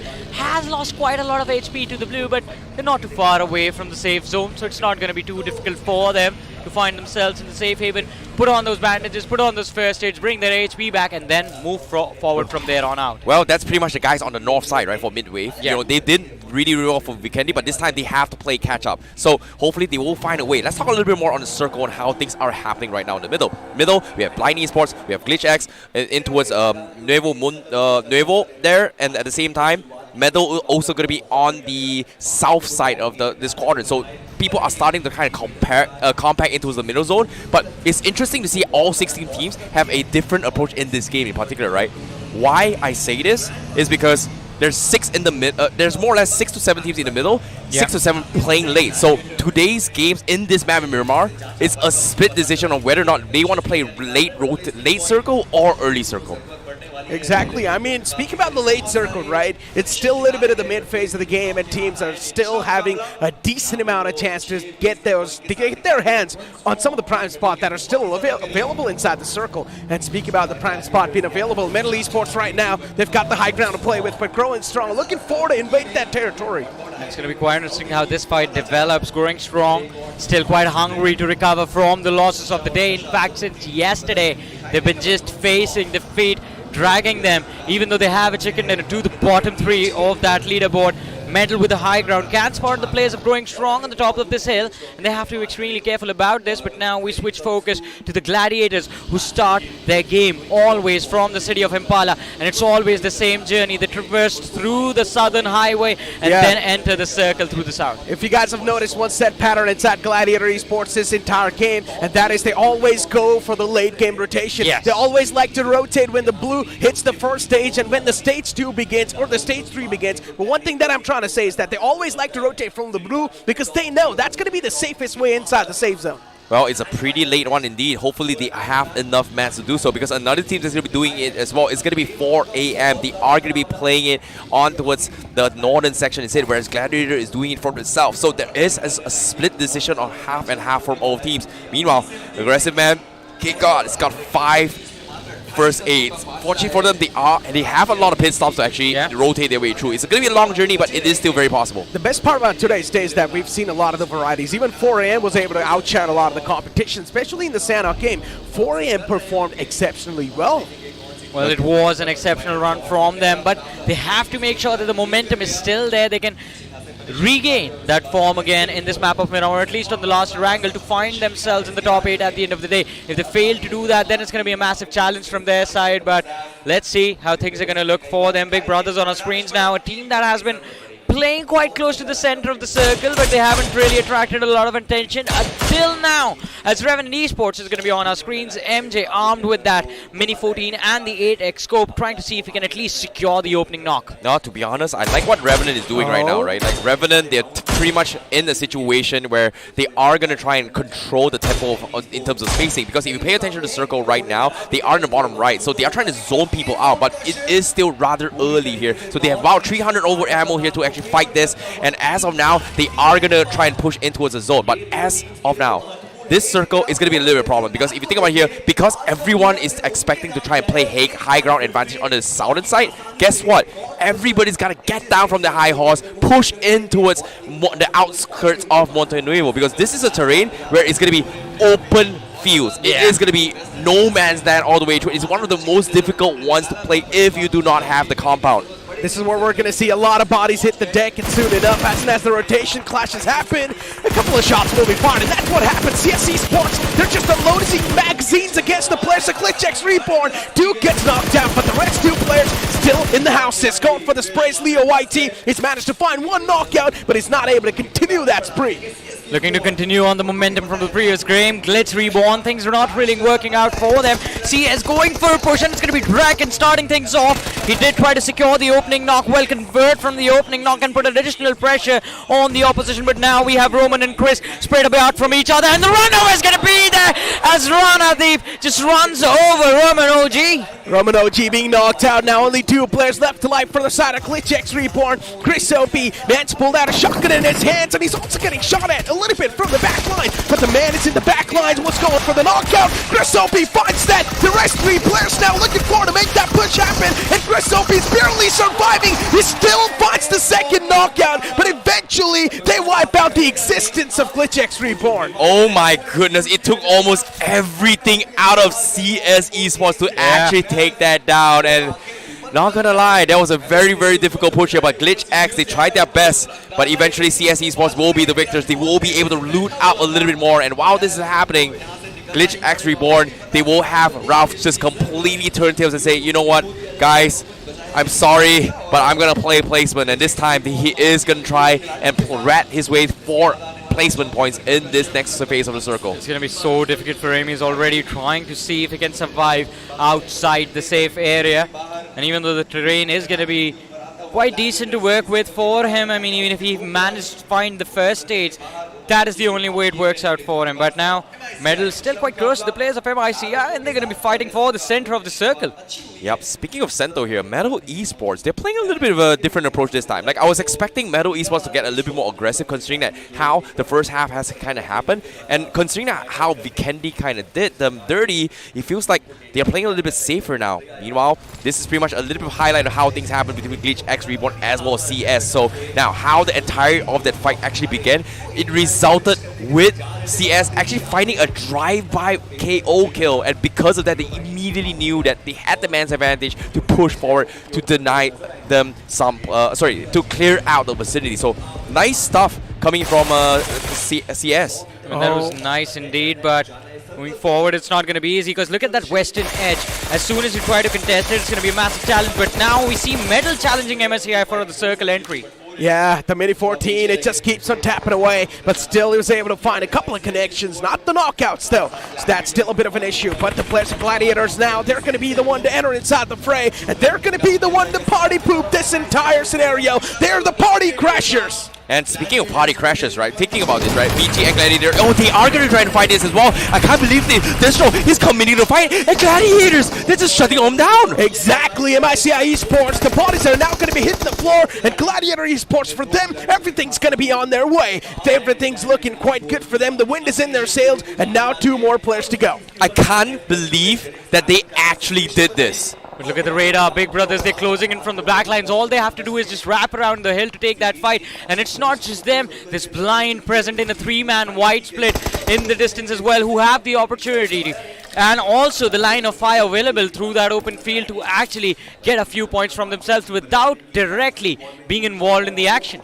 Speaking of which here, that's pretty much the situation of all these 3 teams right now, right? Now, Gladiator Esports, they're trying to gather their bearing to finish up what they've just gobbled up. They got 2 finishes, it's great. But the rest of Michi, they're in a very, very awkward position. They're in a very, very nice compound where this provides a lot of cover to try and save up utilities, but their vehicles are pretty much exposed from multiple angles. And considering that this is Circle 4, every single team is going to try and fight for space. Meanwhile, speaking of space here, let's talk about the southeast corner. Revenant Esports, they're going to try and trail along the mountains to try and sneak their way through. But for now, there's just so many multi-layered dimensions of warfare. Long-range fights is going to be happening. And if you do not have those DMRs or potential Kar 98Ks, it is going to be a big problem. As I mentioned, to be dominant on the map of Miramar, you will need to go for that high ground control, and that's what the players of Planet Esports are doing. Max being loaded from that Mini 14, just tapping away, but still not able to find that sweet connection, and that is a little bit disappointing. As we do move forward and take a look at the map, though, as we all know, considering the circle is sort of closing quite close to Montenegro and Power Grid, the center of the circle is out in the open. It's quite tough to close out of that. We have seen Blind destroy lobbies, destroy teams after teams. From a position like this, they have the high ground again, and they have the entirety of that mountain under their control. 3 teams closing in from the southeastern side, and you have another few towards the west. Well, speaking of the multi-layer dimension, Blind Esports, the top on the top right now, the cherry on top, just looking down on everyone, just shoving them away. They pretty much they pretty much got OR Esports on the southeast corner alongside with Revenant Esports. They're pretty much making sure that they're going to stay down low, but at the same time, they've also shoved other teams away from them. So that means the southeast corner is pretty much DR territory right now. It's going to be so tough to survive for the players of Growing Strong, pinned out. All they have to do is just finish off the players of CS Esports. With CS Esports, a lot of moving area to work with, a lot of movement space. Oh, once again, the DMRs now, they spring back into life. As the players are growing strong, they're just unloading all the magazines, but eventually, their foes, they get dealt with. They're completely eliminated from the game. It was a little bit of third-party crash. Yeah, exactly. Growing Strong finally finding themselves 2 very, very nice finishes here. CS, they had a great start in the left side, but at the same time, they could not rotate in the next phase here. 30 seconds left before the next phase of the zone is about to close in, right? And Growing Strong, they are on the outskirts. They have to push in, but guess what? Inside the circle is going to be Team X Park dominating the scrapyard. And then this scrapyard, Pukar getting so much information, but he finds Draco. That's it, Night Owls. Now they're just down to that one last man alive. This is going to be that last glimmer of hope that Night Owls needs to survive. But for how long this man is going to be able to survive inside this entire scenario? They have been inching inch by inch, trying to crawl their way. That like the sneaky little rats. It seems like Cleo is going to be in a position to try and pick them up. But as of now, the circle slowly edging in here as well, going for the revive. No, Night Owls, they're still trying to hang on for their dear lives. But for how long? They're currently in top 12 position and there's still 41 people around. Yeah. And in terms of utilities as well, look at this. They don't have a lot of meds, but they still have smokes here to try and extend their life. Even the wall of death is now starting to close in from the back lines. The Night Owls, they've got no other option than to close on up. But this fight over here, it breaks out. The players of Metal Esports, they're going to be knocking on the doors of growing strong. One more man to go in the name of Eclipse OP, and he shrouded himself inside the smoke. His position's unknown, and Eclipse OP, this man is trying to be that thief in the night. He's trying to make sure that the smokes are going to give him the cover that is potentially needed for him to strike down the opponents in the front. And now Eclipse OP, he's trying to move it from the back lines, but this is the biggest mistake this man's going to make. I mean, Growing Strong, to be fair, made a mistake when they were trying to take down the players of CS Esports, because the finishes of CS Esports were taken by the players of Metal. But we're going to move forward. Big Brother's climbing the hill, and Revenant is destroyed in the process. Oh, Revenant getting completely pincered here. Blind Esports has been completely flanking their way through here. But look at this. Behind him, Rondi still looking for the flank. Big Brothers, they're taking damage, but Rondi, he got one, but the trade from Sarvin is going to take him down. What just happened, Blind Esports, they had the best position to play with inside the circle, and now they're getting picked up by the entirety of Big Brother Esports. One more man in the front gets spotted. The MP45 pulled out for the close range, and even Blind Esports, they're trying their best to fight back against the entirety of Big Brother. This might just be a tough fight to execute, but still, all they can do is keep on fighting back, and that's what the players of Big Brother are doing as well. Another return knock found against the players of Blind. 5 finishes for Big Brother Esports. They're trying to go in for the reset, and it is going to be a little bit of an issue for them. He tried to take the fight with a stun. That does not happen quite often on a point-blank range, and Rishi just moved up to dodge the radius, the flash radius of that stun nade. But now Blind, they are going to be in a troublesome position. It's a 2v3. They have the high ground and the M249 on a downhill that can actually wipe out the entirety of BB. Exactly. Joker, though, still with the high ground. He's got a lot of information to play with, and considering Blind Esports, it's a little bit of 1-1 split, but it's not intentional, considering there's a team in between that has forced them to make this split happen. Yep, speaking of splits here, Blind Esports, they were on top. They got a little bit greedy with Manya as well as Ronnie to try and gobble up down bottom, but because of that, they overcommitted and they've lost members, and now they have no choice but to try and play for placements with 2 men, trying to wait out the other teams to kind of whittle down their numbers. Now, meanwhile, Circle about to close in. Northwest corner midwave is going to try and gobble up whatever stragglers, and they will find Killia. Oh, the shotgun! It strikes right onto his face, and the S12K, nicely done. This man's breathing fire right now, but still, once again, the onslaught continues. Midwave Esports, they're not going to be stopping this chain at all. Once again, as they're pissed at the blood, they want a little bit more. They want a little bit more piece of that pie, and the team in the front will need to pay the price for standing up against the players of Midwave Esports. It's the players of 4 aggressive men. Now, speaking of the fights here, midwave, they're trying to stock up a little bit of utilities, but a shot coming from Team X Park. They have in the middle ground. Pukar's tried to go outside to scout out what's happening outside, and guess what? He found a lot of stragglers, and they are very, very happy about this here. They're taking so much space from the inside of Circle and the outside, and Pukar, they're just raining all the utilities, and this is what X Park has been saving up for. It is going to be in this moment. Exactly, with the Revenant out of the picture as well, it means the first position in the overall ranking is up for contestation, and X-Park and God's Raid will fight it out in this game to see who will be at the top of the leaderboard at the end of the day. But let's see X-Park, they have the opening knock against the players of 4 aggressive man. Skillful is going to be there pushing uphill. Hopes and dreams pinned on this one-man Spider. They've given up on him. King KO in the back lines, holding the flank as well. It is going to be tough, but for now, Circle closing in. Look at this. Look at the mini-map on the top right of the radar. So congested. So many people. X-Park still trying their best to find finishes for AMM. keeping on forward. And guess what? Xbox says they are going to commit to It's this. a splash of colors in the minimap indeed, but now we've got Team Xpark making some critical decisions at this point in time. Team Xpark knows if they want to survive inside the game, they need to make this happen, and that's what they do. They wipe out the existence of 4 aggressive men, and now they switch their direction, they switch their focus against the team that's in the back lines. The initial lockout found Godsreen not doing too hot, but then still Team Xpark, even they've taken a bit of damage onto themselves. Oh, Godstrain, they're also not overcommitting. There's still so many people here. They're just going for a couple of pokes here and there. They're losing a couple of damage here, but at the same time, Gladiator, they get taken out on the other side as well. Sarang knocked out, one more man to go. Team Xpark on the verge of getting eliminated, but still, Ninja John, he's not really going to overextend, and this is what I like. Godsreen, they're in their senses. They're not really going for the heat of the moment plays. And all of a sudden, things have changed for the other team on the southern edge as well. Blind Esports, they're waiting for their opportunity on the top of that hill, and as soon as the circle takes a northern shift, Blind, this game might not be theirs, but we might see Xpark walk away with the win.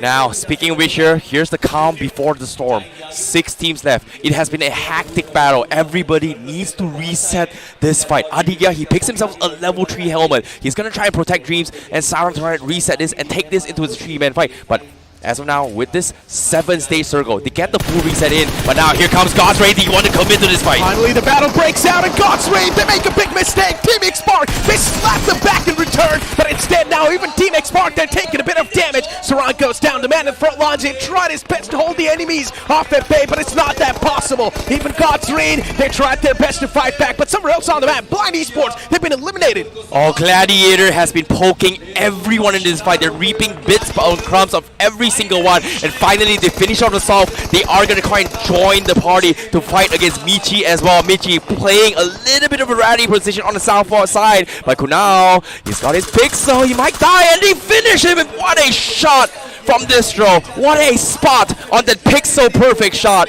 and it comes down to final 3 teams. Exactly, the top 3, it's Xpark, Gladiators, and the players of Big Brother still surviving. The main fight of this match will be Xpark versus Gladiators now, as Destro feels the players of Xpark closing towards him. Destro looking for to toss those nades, but now finally the push happens against him. Team Xpark, they're taking some critical measures against the opponents. Justin, though, he knows he's got too many angles to take care of, but that single nade from Justin found 2 knockouts. Team Xpark, even they're handicapped now, but again, Big Brother Esports looking forward to make that third party happen, and safe like a thief in the night, he shuts down the enemy Team Xpark, and even the last team gets claimed. The players of Big Brother Esports, they come in, they steal that chicken dinner like a thief in the night. Yeah, out of nowhere, a heist coming in from Big Brothers, an impressive win on the map of Miramar, the wide rotation around the hill, working out so nicely. We thought for a long time that they were going to end up fighting the players of Blind one way or the other. Did not happen. Blind got picked up by the Gladiators themselves, and Big Brothers hid their presence till the end until it was required for them to just be a part of the fight, and it was an efficient win in fact. What a performance. The robbers of the chicken stealing away from 2 teams who fought so hard throughout the final circle, reaping every single finishes as much as they can.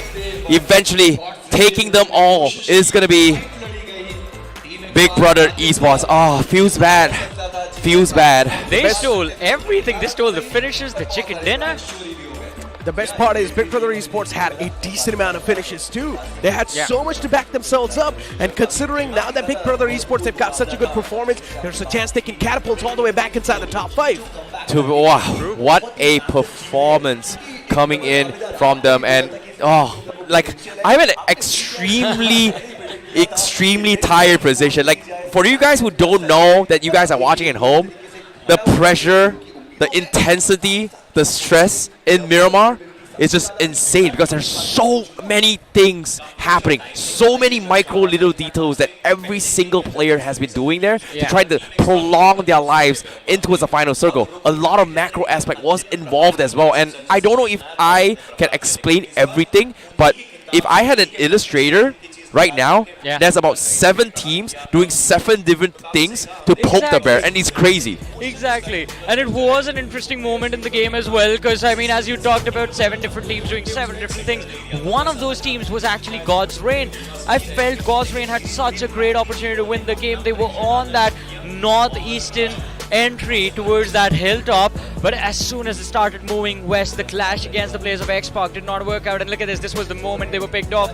Blaze tried to make a run for his life, but it did not work out for him. The frustrations of every single player shown up on screen, that just showed that anything could have happened in that circle. That's how close it was. This, I think, out of every single map we've seen thus far, this second half of the journey, it's the closest. Like, there was not a lot of action in early game, but the amount of macro, the amount of information, the amount of strategy was put into this stage just shows you how difficult this circle actually That is. exactly. Tackling the big Goliaths like Blind Esports, who was all the way on the top, on the mountain. They were dominating that entire circle, but then the players of Big Brother Esports just found a nuke in that crack. They just found that crack, and they started abusing that over and over again. They forced the players of Blind Esports to take a fight against them, and as soon as Blind Esports, they started dropping down, they were forced to make an intentional one-on-one split, and that's where Blind Esports got screwed up. Necro said it perfectly. I mean, Big Brothers, they found the crack, and Gladiators were the one who just ran a tank through it, just destroying the entire wall. But Blind Esports, I mean, again, Necro, it's the same thing. A team that is known for the aggression, playing for survival. Today, we saw them make a brilliant comeback in the overall ranking as well. But it seems like this game might just be the reason they drop out of the top 8 again. Do you think that can happen? That can indeed happen. Look, one single bad step, considering even in the overall standings, it was so fragile, it was so sensitive, there's a chance anything can happen. One bad performance, and you can drop out of that top 5 or top 8. Talk about this fight for a minute, IC. We had TWM versus the players of Night Owls in the first few moments of the game, and it felt like TWM might win it all. Yep, speaking of it as well, because if you think about it, right, this earlier fight, we are talking about bullies, right? Yeah. We're talking about farming points. 9 Hours was the team that every single team, if they know it's 9 Hours, they are going to rush up and take a fight. Midwave Esports did that earlier today, and now it is pretty much TWM. But what TWM didn't expect was they paid a very, very hefty price for that. And guess what? They lost out very, very early. But of course, as the game kind of progresses, well, we do see integrations on how the fights kind of happen, right? And in the early game, we know everyone was trying to farm finishes here, clear out zones, etc. But now, I want to talk about things that we did not see in the previous stream, and that is going to be some certain moments where I believe our producers has pretty much cut out a couple of moments here to see what has happened, right? We have a glimpse of the southeast corner a lot of times. Revenant, they pretty much choked in a spot where Blind Esports set them up, and they got greedy from Blind Esports, but eventually Revenant just got completely demolished. Revenant were just way too patient for their own well-being. I mean, they had the upper hand in that fight as well. Big Brothers on the low ground, the M249 on the flank. Everything was laid out. Exactly.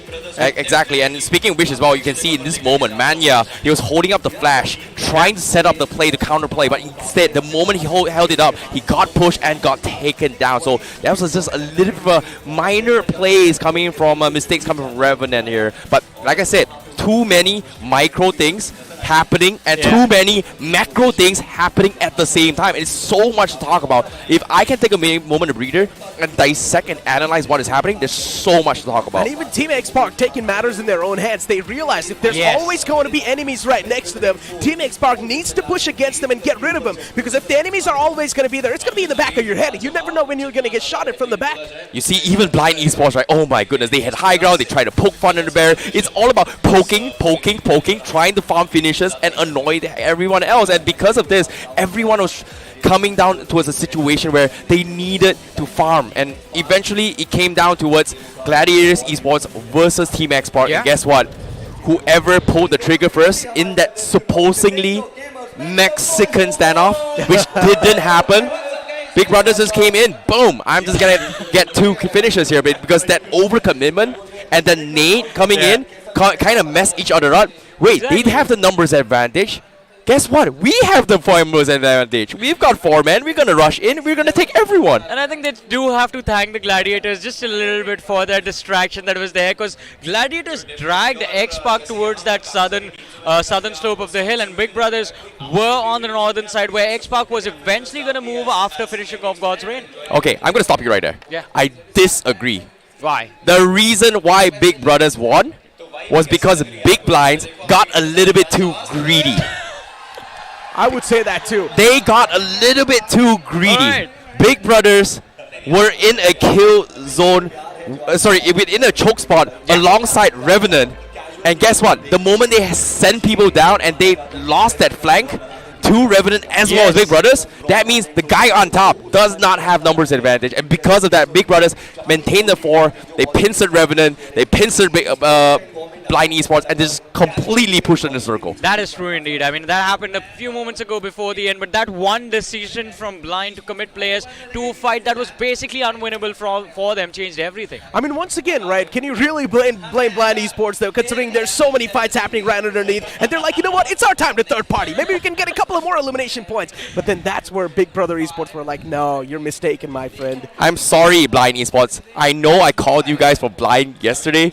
I know this time you want to open your eyes, but guess what? You jumped in down blind, and guess what? You fell down. Oh wait, there's 2 other teams. What do I do? Okay, you know what? I'm just gonna rat their way through. I'm gonna try and form a pincer attack, but it didn't really work out because why? I got 1 knock. Big Brother immediately traded him, and guess the rest was history. I'm sorry, man. Like, they tried their best, but I mean, especially Big Brother Esports, when they were moving inside the safe zone, they were just hugging that wall, and they were moving it slowly and steadily, utilizing the smokes to perfection, especially that one initial knockout that was found. The man was sitting in a little bit of crack between the rock and between the entire mountain, and as soon as that man was snuffed out, that was it. As soon as the first opening's found, the team needs to know now it's going to be a domino effect. That's the thing, right? Effect. It is indeed one, right? Like, I like that you are bringing up the domino effect.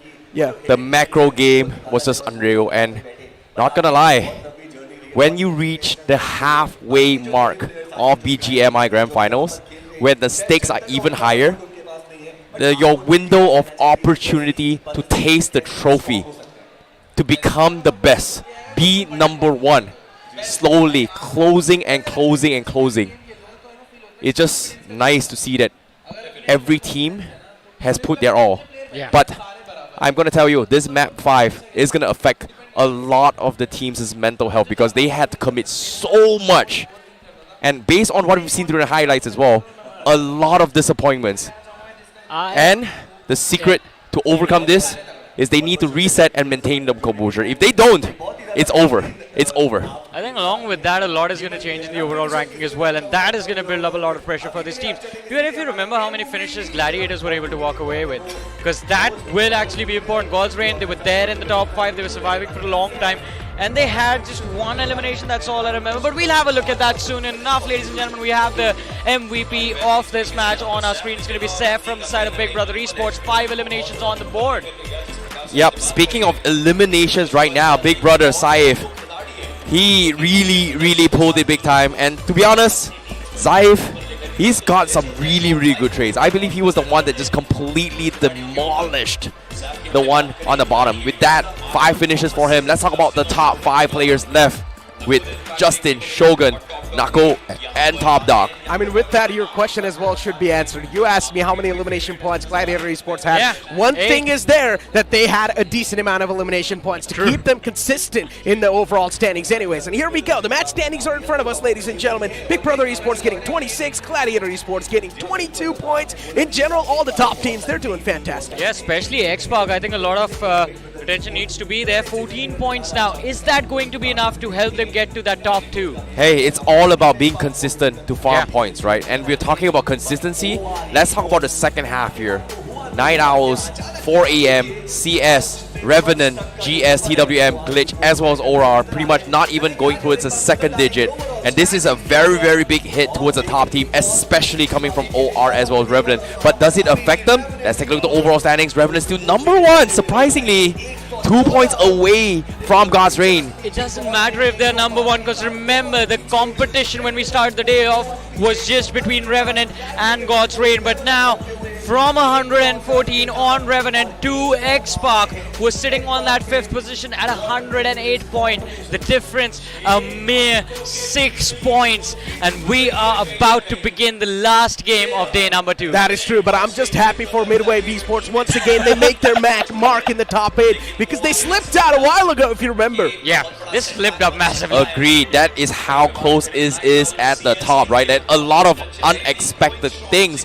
We talked about mathematical possibilities at the start of the game. But today, this bottom 8, it is going to be a little bit different as well. OR 78, Glitch X 77, Metal Esports 73 as well. Metal Esports falling even far down. But for Aggressive Man, somehow climbs the way, still remaining at 12th place. Going strong to 57, Michi 56. CS 45 and Night Owls 34. What just happened to Growing Strong? At the start of the day, they were on the 8th spot in the overall standings. They're on the first half of the board. Yeah. And now look at them. There's a big drop-off in the performance. That means throughout the day, they haven't been able to perform at all, and that's a big point of concern. It seems like they've reached their peak of how strong they can grow. And from here on out, it's going to be difficult for them to climb the leaderboard, especially considering now teams sitting at the top, in the top 5 in particular, are almost sitting at double their points. And while we were having a conversation with on the Hindi desk during the pre-show, Nekro, you were there with me, Anki said this one thing which I feel now it's going to be quite true. We might not necessarily have the top contenders for the trophy at the end of the day, but we will definitely have the names that will be nowhere close to winning. Well, speaking of names that might not win, right? Technically, like I said again, 7 more maps left, okay? Mathematically, think about this. Mathematically, okay? If they win the final chicken dinner, and on the Grand Finals day number 3, all the chicken dinners they win, yes, it is still possible. I mean, I like you, Ice. You think like me. Of course. Yeah, I mean, we're going to be hopeful. Guys, look, what's your realistic expectation, though? CS Esports Night Owls? No way, right? It's possible. No Dude, way, we dude. are in Mumbai for a reason. Yes. It is called the City of Dreams. It's all about making your dreams into reality. Dreams only come true when you're going to be consistent throughout your journey. I don't want to talk to you guys. I'm leaving. Goodbye. I don't want to be friends. Like, you guys want to put me down and be pessimistic, it's up to you. But here in Mumbai, we want to be optimistic. See, Icy gets it. He's I'm in the done. zone Goodbye. just like me, but let's see. Oh my god, he's actually leaving now. Oh no, Icy, don't leave Icy, me, no, bro. I was stay. just messing around. Stay. But you know what? I guess Look what you're doing, Salty was like, you know what, Icy, I don't really care about you. You're going to leave. I'm going to take the opportunity to jump on the mic. And here we go. Yeah. Salty's back in the action. And so is the upcoming map too, ladies and gentlemen. As we all know, the upcoming or the last game of the day is going to be the map of Erangel. And soon, the plane's going to be hitting the skies as well. Considering it's the last game, everyone's excited. Everyone's pumped up. Even the audience is pumped up. And here we go.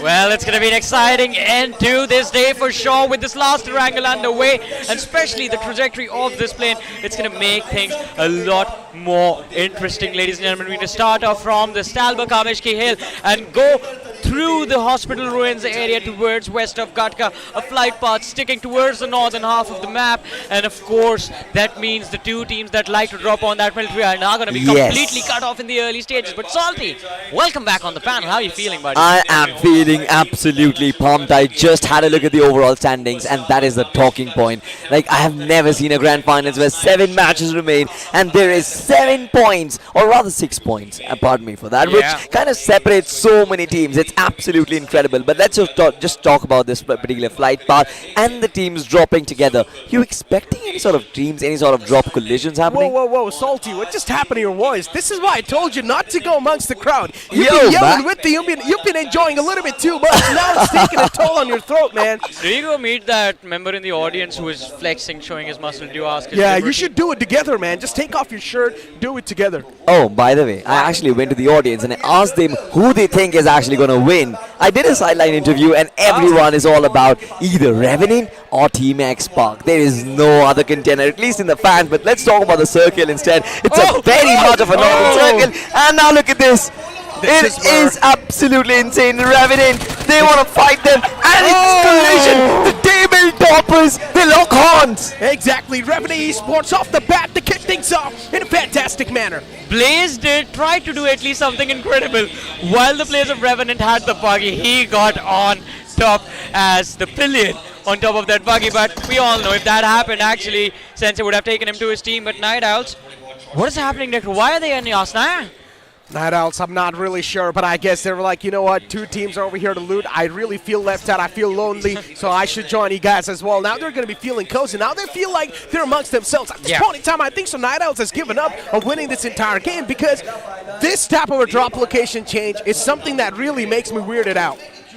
I think it's going to change the power dynamics as well, because we knew, as a matter of fact, yes, Naya was divided and it was shared by the 2 teams. Night Owls coming into the picture might not just build collisions, but also might force the teams to fight each other. Also, question to you, Necro. Why are you weirded out with this drop? Weren't you the man I've heard stories about doing this exact same thing in the past? Yeah, but it was supposed to be CS Esports who said today that they're going to go for the drop collisions. Now we're seeing Night Owls. No, I'm just concerned about the fact that the players' mentality is not really going for the win anymore. Let them have if some they fun. are going to go for the target plays like this, you clearly know Night Owls, they have given up. But you know what? Even though Night Owls have drop clashed in Yasnaya, this drop clash is the worst for God's Reign, because they have been pinned down in that western building, and their position has been controlled by the players of Night Owls. In the back lines, we have the players of Growing Strong doing what they usually do in Yasnaya. They have the northern part of the city under their control. Not a lot to worry about. I mean, God's Reign. Just, they know, as a matter of fact, there is an uninvited guest. They know that there is somebody who is not supposed to be here, who is here to disturb the balance of Yasnaya Polyana. Just like you, Salty. Hey, yo, Necro, you're getting back into form. You're getting back into roasting me. I kind of like it, to be honest. Whoa. Can we get the audience in it? Wait. That's true. Let me just explain this, all right? I kind of, over the course of the last 3 months, I kind of am so used to Necro roasting me every single time. I think like this is... But look at this! These guys are still parachuting towards the military island. Now, I understand the plane flight path was a little bit far away, so it takes a long time to glide. But still, look at the amount of time that's already been passed away. And these guys haven't even got their hands on a single loot. But as soon as I say that, this man gets his hands on a level 3 West. I mean, Gladiators, as a matter of fact, they're so stubborn. They always want to drop down on military base, no matter what flight path do we have. And they will make sure it will happen no matter what. Well, let's see though. I mean, I like for the Gladiators one thing, they never give up, and they've still managed to find their drop in the military island. Exactly. Gladiator Esports, I mean, a little bit of rash driving, but it's completely fine considering there's no cops over here. I mean, I brought up this point with IC as well. Since IC was new to India, I kind of told him that all these players, it is my petition to seize their driving licenses. Throughout the BGIS, that is all that I've been talking about. Seize their driving licenses. They do not drive, they do not ride safe. That is true. I'm pretty sure you know a lot about riding. Before now, we've got the players growing strong on our screens, and they are in quite an interesting spot. Looking pretty decent, yeah, it's understandable. Not really in the best of the spot to gain a lot of loot from, but growing strong, this is something that they can look up to in the future lines. I mean, growing strong, as a matter of fact, right? I was expecting a little bit of a comeback, to be honest. I was expecting this team to go in hammering down other teams, take collisions where they're comfortable at. But that never really happened, to be honest. Growing strong just really crumbled under the pressure that was built up on the first day. And today as well, they're not looking their own self. They're not looking the team that dominated the entirety of the semi-finals, Necro. That is true. And speaking about MICI Esports too, it's one of those teams that has lost their groove, but I'm really looking forward to sort of see MICI Esports grow up a little bit more better inside this tournament. What do you think MICI Esports should do to sort of adapt to the entire LAN environment? I don't think they have the opportunity to adapt anymore. To be honest, the way MICI are placed on the overall standings, and we saw how far they were in terms of contesting for that trophy itself. I think MICI, they have a very long time to do, almost about like 30-40 points, and that will only be possible if they get a giga-banger of a game, Necro. And I've never seen that coming in from MICI, but look at this, growing strong. It seems like they've spotted somebody else in the backdrop. Godbot's in the front.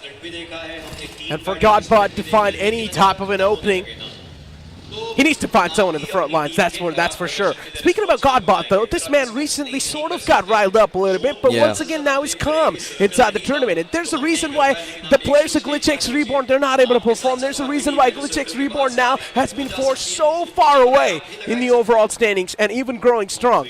I think in teams where individual players, their performances matter a lot, right? For example, God's Reign, they set up Ninja Jot. I felt GlitchX Reborn as well. They set up Roman, Growing Strong. They set up Godbot as well. And those situations, it's extremely important for the player for whom the play is being set up to actually perform and outperform himself, the standard that he has set to try and keep his team and to keep his team's morale. Godbot and Roman, they haven't really been able to do that. Roman has been doing that in a couple of matches. Godbot has been doing that in a couple of matches, but not consistent enough to be on the first page of the overall standings. Exactly. I mean, we've got the players of OR Esports in front of us, and for them, the things are not really looking that great, right, Salty? Now, exactly. They definitely need to get back in the group. But once again, speaking about OR Esports, this sort of are like a sweet mixture of both aggression.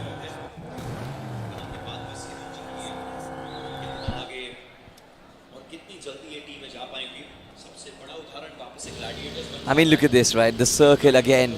All of a sudden, Medley Esports are right at the very top.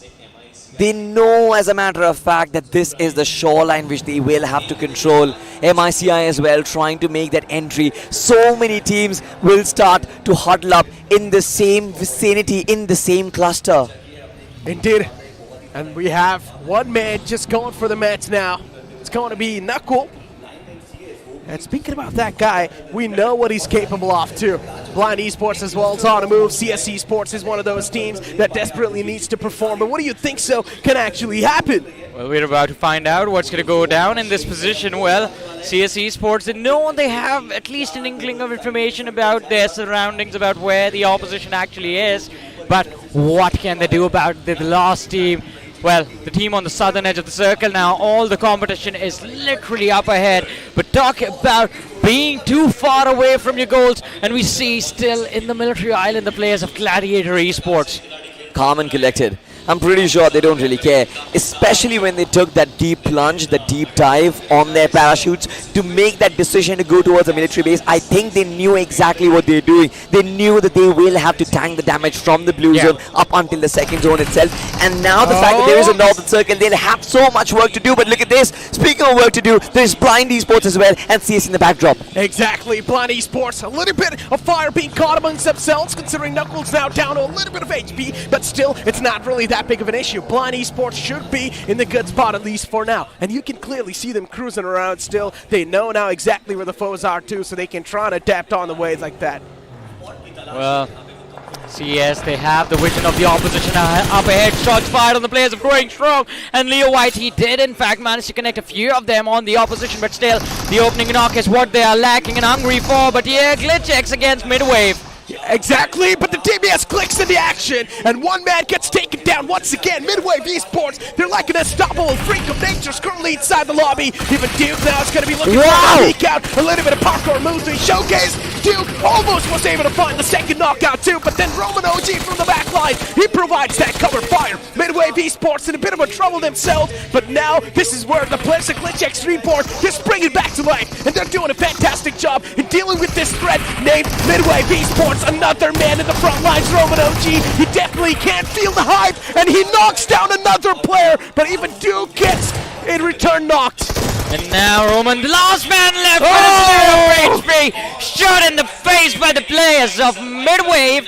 Aru securing that finish for his team, but there's no time to celebrate for the lads of Midwave, because CS Esports, they were on the hunt and finally found their targets. The nade from Leo is going to secure the finish, but in the back line they have two more players left to work with. Can Midwave recover? It's going to be extremely difficult for them. CS Esports playing the party crasher role. It's not this entire third-party situation. At CS Esports, they're here to claim the candies. They're here to get a little bit of piece of the pie.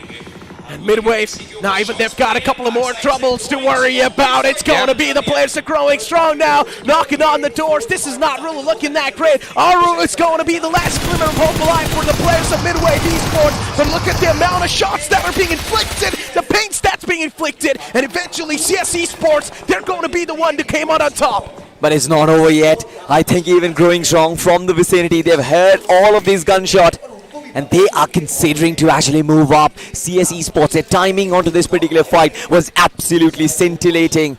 They knew that Midway was hurt from that initial fight. But why it was so important for Midway? They were still contending for that trophy. They're still in the running distance from topping the charts, from topping the table.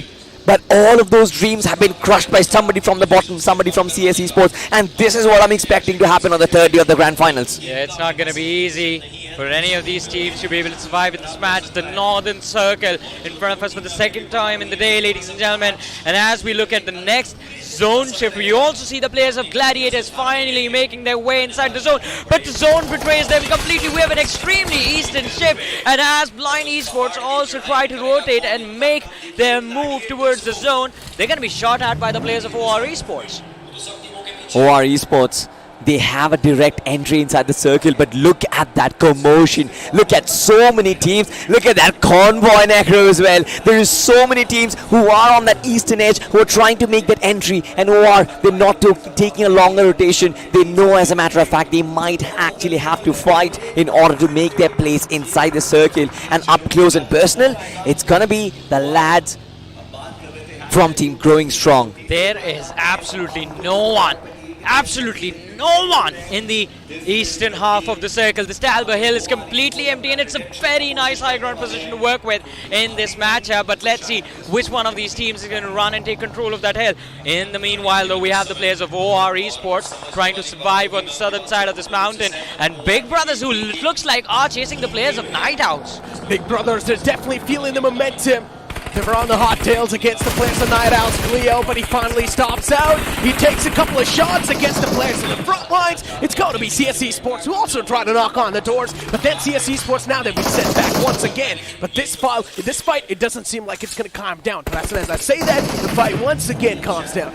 It for sure will, but Night Owls, their positioning, this is not perfect. There are so many teams in the vicinity, right up close and personal. You mentioned CS Esports. Shots will be taken. One of their players was damaged so much, and they need to make a quick getaway. But where will they go? Right up close and personal. It's going to be the lads from OR Esports. You see the players of Night Owls on the screen. The amount of concentration that is there in this team, it can be felt through the screens as well, ladies and gentlemen. Just completely zoned in. Careful, paranoid about where they are going and where the opposition might be. But now we switch focus to the players of MICI, who I think have a brilliant spot to work with. They're on that northwestern edge of the circle in a gas station. A brilliant cover position for them, and absolutely no one in the surroundings. Exactly. Speaking about the surrounding, though, we've got the players of MICI Esports, and this team's been struggling throughout this entire tournament. Even inside day 2, we thought MICI Esports might just show some glimmers of brilliance, but no, that's not the case. But there's a potential fight that might just brew up, and it has actually brewed up as well. CS Esports, they lose out on one of the men, but it's completely fine, though, because they're going to get their hands on one elimination. I mean, Revenant Esports, right? They had a good spot, but that is the courtesy, that is the trade-off of having a good spot. You are the center of attraction, and in this case, Revenant Esports were the center of attraction. They were being invaded by CS Esports. MJ is still trying to fight back, but I think this is a long-lost battle, Necro. Indeed it is, and that's what it seems like. Revenant Esports especially. They know they've got a couple of foes knocking on the doors. It's going to be a tough one. Another circle shift comes into play, and this is where the players of Revenant Esports might just have a chance to rise back up from the ashes, because they're being surrounded by a lot of the teams. CS Esports, they're here to invade the compound. They're here to invade the privacy. MJ, he's tossed out one nade. The man's being knocked out. He's trying his best to hold off the players of CS Esports on the bay. He does not want them to come inside the house. Exactly, because the moment they enter this compound, Revenant Esports, their journey for the day will be done, and they don't want to be eliminated on the 13th position. But CS Esports, they don't want to give up on this, and they might have to do, because come the Night Owls themselves. It's Dreams and Roxy starting things off. Exactly.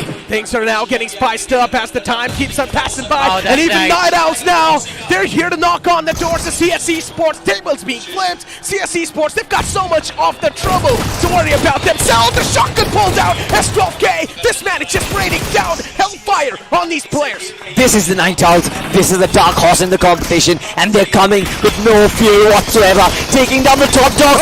Through the smoke, MJ tried to make something happen, but Night Owls shut him down. They did get 2 players knocked down, but they're gonna resurrect them all again.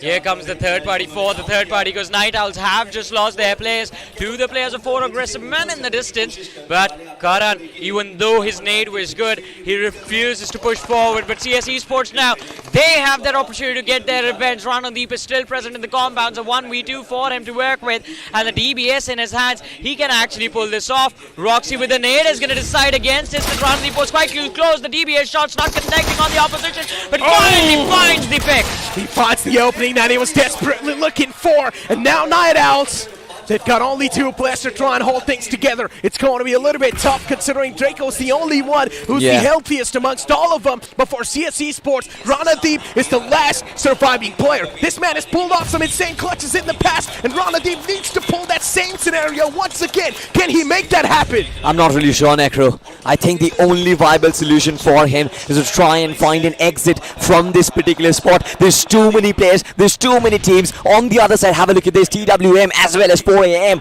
They're starting to close on up, and TWM is completely out in the open. God's Reign as well in a world of hurt, as Robin has been knocked out. We have Ninja Jord, Aquanox still surviving on that southern edge of the zone, and they're going to be under heavy pressure from the players of OR Esports soon, who are moving in their direction.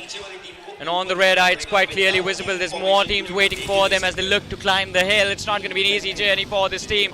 3 men remaining from this lineup. Look at this, Destiny. What will the destiny of this nade be? Will it connect on Spider, secure the knock, or will it give away the location of this man from the side of TWM? TWM, right now, they know the opponents are in the front lines. The man's cooking up that nade. Ninja tosses it across.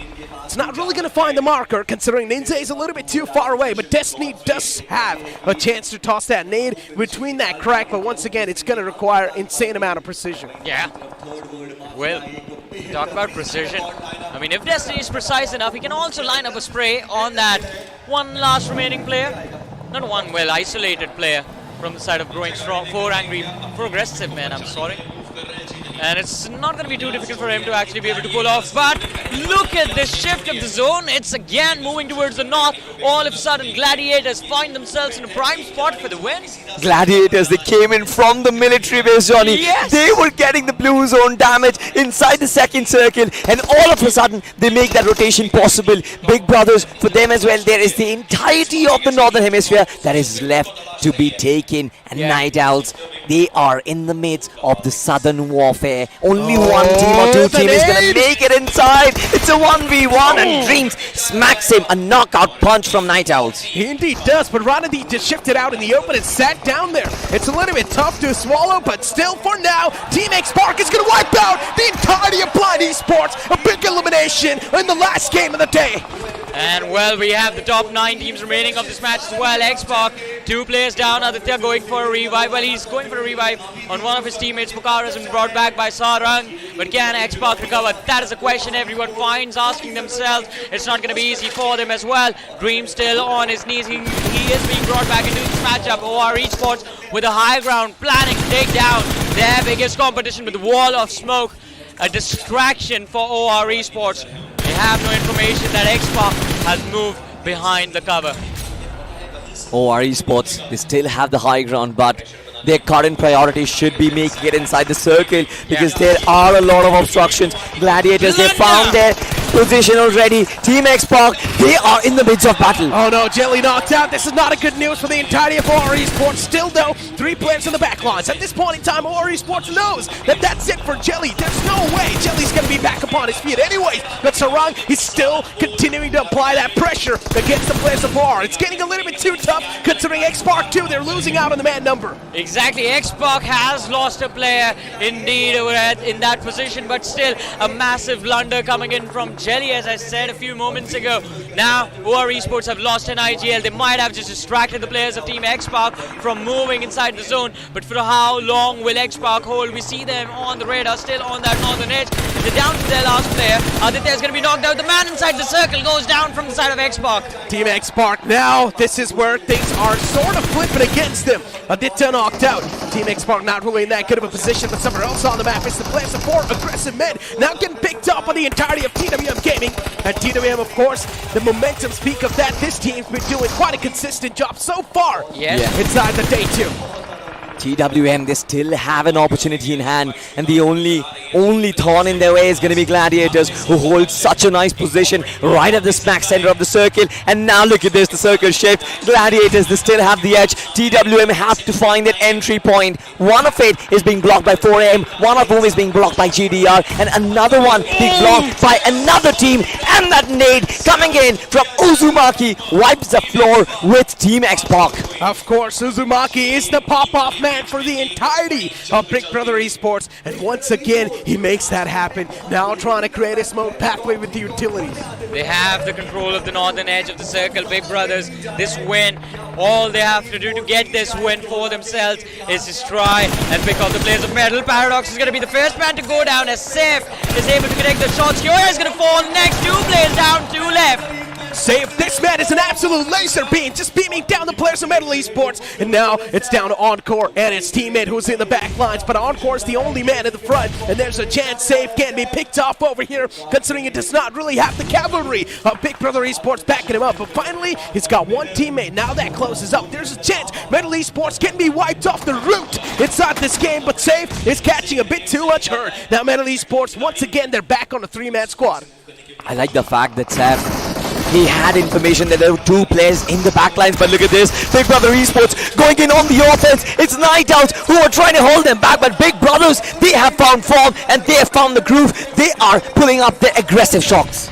Well, an impressive fight from Big Brother to earn in a 3-1 split, but over in the feed, look at this, OR destroying the players of TWM. Now we have the top 4 of this matchup remaining, ladies and gentlemen, where we have Gladiators against Metal, Big Brothers and OR Esports. That is true, Gladiator Esports, as usual. This team has been performing so well today. There's a reason why we mentioned Destro had fire in his eyes, and today he's unleashing that fire. He's raining down hellfire on every single team that is currently standing inside the competition.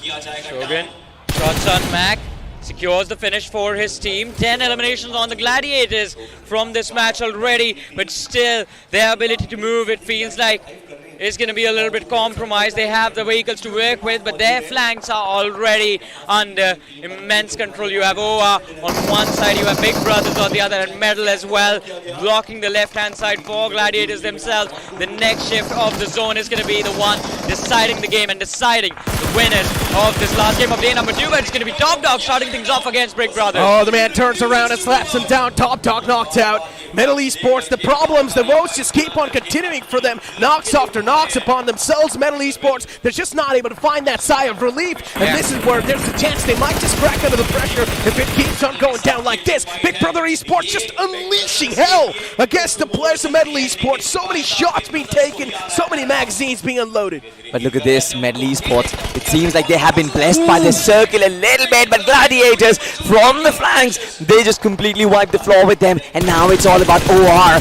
OR, of course, the vehicle will try and protect them, but Justin, he knows exactly where their position is, and he has pinned them down. But ammo, he's running out of ammo now. He needs to be careful. 40 in the mag, 10 in the bag. Armor is almost gone. Sees the player, gets distracted for a second.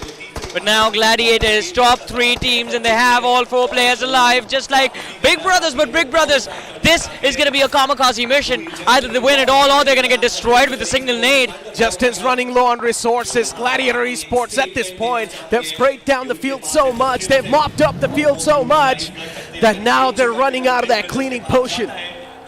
But OR Esports, lying in the back lines, they're the only ones who can just be the onlookers of the fight. They have the height advantage as well. And from the top, it's Justin who's been knocked out. It is certainly OR Esports, and their lifeline in this game is dwindling down. OR Esports trying their best to fight back inside this entire scenario, and Gladiator Esports in the front from the sidelines. They're getting shot at by Big Brother Esports. Nowhere to go. OR Esports, they're being forced by the wall of death as well. The damage is uncontrollable. It's going to be so much damage that OR Esports does not have any other choice than to draw and make it inside the circle. But as they do so, Adamino, he finds 2 beautiful knockouts against the Gladiators, and Big Brother Esports now, they're going to be looking forward to take the advantage of this entire situation. But Adamino can't do much now. He had the final 3 rounds left in that bag, and what OR has done is just handed this game on a silver platter to the players of Big Brother Esports, who are looking to go for a push against the Gladiators themselves.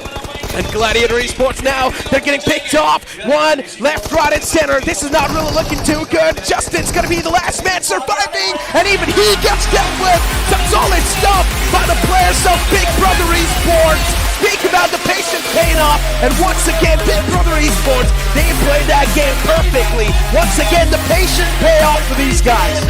I mean, who could have thought a back-to-back chicken dinner for Big Brother Esports, and all of a sudden, with 12-13 finishes on board, it seems like this team in fact, has completely flipped the overall standings on its face. They have flipped the expectations of everyone that is watching them from day number one. A back-to-back win, as you mentioned, and not just an ordinary back-to-back win. They have big numbers on the board as well in this one. They've walked away with 13 eliminations for themselves, and Gladiators, they tried their level best, but it was the troublemakers from the side of OR Esports who were able to change everything and make sure that there was no way Gladiators could fight back against Big Brothers in the ending fight of this game. These undergods are proving, well, evolving into gods themselves. 13 elimination points wrapped up in total. Yeah. That was indeed a nuclear performance from Big Brother Esports, and I like the fact that you brought up this point. Now the overall standings are going to be flipped onto every single team's face. Now all of a sudden, I think Revenant and Godwin are breathing heavy, Johnny. Look at this. So I think the media folks want another picture from Big Brothers for the chicken dinner. But I think they already have it from the previous game, because it's a back-to-back win on Miramar, on Oracle. No, but this time actually Rishi decides to flex his biceps as well, which is a good thing. I think Rishi has actually developed good biceps. I will try and train with him. Yeah, they did carry this game pretty hard. I mean, they were able to make sure the opposition was pinned down. Nowhere left to go. But let's see, ladies and gentlemen, the excitement at the start of the previous game. And of course, we witnessed the pressure, the moment where Medal, they knew they messed up in this match. They did not have anything to work with. And of course, the final moment where Big Brothers secured their their second chicken dinner, and of course, the first back-to-back win that we have had in the finals. I mean, oh, he did flex. It's actually so funny. Maisie predicted that Big Brothers were going to be the winners of BGIS right at the start of BGIS itself. And now inside of the Grand Finals, a performance like this, they were somewhere in the 5th and the 6th spot. And now with this game, Necro, what are your thoughts about it? Look, I'm just over here supporting Maisie, man. They have been saying that Maisie is sort of like a curse for every single team that he picks. But this time, now that Big Brother Esports has been picked by Maisie, he deserves all the credit. Then why do you pick on him? Because he didn't pick any team. I literally picked Revenant and Godwin, and they are fighting for the number 1 and number 2 spot. What? Okay, now he's just making up some names in his mind. He knows that those teams are like the top. I have written proof, Necro. I have. Okay, show me then. Show me right now. Show it to the camera. All right, off the broadcast. You see, he's just making stuff up. Well, no matter what he makes up, one thing he can't make up, and I think Salty will agree with me on this, that this game was very impressive from the top 3 teams. In fact, OR Esports, a nice recovery in day number 2, Big Brothers as well, and of course, Gladiators, we saw them drop out of the top 8 today after the first game, but what an impressive way to bring themselves back, not just in the top 8, but in a position from where they can actually win it all on Sunday. I mean, to be honest, that is a lot. That is a lot for somebody to digest, to be honest, because we witnessed in the overall standings just about now that there was so much competition going on. Now we have a completely different table toppers. Gladiators had such a fantastic game from the military base. They were all about to win it. I think they've got to blame it to Admino for actually screwing it all for them. It's been a wild ride, man. It's been a wild ride, not just in the matches, but overall, if you look at the day, it's been so exciting. This fight was quite intense, to be honest. No one got to celebrate at the end of it, though. Exactly.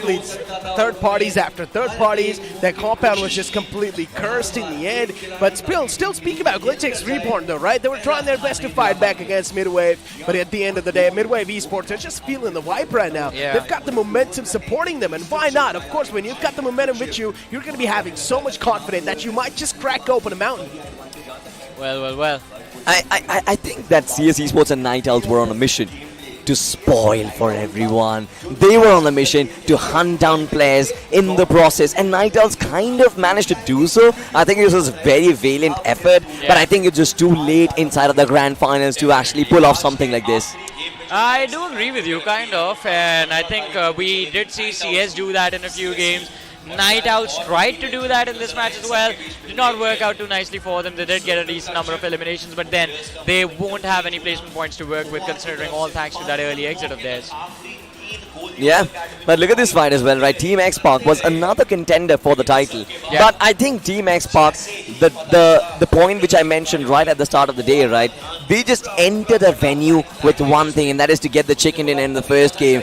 And after that, their performance just starts dwindling. I don't know why. This is just weird. Well, it was a little bit weird, but as we move to the closing moments of the game, we did have the players of Big Brothers. They kicked things off in terms of getting those elimination numbers extremely late inside the match, but as soon as they had control of that hill, and it was quite weird because usually you see teams working from the northern part of a hill. Big Brothers made this win happen from the south.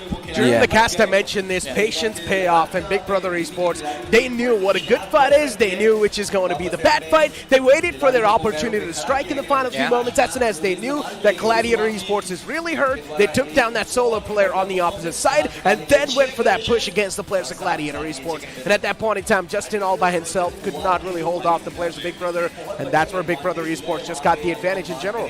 I think there was a very famous dialogue which actually went famous when Scout was called the technical, mechanical god of the country. I think Admino sort of deserves that title. He had no first aid kits to actually work with. He literally had basically few bullets to actually work with as well, but this man still was able to dwindle down every single plan which Gladiators had in this final circuit. I'm going to copy that line. There was a famous dialogue which actually went famous. I like that dialogue a lot. Yeah, I didn't hear a sentence. What is yours?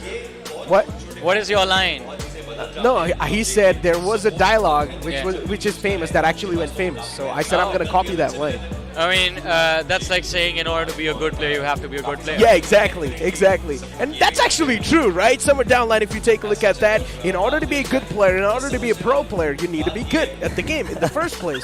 If you're not going to be good, how can you be a good player? But look at the crowd, man. These guys have definitely enjoyed today's vibe. Every single person in the crowd, they were enjoying the games. A lot of the chants for Team X Park. Scout, Mavi2 visited the entire arena. A lot of legendary players too from the Indian sports visited. It was an absolute affair. It was such a great affair on day 2. The man's sign was upside down. Glad he realized it as soon as it was there on the big screen. But oh, by the way, Johnny, it reminds me of one thing. I'm sorry to cut you off, but one of the person from the audience, he wanted an autograph, and he handed me his placard, which was just upside down. I was like, at least hold it straight, man.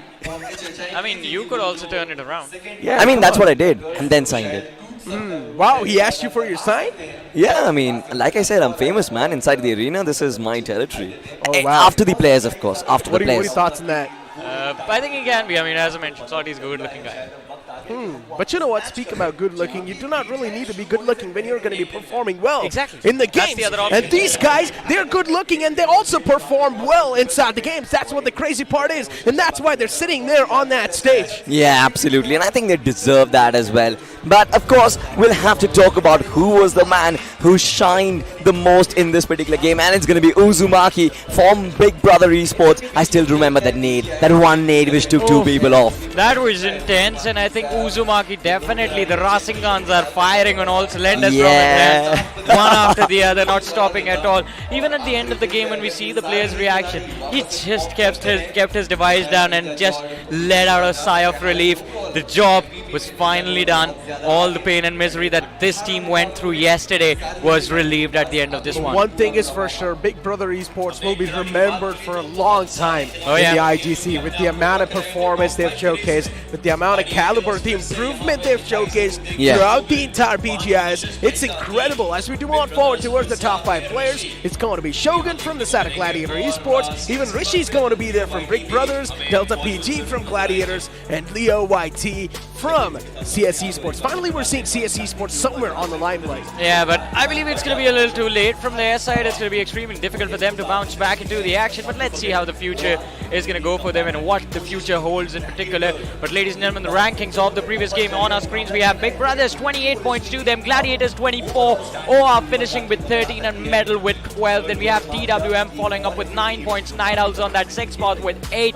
Team X-Park on the 7th with 6 points. And CS, this was one of the best games for CS on the 8th position with just 6 points to their name. I think it's going to be extremely difficult for CS to bounce back tomorrow. But one thing is for sure, the first position might have a different name on it in the overall rank. Not just the first position, Johnny. Might as well be the second position as well, because Gladiators had 24 points from this particular game. Let's look at the second page of the point standings as well. Midwave Esports, who were in contention for that #1 spot. Only 4 points is not really going to help them, ladies and gentlemen. We are going to transition onto the overall standings, which is going to give us our new top 2, Big Brother Esports and Gladiator Esports, 138 and 134 points respectively, and that's a mic drop. They made it all happen in today itself. I mean, it was a risky start to the day. They were struggling for so long since yesterday, but in this day itself, they have made it happen with the back-to-back wins, the first position, and they have a 4-point advantage to work with. But Revenant, they were on the first spot for so long, and now they find themselves on the third. This is gonna sting the players of Revenant Esports. That first spot, that throne being snatched away by the players of Big Brother Esports. Imagine the amount of emotions the players of Revenant Esports are gonna be facing. Not just Revenant Esports, even Team X-Park. They're gonna be facing the same emotions. God's Reign on the 5th spot. TWM Gaming, they made a massive comeback happen too. Blind Esports as well. Today was the pop-off day for them. Well, it was a pop-off day indeed. God's Reign, they have taken a drop as well from being on the 2nd to being on the 5th. But we're going to move to the next page of the rankings, ladies and gentlemen. OR Esports still struggling to recover medal. They made an impressive climb throughout the day. They were started their day on the 13th position, but now they brought themselves on the 10th. But still, the top 5 is going to be far away for them. Absolutely. But you know what this reminds me of? That CS Esports pop-up when they actually had 60 points from just 2 games. I think Big Brothers sort of pulled exactly that, and I think with these 2 chicken dinners, they're not losing this momentum. But I kind of feel for Revenant fans. They're in shock right now, and we can directly see them. They certainly are on their feet, and they deservedly do so, because I think they never really expected somebody to topple them like this. And it's going to be quite interesting to see how tomorrow goes, right, Necro? Exactly. Tomorrow, considering it's going to be the last day, not exactly the last day, because tomorrow is going to be a little bit of break, because there is going to be a match, a cricket match, and for me, a good luck to the Indian cricket team for the World Cup. Why just from you, man? What are we supposed to do? I mean, good luck from all you of guys us. give it the individual good lucks, right? So the more the individual good luck, the more special everyone feels. Good luck from both of us as well, I guess. That doesn't really make sense, Necro, but whatever it is, I think I'm going to wish them the very best. I'm pretty sure they are going to do a good job. It is a World Cup after all. It is a matter of pride. And imagine what a weekend we're supposed to have. I mean, today it's Friday. We have the finals day #2 of BGIS. Tomorrow it's going to be India in their match for the World Cup. And then on Sunday, ladies and gentlemen, we are going to be back here in this arena.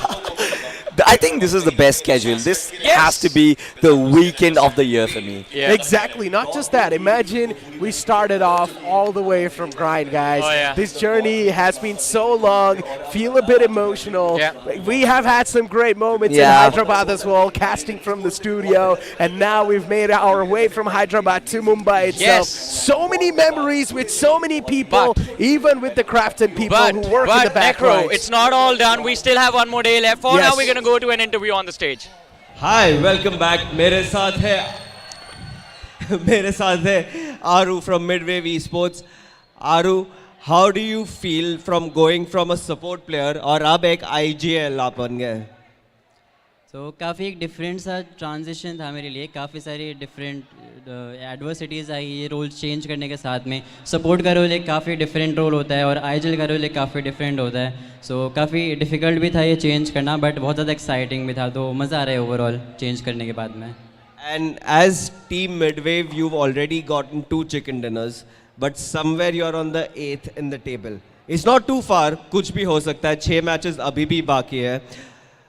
What are you going to do as an IGL in the break that we have tomorrow, that you make a comeback so that you probably take home this big chicken dinner? So I guess अब तक काफ़ी matches हो चुके हैं, 12 matches हो चुके हैं, and it is enough time for everyone to understand कि लॉबी कैसे वर्कआउट करती है, टीम्स का और प्लेयर्स का माइंडसेट कैसा वर्क करता है. सो अभी आई थिंक हम लोग सब कुछ समझ चुके हैं and we are very confident for tomorrow. And आज के दिन में हमने देखा the under gods have completely dominated and big brother is at the top of the table. क्या हो रहा है? Was day one a little nerve racking for you guys के लैन है, बहुत सारे सपोर्ट आ रहे हैं and today you gotten into the form, और what's the scene? No, I think the best चीज़ है कि हम लोग फ़ैन फेवरेट्स नहीं हैं, सो आई गेस सबसे ज़्यादा प्रेशर तो TX पर ही होगा, कॉज सब लोग उन्हीं के लिए चेयर करें. एंड प्रेशर का एज सच हमारी टीम पर कुछ था नहीं, कॉज बहुत सारे लैंड्स ऑलरेडी खेल चुके हैं, सब लोग एक्सपीरियंस प्लेयर्स हैं, सो प्रेशर कुछ भी नहीं था, बहुत ज़्यादा मज़ा आ रहा था, एक्साइटेड थे. एंड ऑनेस्टली फर्स्ट मैच में थोड़ी बहुत नर्व्स वगैरह थी, लॉबी समझने के लिए, डिवाइसेस, ईयरफोन्स वगैरह सब कुछ, बट सेकेंड मैच से it was normal. Okay then, best of luck to Aru from Midwave Esports. In the meantime, thank you guys for being here with us at NSCI Dome. A big round of applause to all of you for being a wonderful audience. Those of you watching online at home, thank you for joining us. We're going to take a short break and be back on the 15th for the final 6 matches when we find out which of these 16 teams are taking home this trophy and the 2 crore prize pool. Hope you guys are ready for this, and if you are in Mumbai, make sure you come to the NSCI Dome. It's gonna be madness. This is me, Zoxis, signing out one last time. Bye-bye!